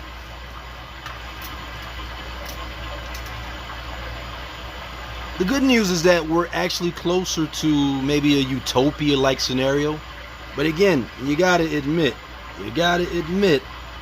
what has been going on. You'll find salvation that way. You dig? We don't want it to turn into Bane when he called all the rich people up from Batman. But it would appear that at least a few places, there appears to be a few Gotham cities.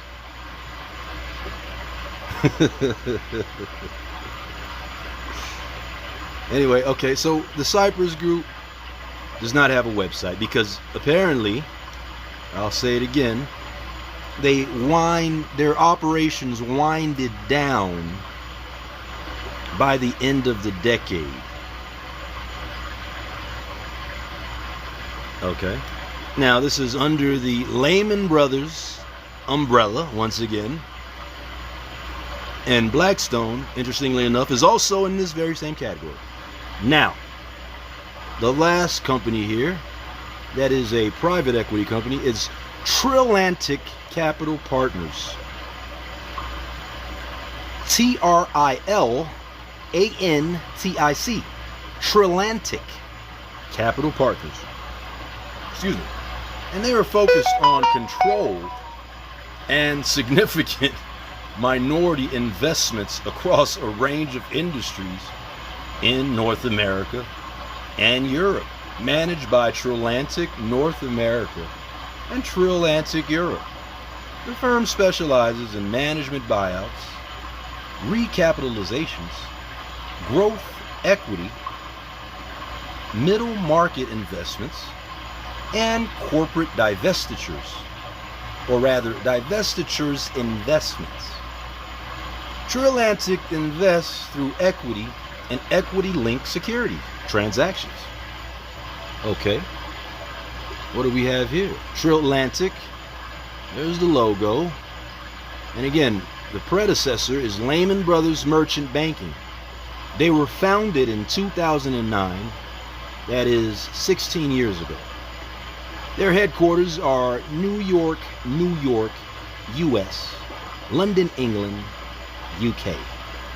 The key people associated with Trillantic is Charles Ayers, Chairman, Trillantic Executive Committee, Vittorio Pignati Morano, Chairman, and I want to read these names just so they don't get lost in translation. But Vittorio, it's Vittorio, Pignati, that's Pignatti, dash Morano, that's Morano, Chairman, Trillantic Europe. Their products include leverage buyout and growth capital. Total assets are sitting at 9.7 billion. Number of employees, 60 plus. And their website is www.trillantic.com. Trillantic.com. Let's check them out. Alright, Trillantic looks on the up and up. Triatlantic Europe and Triatlantic North America. All right. Let's see. Is the North America website different? Okay, well, let me be clear. The Triatlantic North America website is www.t as in Tom, RILANTIC NORTH America.com. TriatlanticNorthAmerica.com. All right.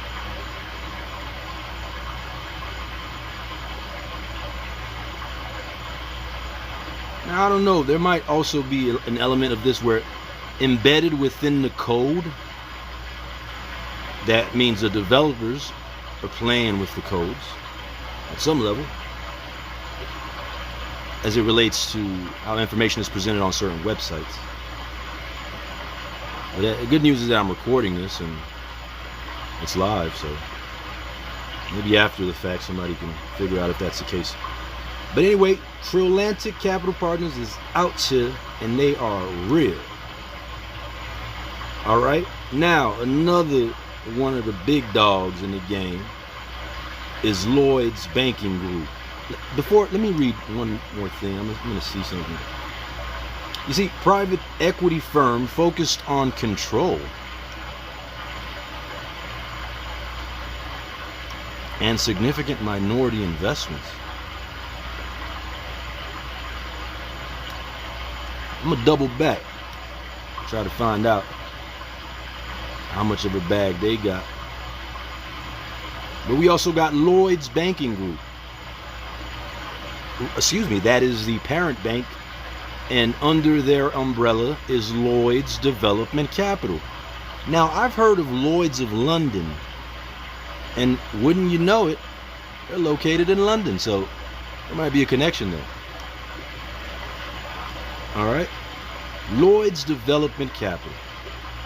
Lloyd's Development, that is, Capital Holdings Limited, LDC, is a mid-market private equity house and subsidiary of Lloyd's Banking Group, established in 1981 as Lloyd's Development Capital Limited. From 1999 to 2011, it was also known as Lloyd's TSB Development Capital Limited. Okay, I don't see much in terms of money on this side, so let me look at the operations breakdown. But in 1991, investments exceeded 30 million franc. Where's that euro? That's franc, right? For the first time, and in 2001, LDC completed its 300th investment. By 2007, investment exceeded 300 million, and it completed its 400th investment. The company operates through the following UK subsidiaries, of which it has an interest in 100% of the issued share capital. Let's see. So we have the company formally and the principal activity. This is all fascinating and something we can dive a little bit deeper into, but looks like LDC Lloyd's is connected on many levels. But again, they are a subsidiary. Their industry is commercial banking. They were founded in 1981. They're headquartered in London, England. They are private equity, and their parent is Lloyd's Banking Group. Their website is www.idc.co.uk.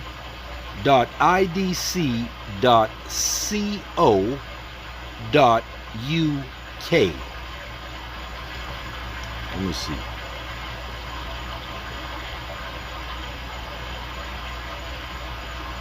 Submit your nomination for the UK's most ambitious business leader. That's cute. So, what's the full website? It is www.idc.co.uk. Looks like these folks only operate out of the UK. But that's not to say they don't see opportunities across the globe. You never know. All right, so Lloyd's Banking Group has Lloyd's Development Capital. Next we have Macquarie Group. That is Macquarie Group. I was going to say that looks like South Florida, but it's not the case. But Macquarie has Macquarie Infrastructure and Real Assets as their private equity firm. Excuse me. So Macquarie Group Limited, more commonly known as Macquarie Bank, is an Australian multinational investment banking and financial services group headquartered in Sydney and listed on the ASX QG, excuse me.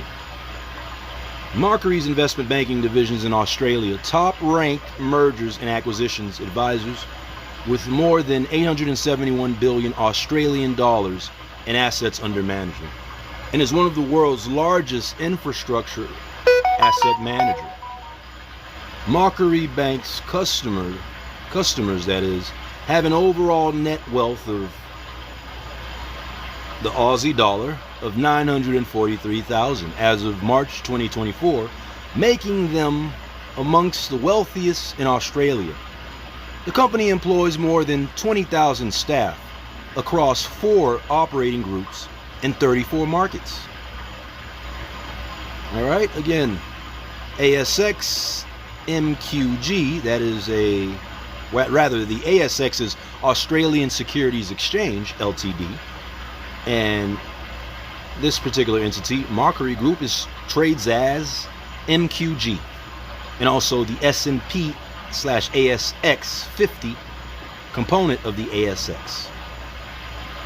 They were founded in 1969, 59 years ago, December 10th to be specific, and they're headquartered in 1 Elizabeth Street, Sydney, CBD, Australia. Key people: Glenn Stevens, Chairman; Shamara Wickramanayake, that is Shemara, first name, last name Wikramanaayake,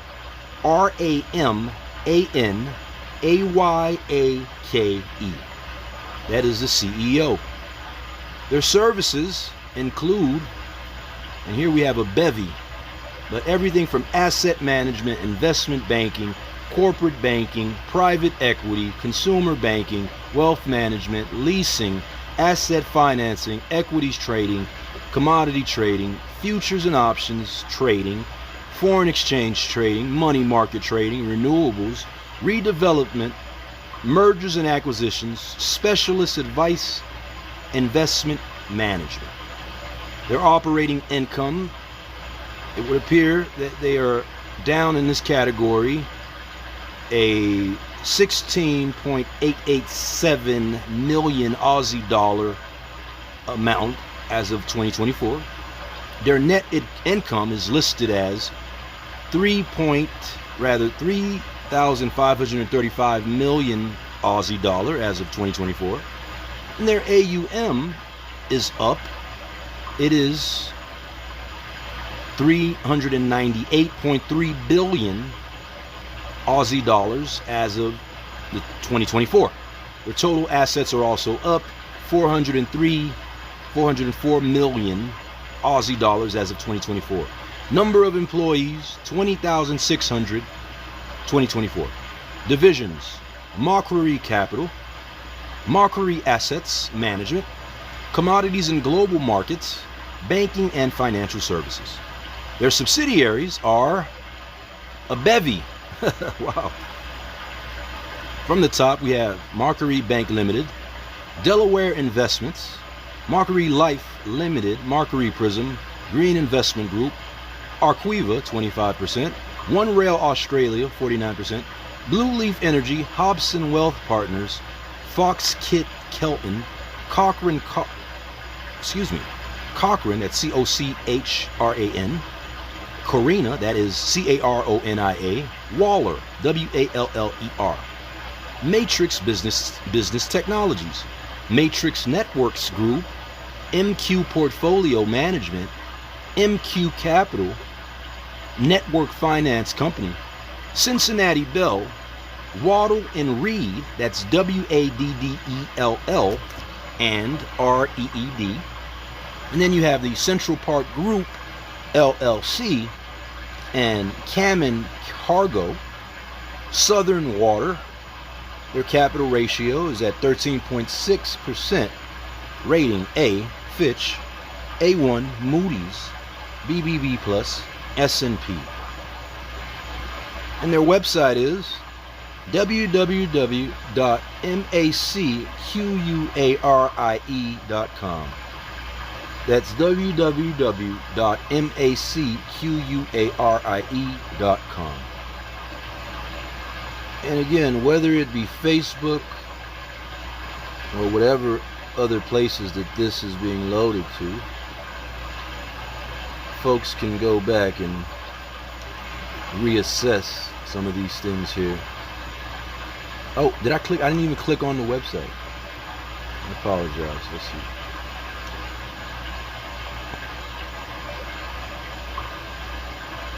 The website, to be specific, is www, I believe.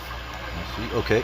www.macquarie.com /US/en.html.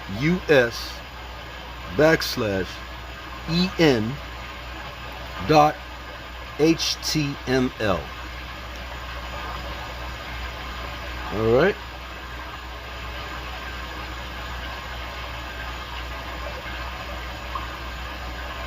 Okay. Let's see. Again, another institutional big boy. Merrill Lynch is the parent bank. Their private equity firm is called Merrill Lynch Global Private Equity, which is listed a few notches down under the Ridgemont Equity Partners umbrella. Ridgemont Equity Partners seems to be another umbrella, but somehow, hang on. Okay, so Merrill Lynch Global Private Equity was a predecessor of Ridgemont Equity Partners. Merrill Lynch Global Private Equity, MLGPE, was the private equity investment arm of Merrill Lynch. Prior to its merger with Bank of America, the MLGPE business was focused on leveraged buyout and growth capital investments across a range of industries. MLGPE was among the most active investment banking sponsored merchant banking programs in the mid-2000s buyout boom. The firm, which is based in New York City, was founded in 1996. Since inception, MLGPE has invested more than US $5 billion of capital across more than 30 companies. Among the group's notable achievements are some of the largest leveraged buyout transactions of the last decade, including the Hertz Corporation, Hospital Corporation of America, Debenhams, that's Debenhams, Debenhams, and Rexel, Rexel. But again, Merrill Lynch was also acquired by Bank of America.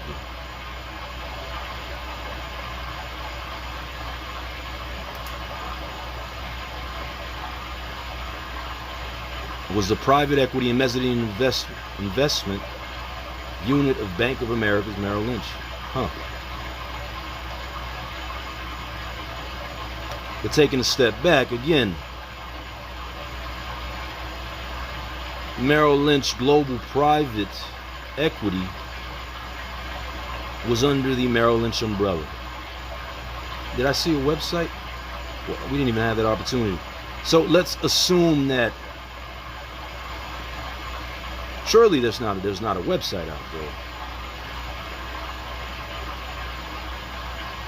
And I wonder, as far as these corporations and investments are concerned,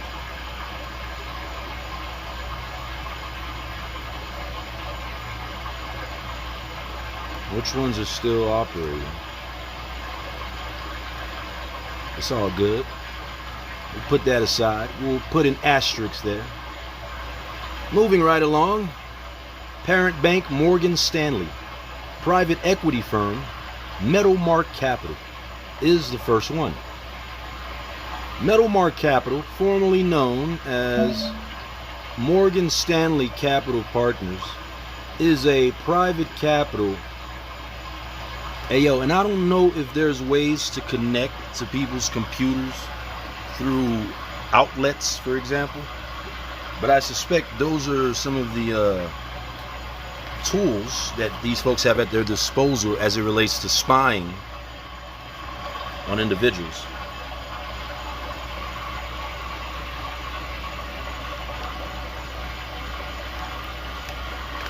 But I'll leave that to someone else that's interested in that. Okay, so former Morgan Stanley Capital Partners, as a private equity firm focused on leveraged buyout investments in middle market companies across a range of industries. Meadowmark was acquired by Citigroup Alternative Investments, okay, in 2007. Interesting. Now, let me go look at Citigroup real quick. Let's see.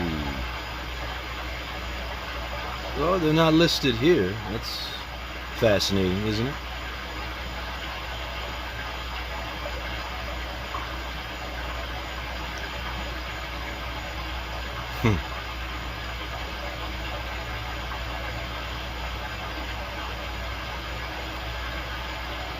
Let's see. Let's check this out. All right.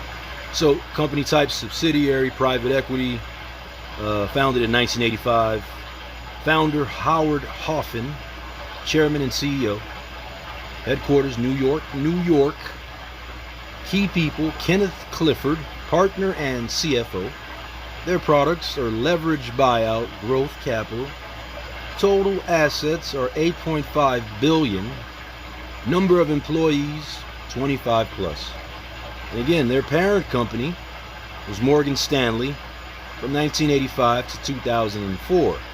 And then Citi Alternative Investments from 2007 to present. What about that window between 2004 and 2007? Something to put out there, but let's check out their website. Apparently it's www.metalmarkcapital.com. That's METAL MARK capital CAPITAL.com.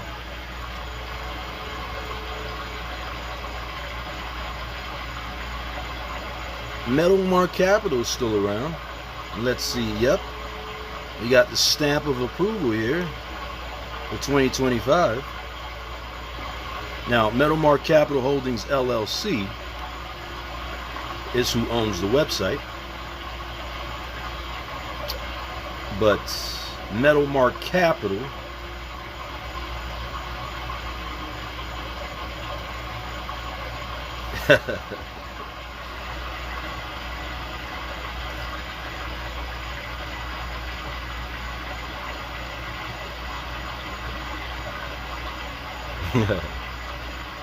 interesting. Anyway, www.metal METALMARKCAPITAL.com. That's their previous logo, and this is apparently their current logo. Their website is up and operating, but owned by Meadowmark, another subsidiary or another company.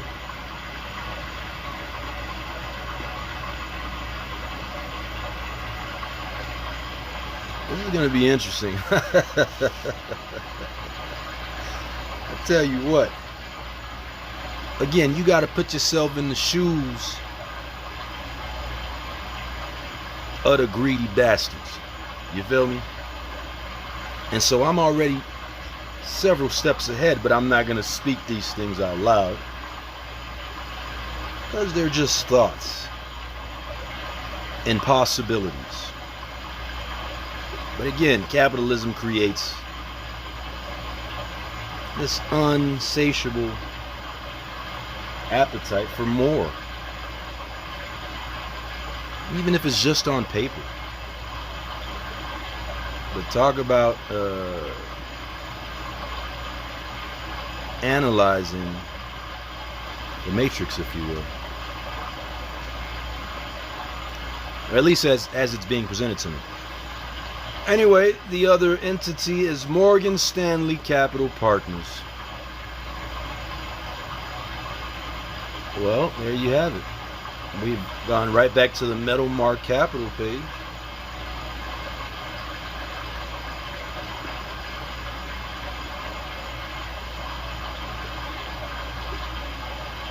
Let's see. So, Metal Mark Capital. That's what we have for both. We'll make a note there. Moving right along, we have National Westminster Bank, and their private equity firm is Bridgepoint Capital. Bridgepoint Group PLC is a British private investment company listed on the London Stock Exchange, and is a constituent of the FTSE 250 index. Bridgepoint was founded at, well, we don't need to get into all of that. I will at some point though, but since we want to get this done, let's see. So Bridgepoint that is, was formerly known as Bridgepoint Capital NatWest Equity Partners. They are a publicly traded company on the LSE, London Stock Exchange, as BPT, and the FTSE 250 component. Their industry is investment company. Again, they were founded in 1984. They're headquartered in London, England. Key people: Tim Score, chairman; Raoul Hughes, that is RAOULHUGHES, who is the chief executive. Products: investments, private equity funds. Their revenue is up as of 2024. They are sitting on 428.1 million franc. Let me make sure. Sterling. Here I am saying franc. I'm sorry, folks. Their operating income is also up. As of 2024, they are sitting on 110 million sterling. Their net income appears to be down. As of 2024, they are sitting on 69.1 million sterling. And their AUM is listed as 38.7 billion sterling as of 2024. And their subsidiaries are, or is, Energy Capital Partners. Their website is www.bridgepoint, that's BRIDGEPOINT.EU. All right. Let me make sure I got the perfect website here in terms of the address.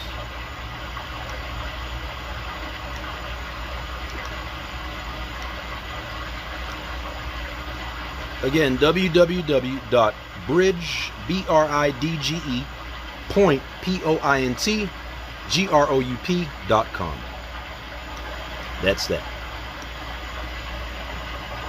Excuse me. And oh, we're almost there, folks. Let me see. Bridgepoint. So now we got Naruma Group.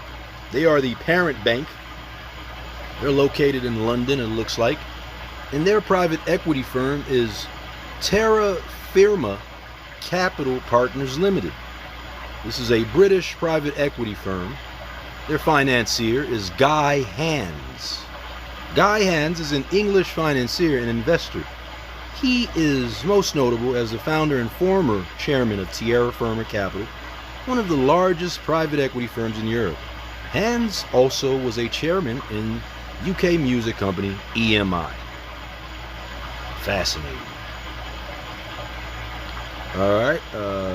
The firm, which traces its roots to the formation of its predecessors in 1994, has invested over $14 billion since inception. Okay, they're headquartered in London. They have 90 employees. Let's look at some more information here. They are private. Their predecessors was Nomura. That's Nomura, by the way. Nomura, I should say. Principal Finance Group, founded in 2002. Founder Guy Hands, London, United Kingdom. Key people: Guy Hands, chairman, and Vivek Ahuja. That is Ahuja.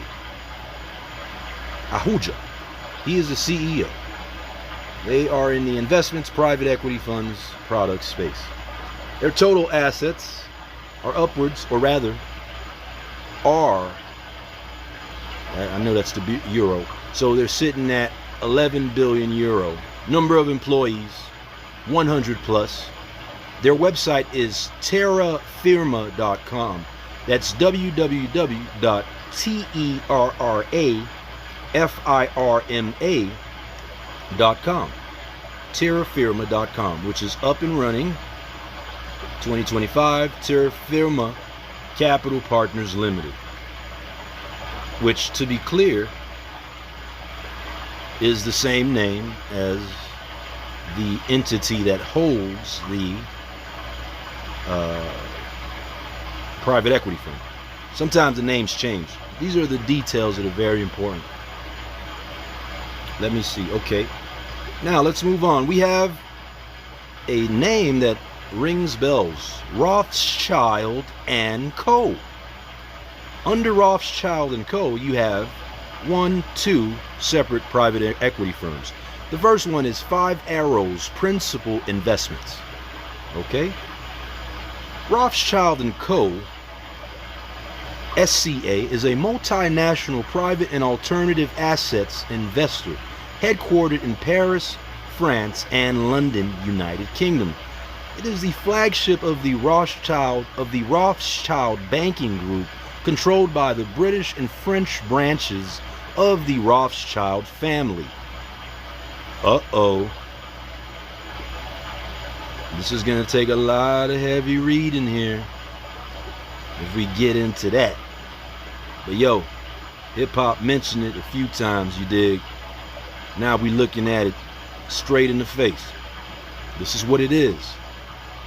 And shoot, we gonna find out what they sitting on. Word is, they sitting pretty. They been sitting pretty. But check it out. The company type, they are listed as a SCA, Partnership Limited by Shares. Now, what stops someone from copying this model in terms of how they create their corporate umbrella? I'm gonna ask the AI. I'm gonna run this by a large language model, and we're gonna do some interesting research. Let's see if we can, in theory or on paper, form something that is akin to the Rothschild & Co. dynasty private equity umbrella. But it is under the Rothschild family. Their industry is financial services.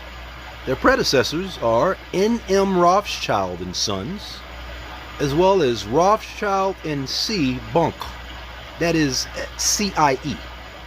They were founded in 1811, 214 years ago, as N.M. Rothschild and Sons. Headquarters, Paris, France. New York, excuse me, I'm so used to saying New York, but this is actually Newcourt, London, United Kingdom. Area served worldwide. Key people: David Rene de Rothschild.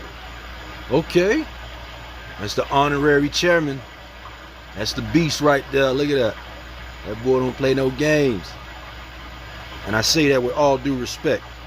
Please don't send no hitman after me, all right?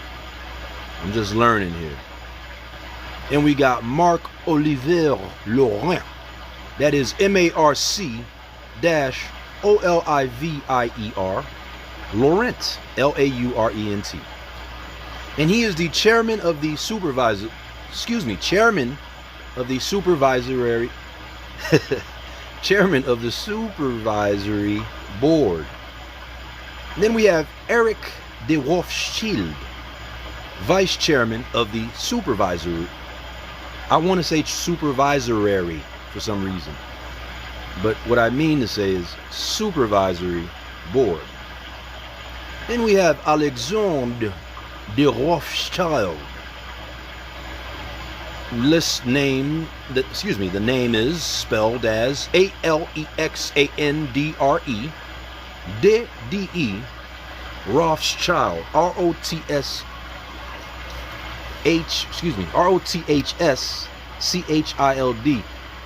You know, my mind works an interesting way. I'm reading this and things are going through my head. I'm like, yo, maybe I should just change my name to something Rothschild. I did the Vanderbilt Alexander. It was fun. And of course, these crackers tried to hate to, not let me have that autonomy. So screw it. I'll name myself something else. Again, you can go through the courts and do it. It's not anything nefarious, as long as you're not doing it for any nefarious reasons. And unfortunately, it would appear, but here's the problem though. If everyone decided to do that, it would literally break. We're not even getting into that. But yo, it'll mess things up for some people. But check it out. When it comes to the Rothschild & Co. private equity, their business is sitting at, and here I'm thinking trillions, but it would appear just billions. Now maybe I need to look into the Rothschild banking family, which might speak to other assets in other places. Anyway, but check it out. So the revenue is sitting at 2.54 billion as of 2023, which is down, by the way. Their operating income is at 519 million euro, down as of 2023. Their net income is down, sitting at 275 million euro as of 2023. Their AUM is up, sitting at 108 billion as of 2023. Their total assets are also up, sitting at 18.1 billion as of 2023. Their total equity is down. It's sitting at 3.28 billion as of 2023. Number of employees, 4,623. That is also as of 2023. And here we have where some of the other assets might be at.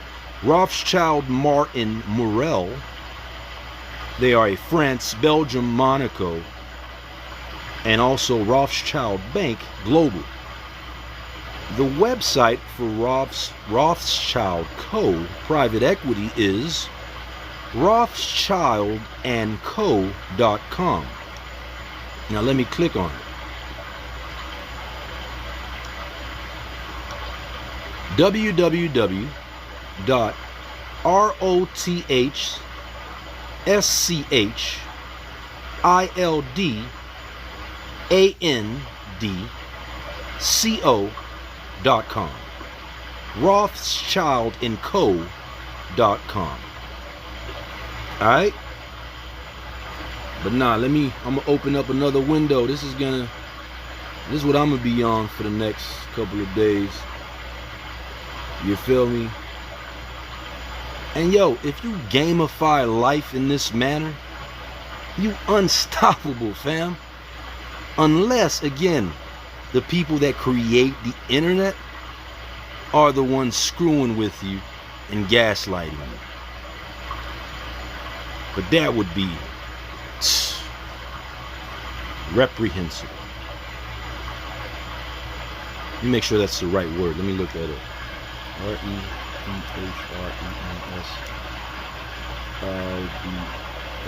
Reprehensible. Let's see. Reprehensible is, I got it right, that's deserving censure or condemnation. Got it. Yeah. You see, I'm not that smart. I'm just very inquisitive. All right, let's move right along. And we have 1, 2, 3, 4 to go. So but UBS has 1, 2, 3, 4 within it. So, not so fast. Under Société Générale, and of course that must be French, or English-speaking countries as SocGen, S-O-C-G-E-N. But yes, they are a French multinational. That's the bank. Under their umbrella is Société Générale Capital Parentières. And I think I spelled that earlier, so I'm not going to do it again. My throat getting mad dry, bro. Bear with me.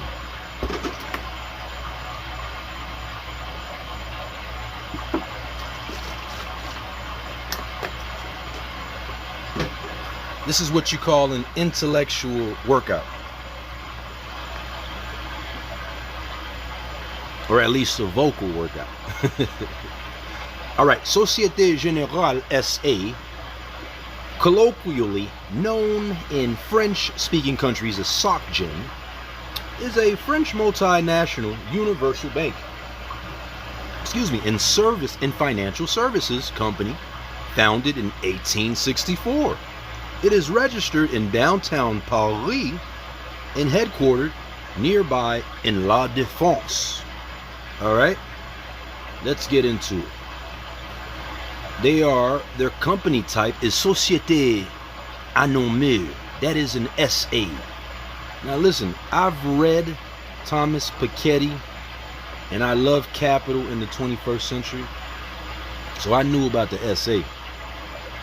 But if you don't, the abbreviation SA or SA designates a type of limited company in certain countries, most of which have Romance language as their official language. All right. So they also, that's the Société Générale, trade on the Euronext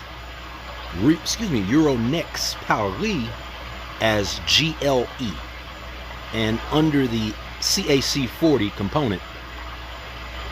Their industry is financial services, and again, they were founded on May 4th, 1864, 161 years ago.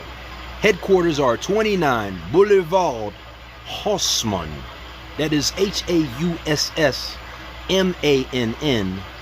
9th Arrondissement, that is ARRONDISSEMENT, Paris. Registered office. Tool, that is TOURS, Société, SOCIETE, Générale, GENERALE, Nanterre, that is NANTERRE, / La Défense, that is LADEFENSE, France. Operational headquarters. Areas served worldwide. Key people: Slawomir Krupa. He is their CEO, and his name is spelled SLAWOMIRKRUPA. Their products are asset management banking, commodities, credit cards, equities trading, insurance, investment management, mortgage loans, private equity, wealth management. Their revenue is up as of 2022. They are sitting on 28.1 billion euros. Their operating income is up as well as of 2022. They're sitting on 7.78 billion euros. Their net income is up as well. They are sitting on 5.61 billion euros as of 2022. And the same goes for, in terms of 2022, their total assets are also up, but they are sitting at 1.48 trillion. Their total equity is up, and from 2022, they are sitting at 72.78 billion euros. They employ 117,000 individuals, and their subsidiaries is, well, let's see affiliates. Is this a broken link? Might be listed here somewhere.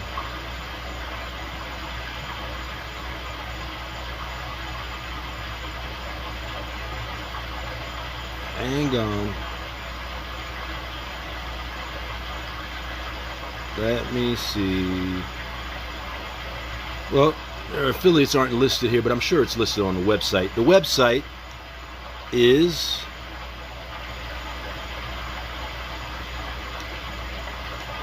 www.societe, that is SOCIETE,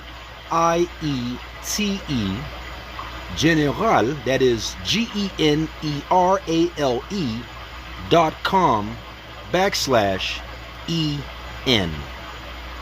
Okay, let's finish strong. All right, now we have another institutional heavyweight, UBS.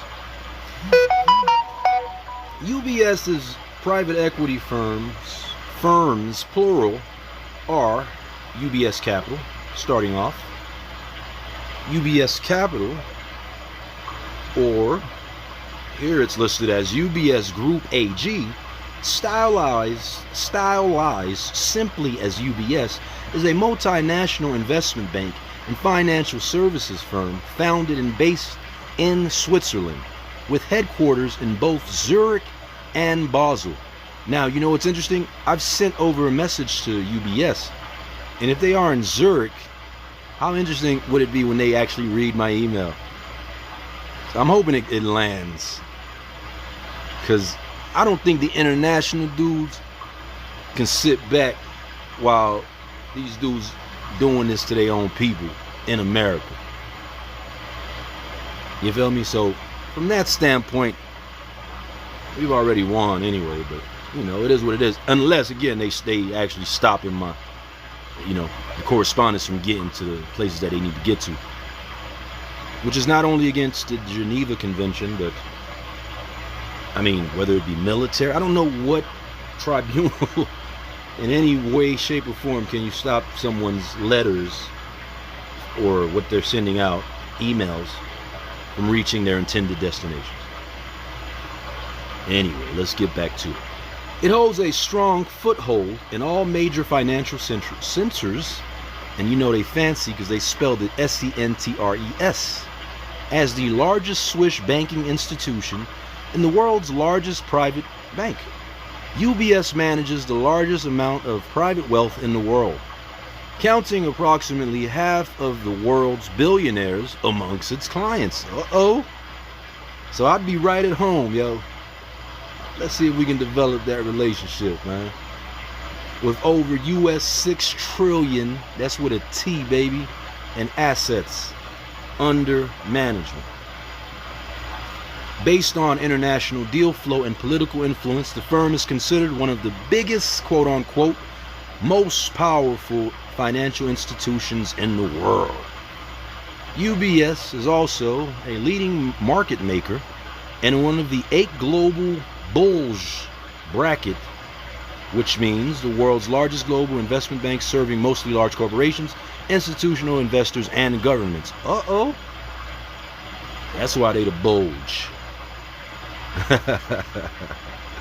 Due to its large presence across the Americas, EMEA, which is Europe, Middle East, and Africa, and Asia Pacific markets, and the Financial Stability Board, which is an international body that monitors and makes recommendations about the global financial system, considers it a globally systemically important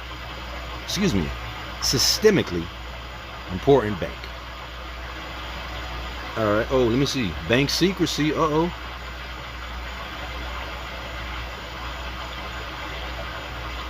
Hey, that's always good. A great culture of bank client confidentiality and culture of bank secrecy.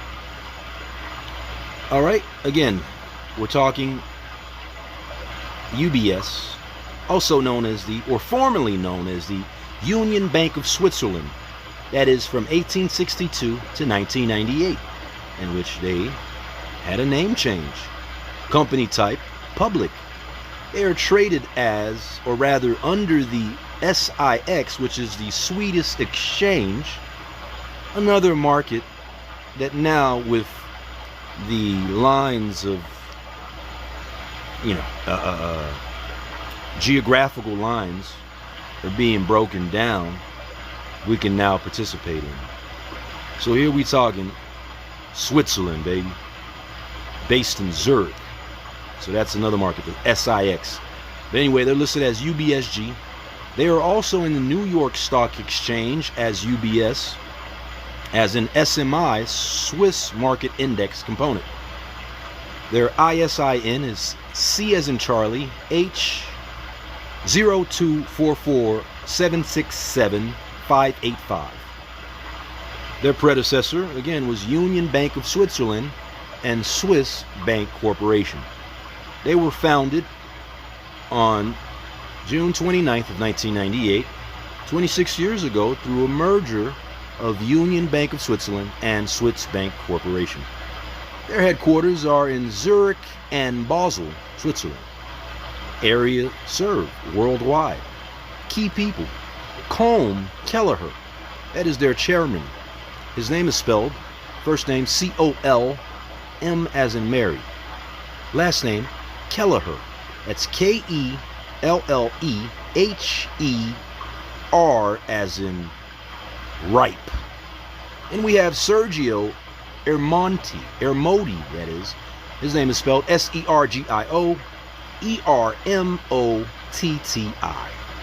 Lastly, we have Todd Tuckner. That is T-O-D-D-T-U-C-K-N-E-R. He is their Chief Financial Officer. Products, asset management, banking, commodities, credit cards, equities, trading, insurance, investment management, mortgage loans, private equity, and wealth management. Hey, they looking good. They look good on paper, I tell you what. Their revenue is sitting at US $48.6 billion as of 2024. Their operating income apparently is down.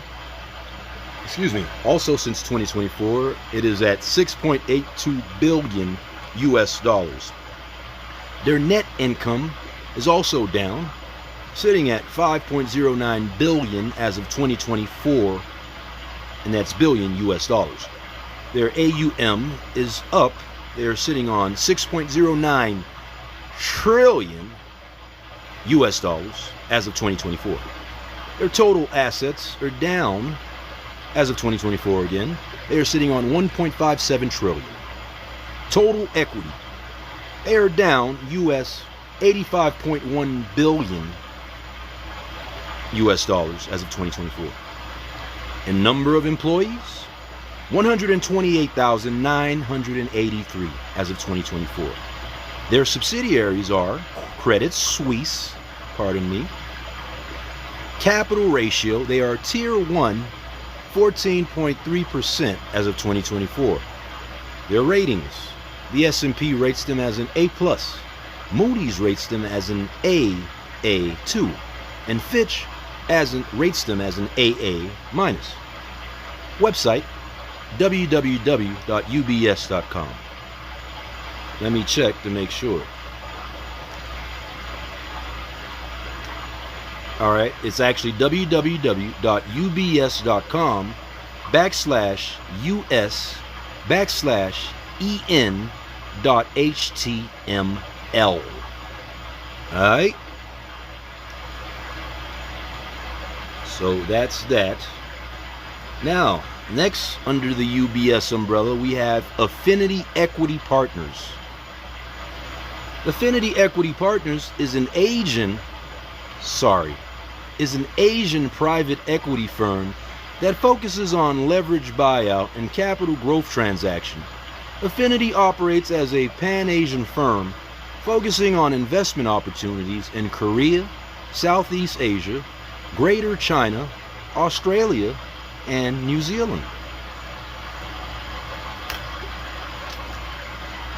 The firm is independently owned and operated with founding partners who have worked together since 1998. It has over 80 employees with headquarters in Singapore and offices in Hong Kong, Singapore, Seoul, Beijing, and Sydney. There's their logo. They are private ownership, private equity. They've been around since 1998. Headquarters in Hong Kong, Singapore, Seoul, South Korea, Beijing, China, Sydney, Australia. Founding Chairman Tang, that's T-A-N-G, Kok, that's K-O-K, U-Y-E-W. Products, private equity firms. Their AUM, as of 2023, is $14 billion US dollars. Their website is www.affinity, that's A-F-F-I-N-I-T-Y, equity, E-Q-U-I-T-Y.com. And let's see, Affinity Equity Partners, SPTE Ltd, is what we see at the bottom of the website. But Affinity Partners, you see, it's not always the same, which isn't, doesn't mean anything nefarious per se. But it's just something that we finance geeks always look into. Anyway, or legal geeks too. I learned this working in the law. You feel me? When we used to sue corporations, that's what we had to do. So shout out to the OG that taught me how to sue corporations. All right. Now, under the UBS umbrella, we also have CAPVIS. That's C-A-P, as in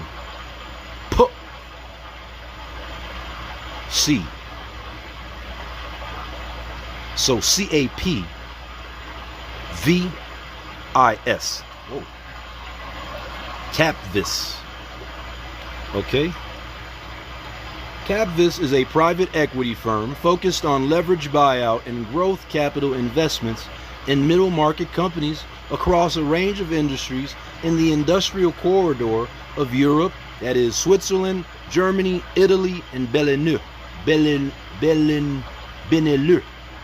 The firm is based in Bar, and I must admit, I don't know where that's at, but Bar is a municipality in the canton of Zug, Z-U-G, in Switzerland. And the firm was founded in 1990. Let's see some other details. But they are private. This is their logo. Bar, Switzerland, leverage buyout and growth capital. They play in that market and those products. Total assets are sitting at 3.2 billion euros. They have 40 plus employees, and their website is www.capvis.com. Let's check it out. Capvis.com. Okay. So Capvis AG 2019. Uh-oh. This appears to be a tad bit dated.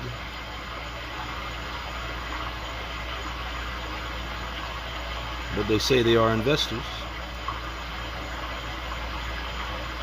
Hey, we ain't hating. We international, baby. So Capvis AG. Let me see. No, that's not the name. The website is called Capvis AG. Or at least it's owned by Capvis AG. Any mention here of Capvis AG? I don't see anything. Alright, no problem. Let's see. So last but not least, under the UBS umbrella, we have the private equity firm Lightyear Capital. Alright? Lightyear Capital is a private equity firm focused on leverage buyout and growth capital investments in financial services companies. The firm, which is also based in New York City, was founded in 2002 with the backing of UBS AG by Donald Moran. That's M-A-R-R-O-N. Moran is best known for building up Payne Weber, the American Investment Bank, over a 23-year career and completing its sale to UBS. It's crazy, yo. There's dudes that was their life. Like, they spent their lives moving money and moving institutions that move money. That's interesting. So, okay, the sale was made in 2000, 10.8 billion. Maron was a founder of Data Resources Inc. Okay, whoa. 1969? Them boys were ahead of the curve. Let me open that up as a side quest. All right, so they are private equity again since 2002. Donald Moran, key people, Mark, M-A-R-K, Vassallo, that's V-A-S-S-A-L-L-O. He is the managing partner, and their products are leveraged buyout, growth capital, total assets, $5 billion, number of employees, 20 plus, website, www.lycap.com. Let's check it out.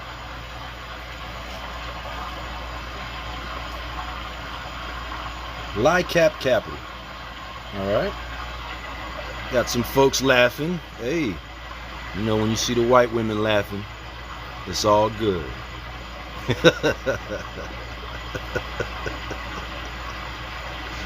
Hang on, let me see. Lightyear Capital LLC. Let me see. You see? Lightyear Capital. The website is owned by, well, no. Hold on. Well, in 2003, Atlanta divested, wink, wink, its Ridgeworth investments to Lightyear Capital LLC for up to $265 million. Okay. It's 2013. Now, Lightyear Capital, hold on. Lightyear Capital acquired an asset in Sheldon Company LLC. All right, so it might be legit. But finally, we're done with UBS. And here we are looking at Wells Fargo. Under their umbrella is Pamlico Capital. So Pamlico, that is P-A-M, as in Mary, L-I-C-O, Capital, C-A-P-I-T-A-L, which was formerly called First Union Capital Partners, and Wachovia Capital Partners, is an independent private equity firm focused on growth capital and leveraged buyout investments in middle market companies in the businesses, service, technology, services, telecommunications, and healthcare industries. Let's see. Palmico, you see their logo. We already know the predecessor. But yo, Wachovia, that rings a bell. They were founded in 88. In 88, you was getting chased through your building, calling my crib, and I ain't even give you my number. We're unraveling. I've been on for 5 hours and 17 minutes. I'm almost done, but check it out. Headquarters, Charlotte, North Carolina, United States. Products, growth capital, leverage buyout. Total assets, $3.5 billion. Number of employees, 30 plus. Parent, First Union prior. Wachovia prior. Wells Fargo prior. Okay? In terms of their website, it is www.pamlico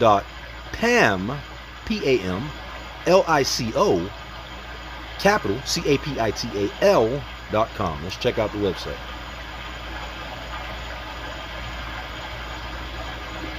Okay, we got land. It's always good with water on the island vibe. Let's see. So, okay, well, their official address is 150 North College Street, Suite 2400, Charlotte, North Carolina, 28202. Their phone number is 704-414-7150. And this website is owned by Pamlico Capital, which I believe is connected directly. All right. Last but not least, we have the William Bear and Company Bank, and their private equity is called William Bear Capital Partners. All right. They are, let me read the top, Chicago Growth Partners, formerly known as William Bear Capital Partners, interesting, is a private equity firm focused on leveraged buyout and growth capital investments in middle market companies across a range of industries, including education, business, services, healthcare, and industrial growth. All right, Chicago Growth Partners, company type private, industry, private equity. Again, 2004. 1982, they were William Blair Capital Partners. They're focused on leveraged buyout and growth capital. Total assets sitting at $1.8 billion. Their website is www.cgp.com. Let's see. Domain not claimed. Uh-oh. We have a problem. Hold on.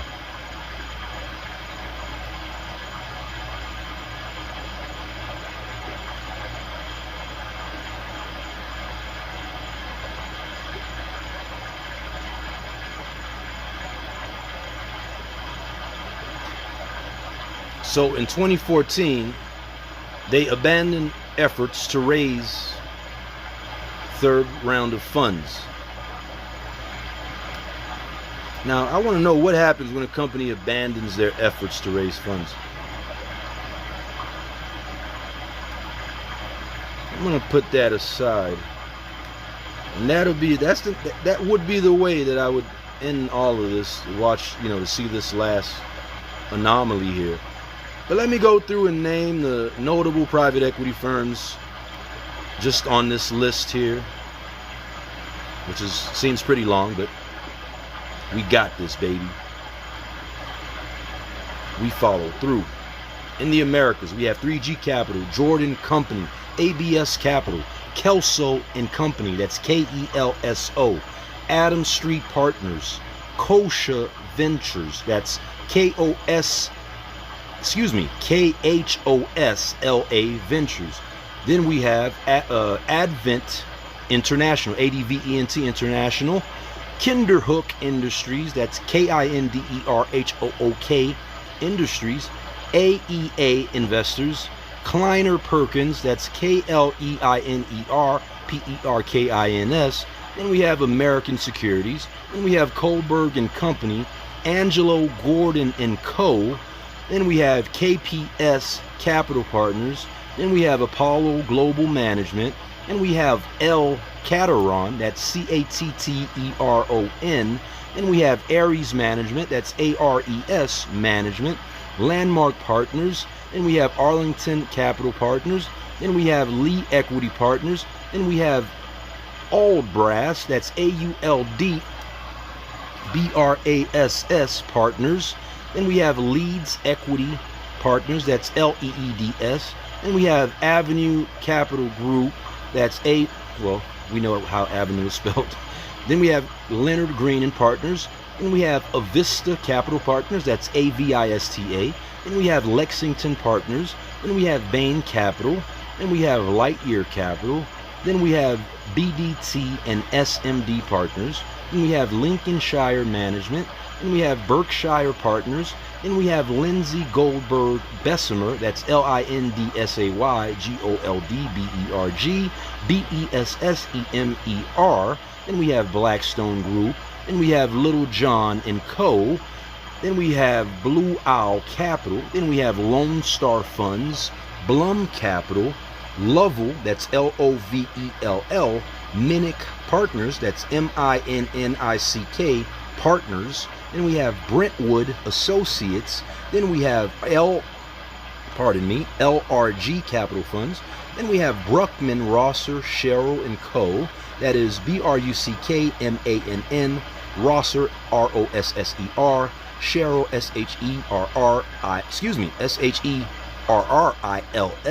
and Co. Then we have Lux Capital. Then we have Baywood Partners. Then we have Madison Dearborn Partners. Then we have Capital G.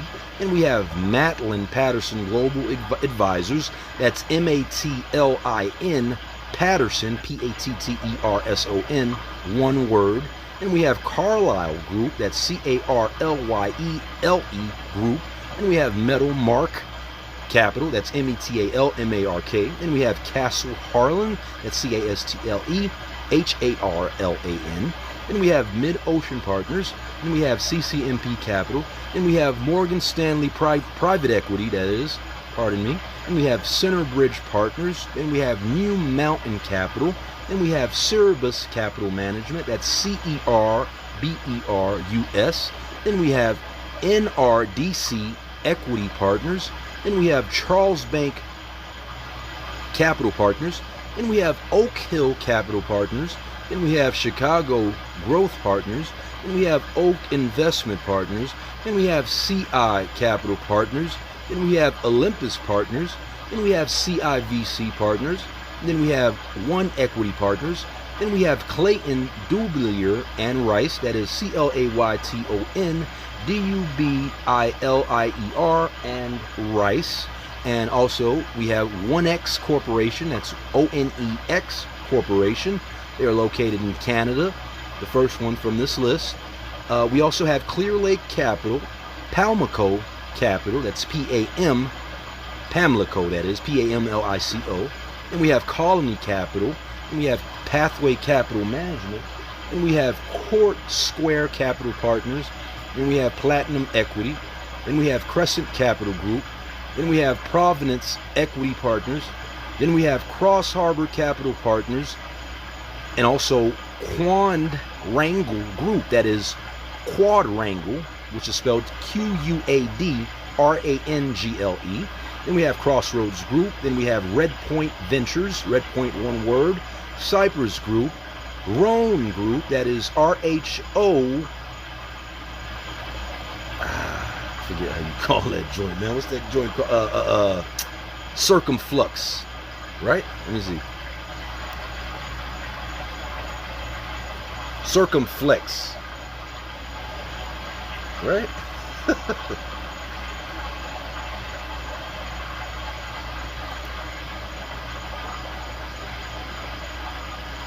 Yes, Circumflex.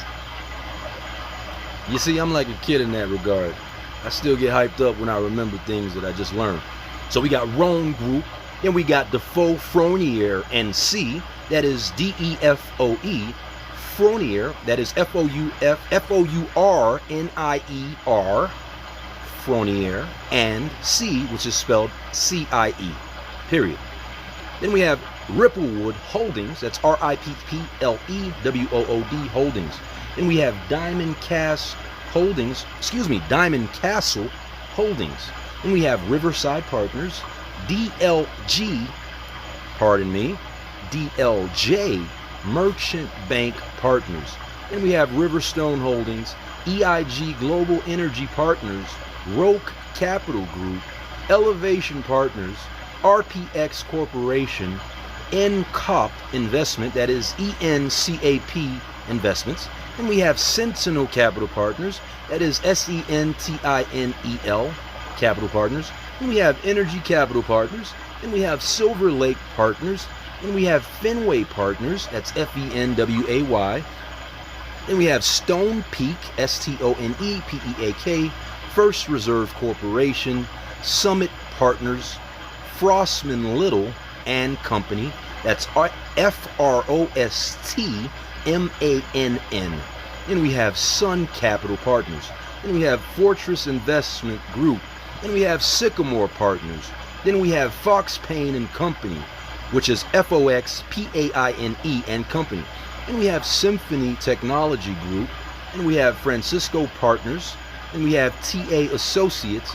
And we have Freeman Spogli and Company. Then we have Travis Stock Group. And we have Fremont Group. And we have TCV. And then we have Friedman, Fleischer and Lowe. That is FRID. FRIEDMAN,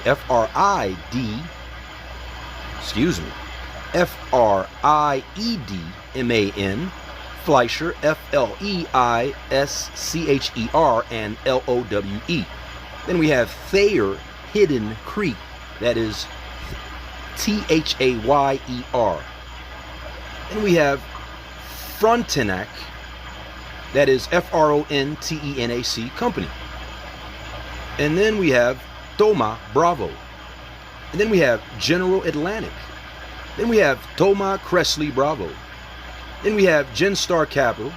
Then we have Thomas H. Lee Partners. Then we have GI Partners. Then we have Tiger Global Management. Then we have Golden Gate Capital Partners. Then we have Tower Brook Capital Partners. Then we have Goldman Sachs Capital Partners. Then we have TPG Capital. Then we have Gores Group, that is Gores Group. And then we have Trilantic Capital Partners, which is Trilantic Capital Partners. Then we have GP Investimentos. That is a Brazilian company. And to be clear, it is spelled GPINVESTIMENTOS. And then we have Trivest.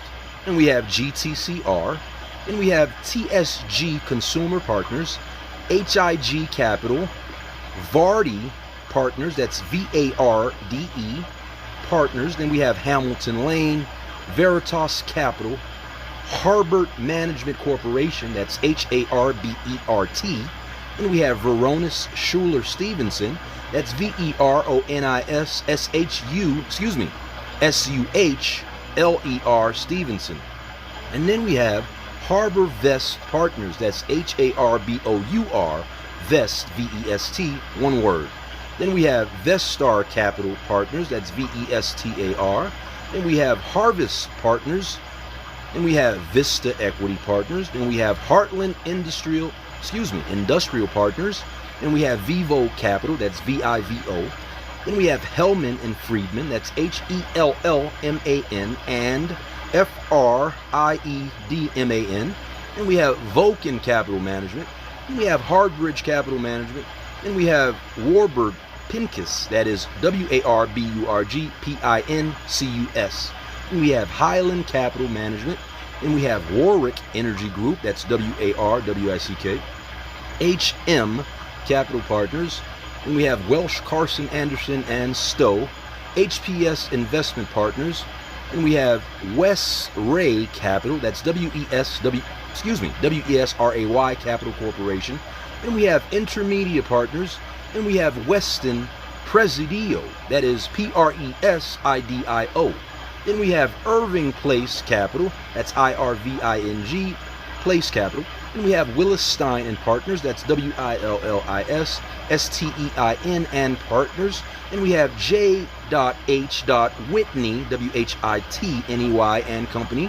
And we have Windpoint Partners. And we have J.W. Childs, that's CHILDS Associates.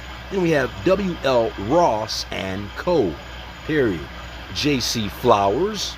And we have Eucapia, that is YUCAIPACOS. Those are two separate words. Then we have JLL Partners. And we have Zelnick, that is Zelnick, ZELNICK Media, MEDIA Capital. Moving right along to Asia. And we're going to get through it, baby. From the top. Ador Capital, ADDOR Capital. Honey Capital, HONY Capital. Affinity Equity Partners, AFFINITY Equity Partners. Hopu Investment Management, that's HOPU Investment Management. Archer Capital, located, yeah, we got the screen here, so I don't want to have to do everything.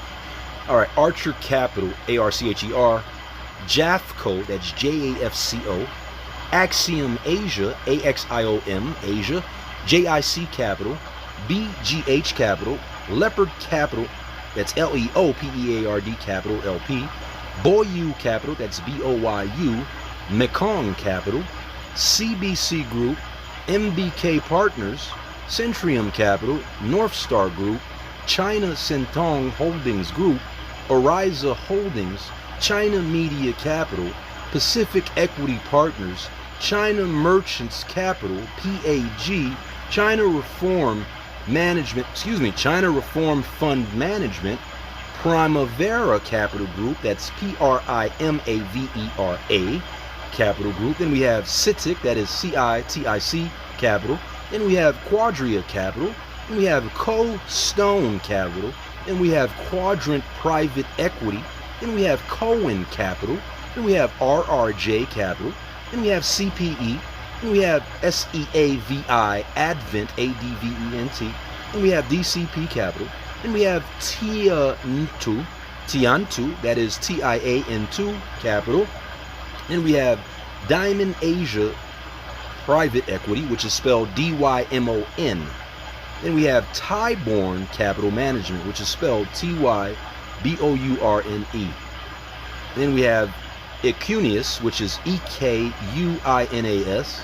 Then we have Yunfeng, which is YUNFENG Capital. Then we have Fountain Invest Partners. And we have, and Fountain Invest is one word, by the way. And we have Zhonghe, which is ZHONGZHI Capital. Then we have Hill House Capital Group. Hill House is one word. And finally, we have ZWC Partners. Now, EMEA, Asia Minor, Asia, I forget what that stands for again, look. There I go, I gotta look it up just to get it right.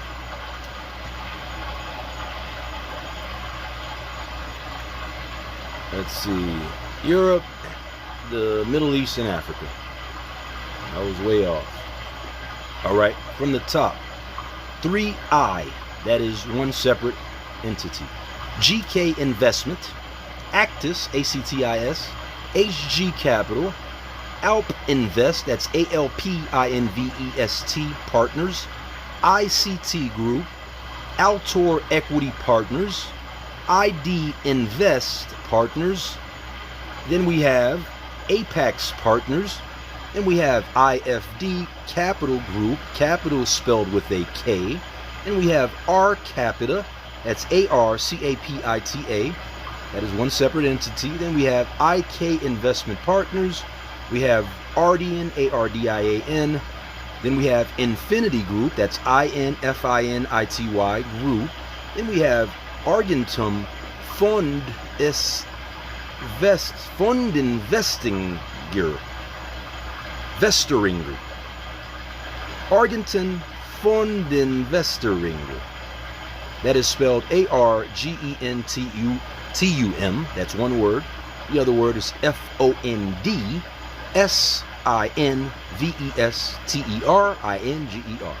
Next we have the Immediate Capital Group. Next we have Axel, that is AXCEL. Then we have InvestCorp, that's INVESTCORP. Then we have Aurelius Group, that is AURELIUS Group. Then we have Jadwa Investment.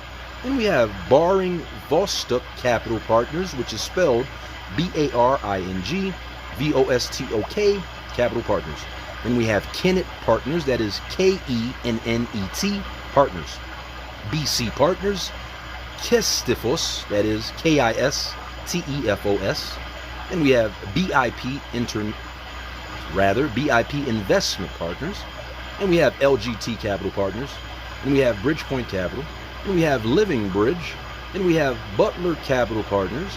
And we have M. Goldsmith, that is GOLDSCHMIDT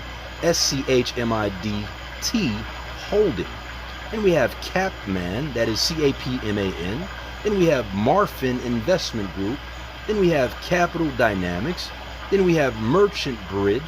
Then we have Capvis, that's CAPVIS. Then we have Meyer Bergman. Then we have Charterhouse Capital Partners, Mid-Europa Partners. Then we have Sinven, that's CINVEN. Then we have Mudabala, Mudab. You know, when you're looking at letters all night, they all start to merge. Mubadala, pardon me. That's MUBADALA Investment Company. And we have Close Brothers Group, that's CLOSE BROTHERS GROUP. Then you have MUTARES. Then you have Caller Capital, COLLER Capital. Then you have Nordic Capital, that's NORDIC CAPITAL. Then you have Conquest Asset Management. Then you have Norfund, NORFUND. Then you have Copenhagen Infrastructure Partners, that's COPHENHAGEN. Then you have Op Capita, that's OP. Let me say that again, OPCAPITA, all one word. Then you have C.W.OBEL, two separate words. Then you have PAI Partners. Then you have CBC Capital Partners. Then you have Pantheon Ventures, that is Pantheon Ventures. Then you have Daughtry Hanson and Co., which is DOGHTY, Doughty, that is Hanson, HANSON and Co. Then you have Partners Group, that's PARTNERS. Then you have DST Global. Then you have Permira, that's PERMIRA. Then you have Dubai International Capital. Then you have Phoenix Equity Partners. Then you have Duke Street Capital. Then you have Ratos, that's RATOS. Then you have EMVest, that's all one word, Asset Management. Then you have Silver Fleet, one word, Capital Partners. Then you have EQT space AB, two separate words. Then you have SL Capital Partners. Then you have Eurazeo. Then you have Sofina. Then you have FERD, F-E-R-D. Then you have SVG Capital. Then you have Fond Invest Capital, that's FONDINVEST Capital. Then you have Terra Firma Capital Partners, that's TERRA FIRMA, two separate words. Then you have GFH Capital. Then you have Unbound Group, that's UNBOUND Group. Then you have GIMV, that is one entity. Then you have VITRUVIAN, Virtuvian Partners. Last but not least, you have Graphite Capital, that is GRAPHITE CAPITAL. And there you have it. Now we also have private equity firm funds. I'm going to leave this open for myself, and it's going to be happy hunting. But check it out, yo. I done sent out about a dozen emails. I got a long way to go, but I'm going to try to see if I can get word out to all these people out here. We're going to get that bag, man.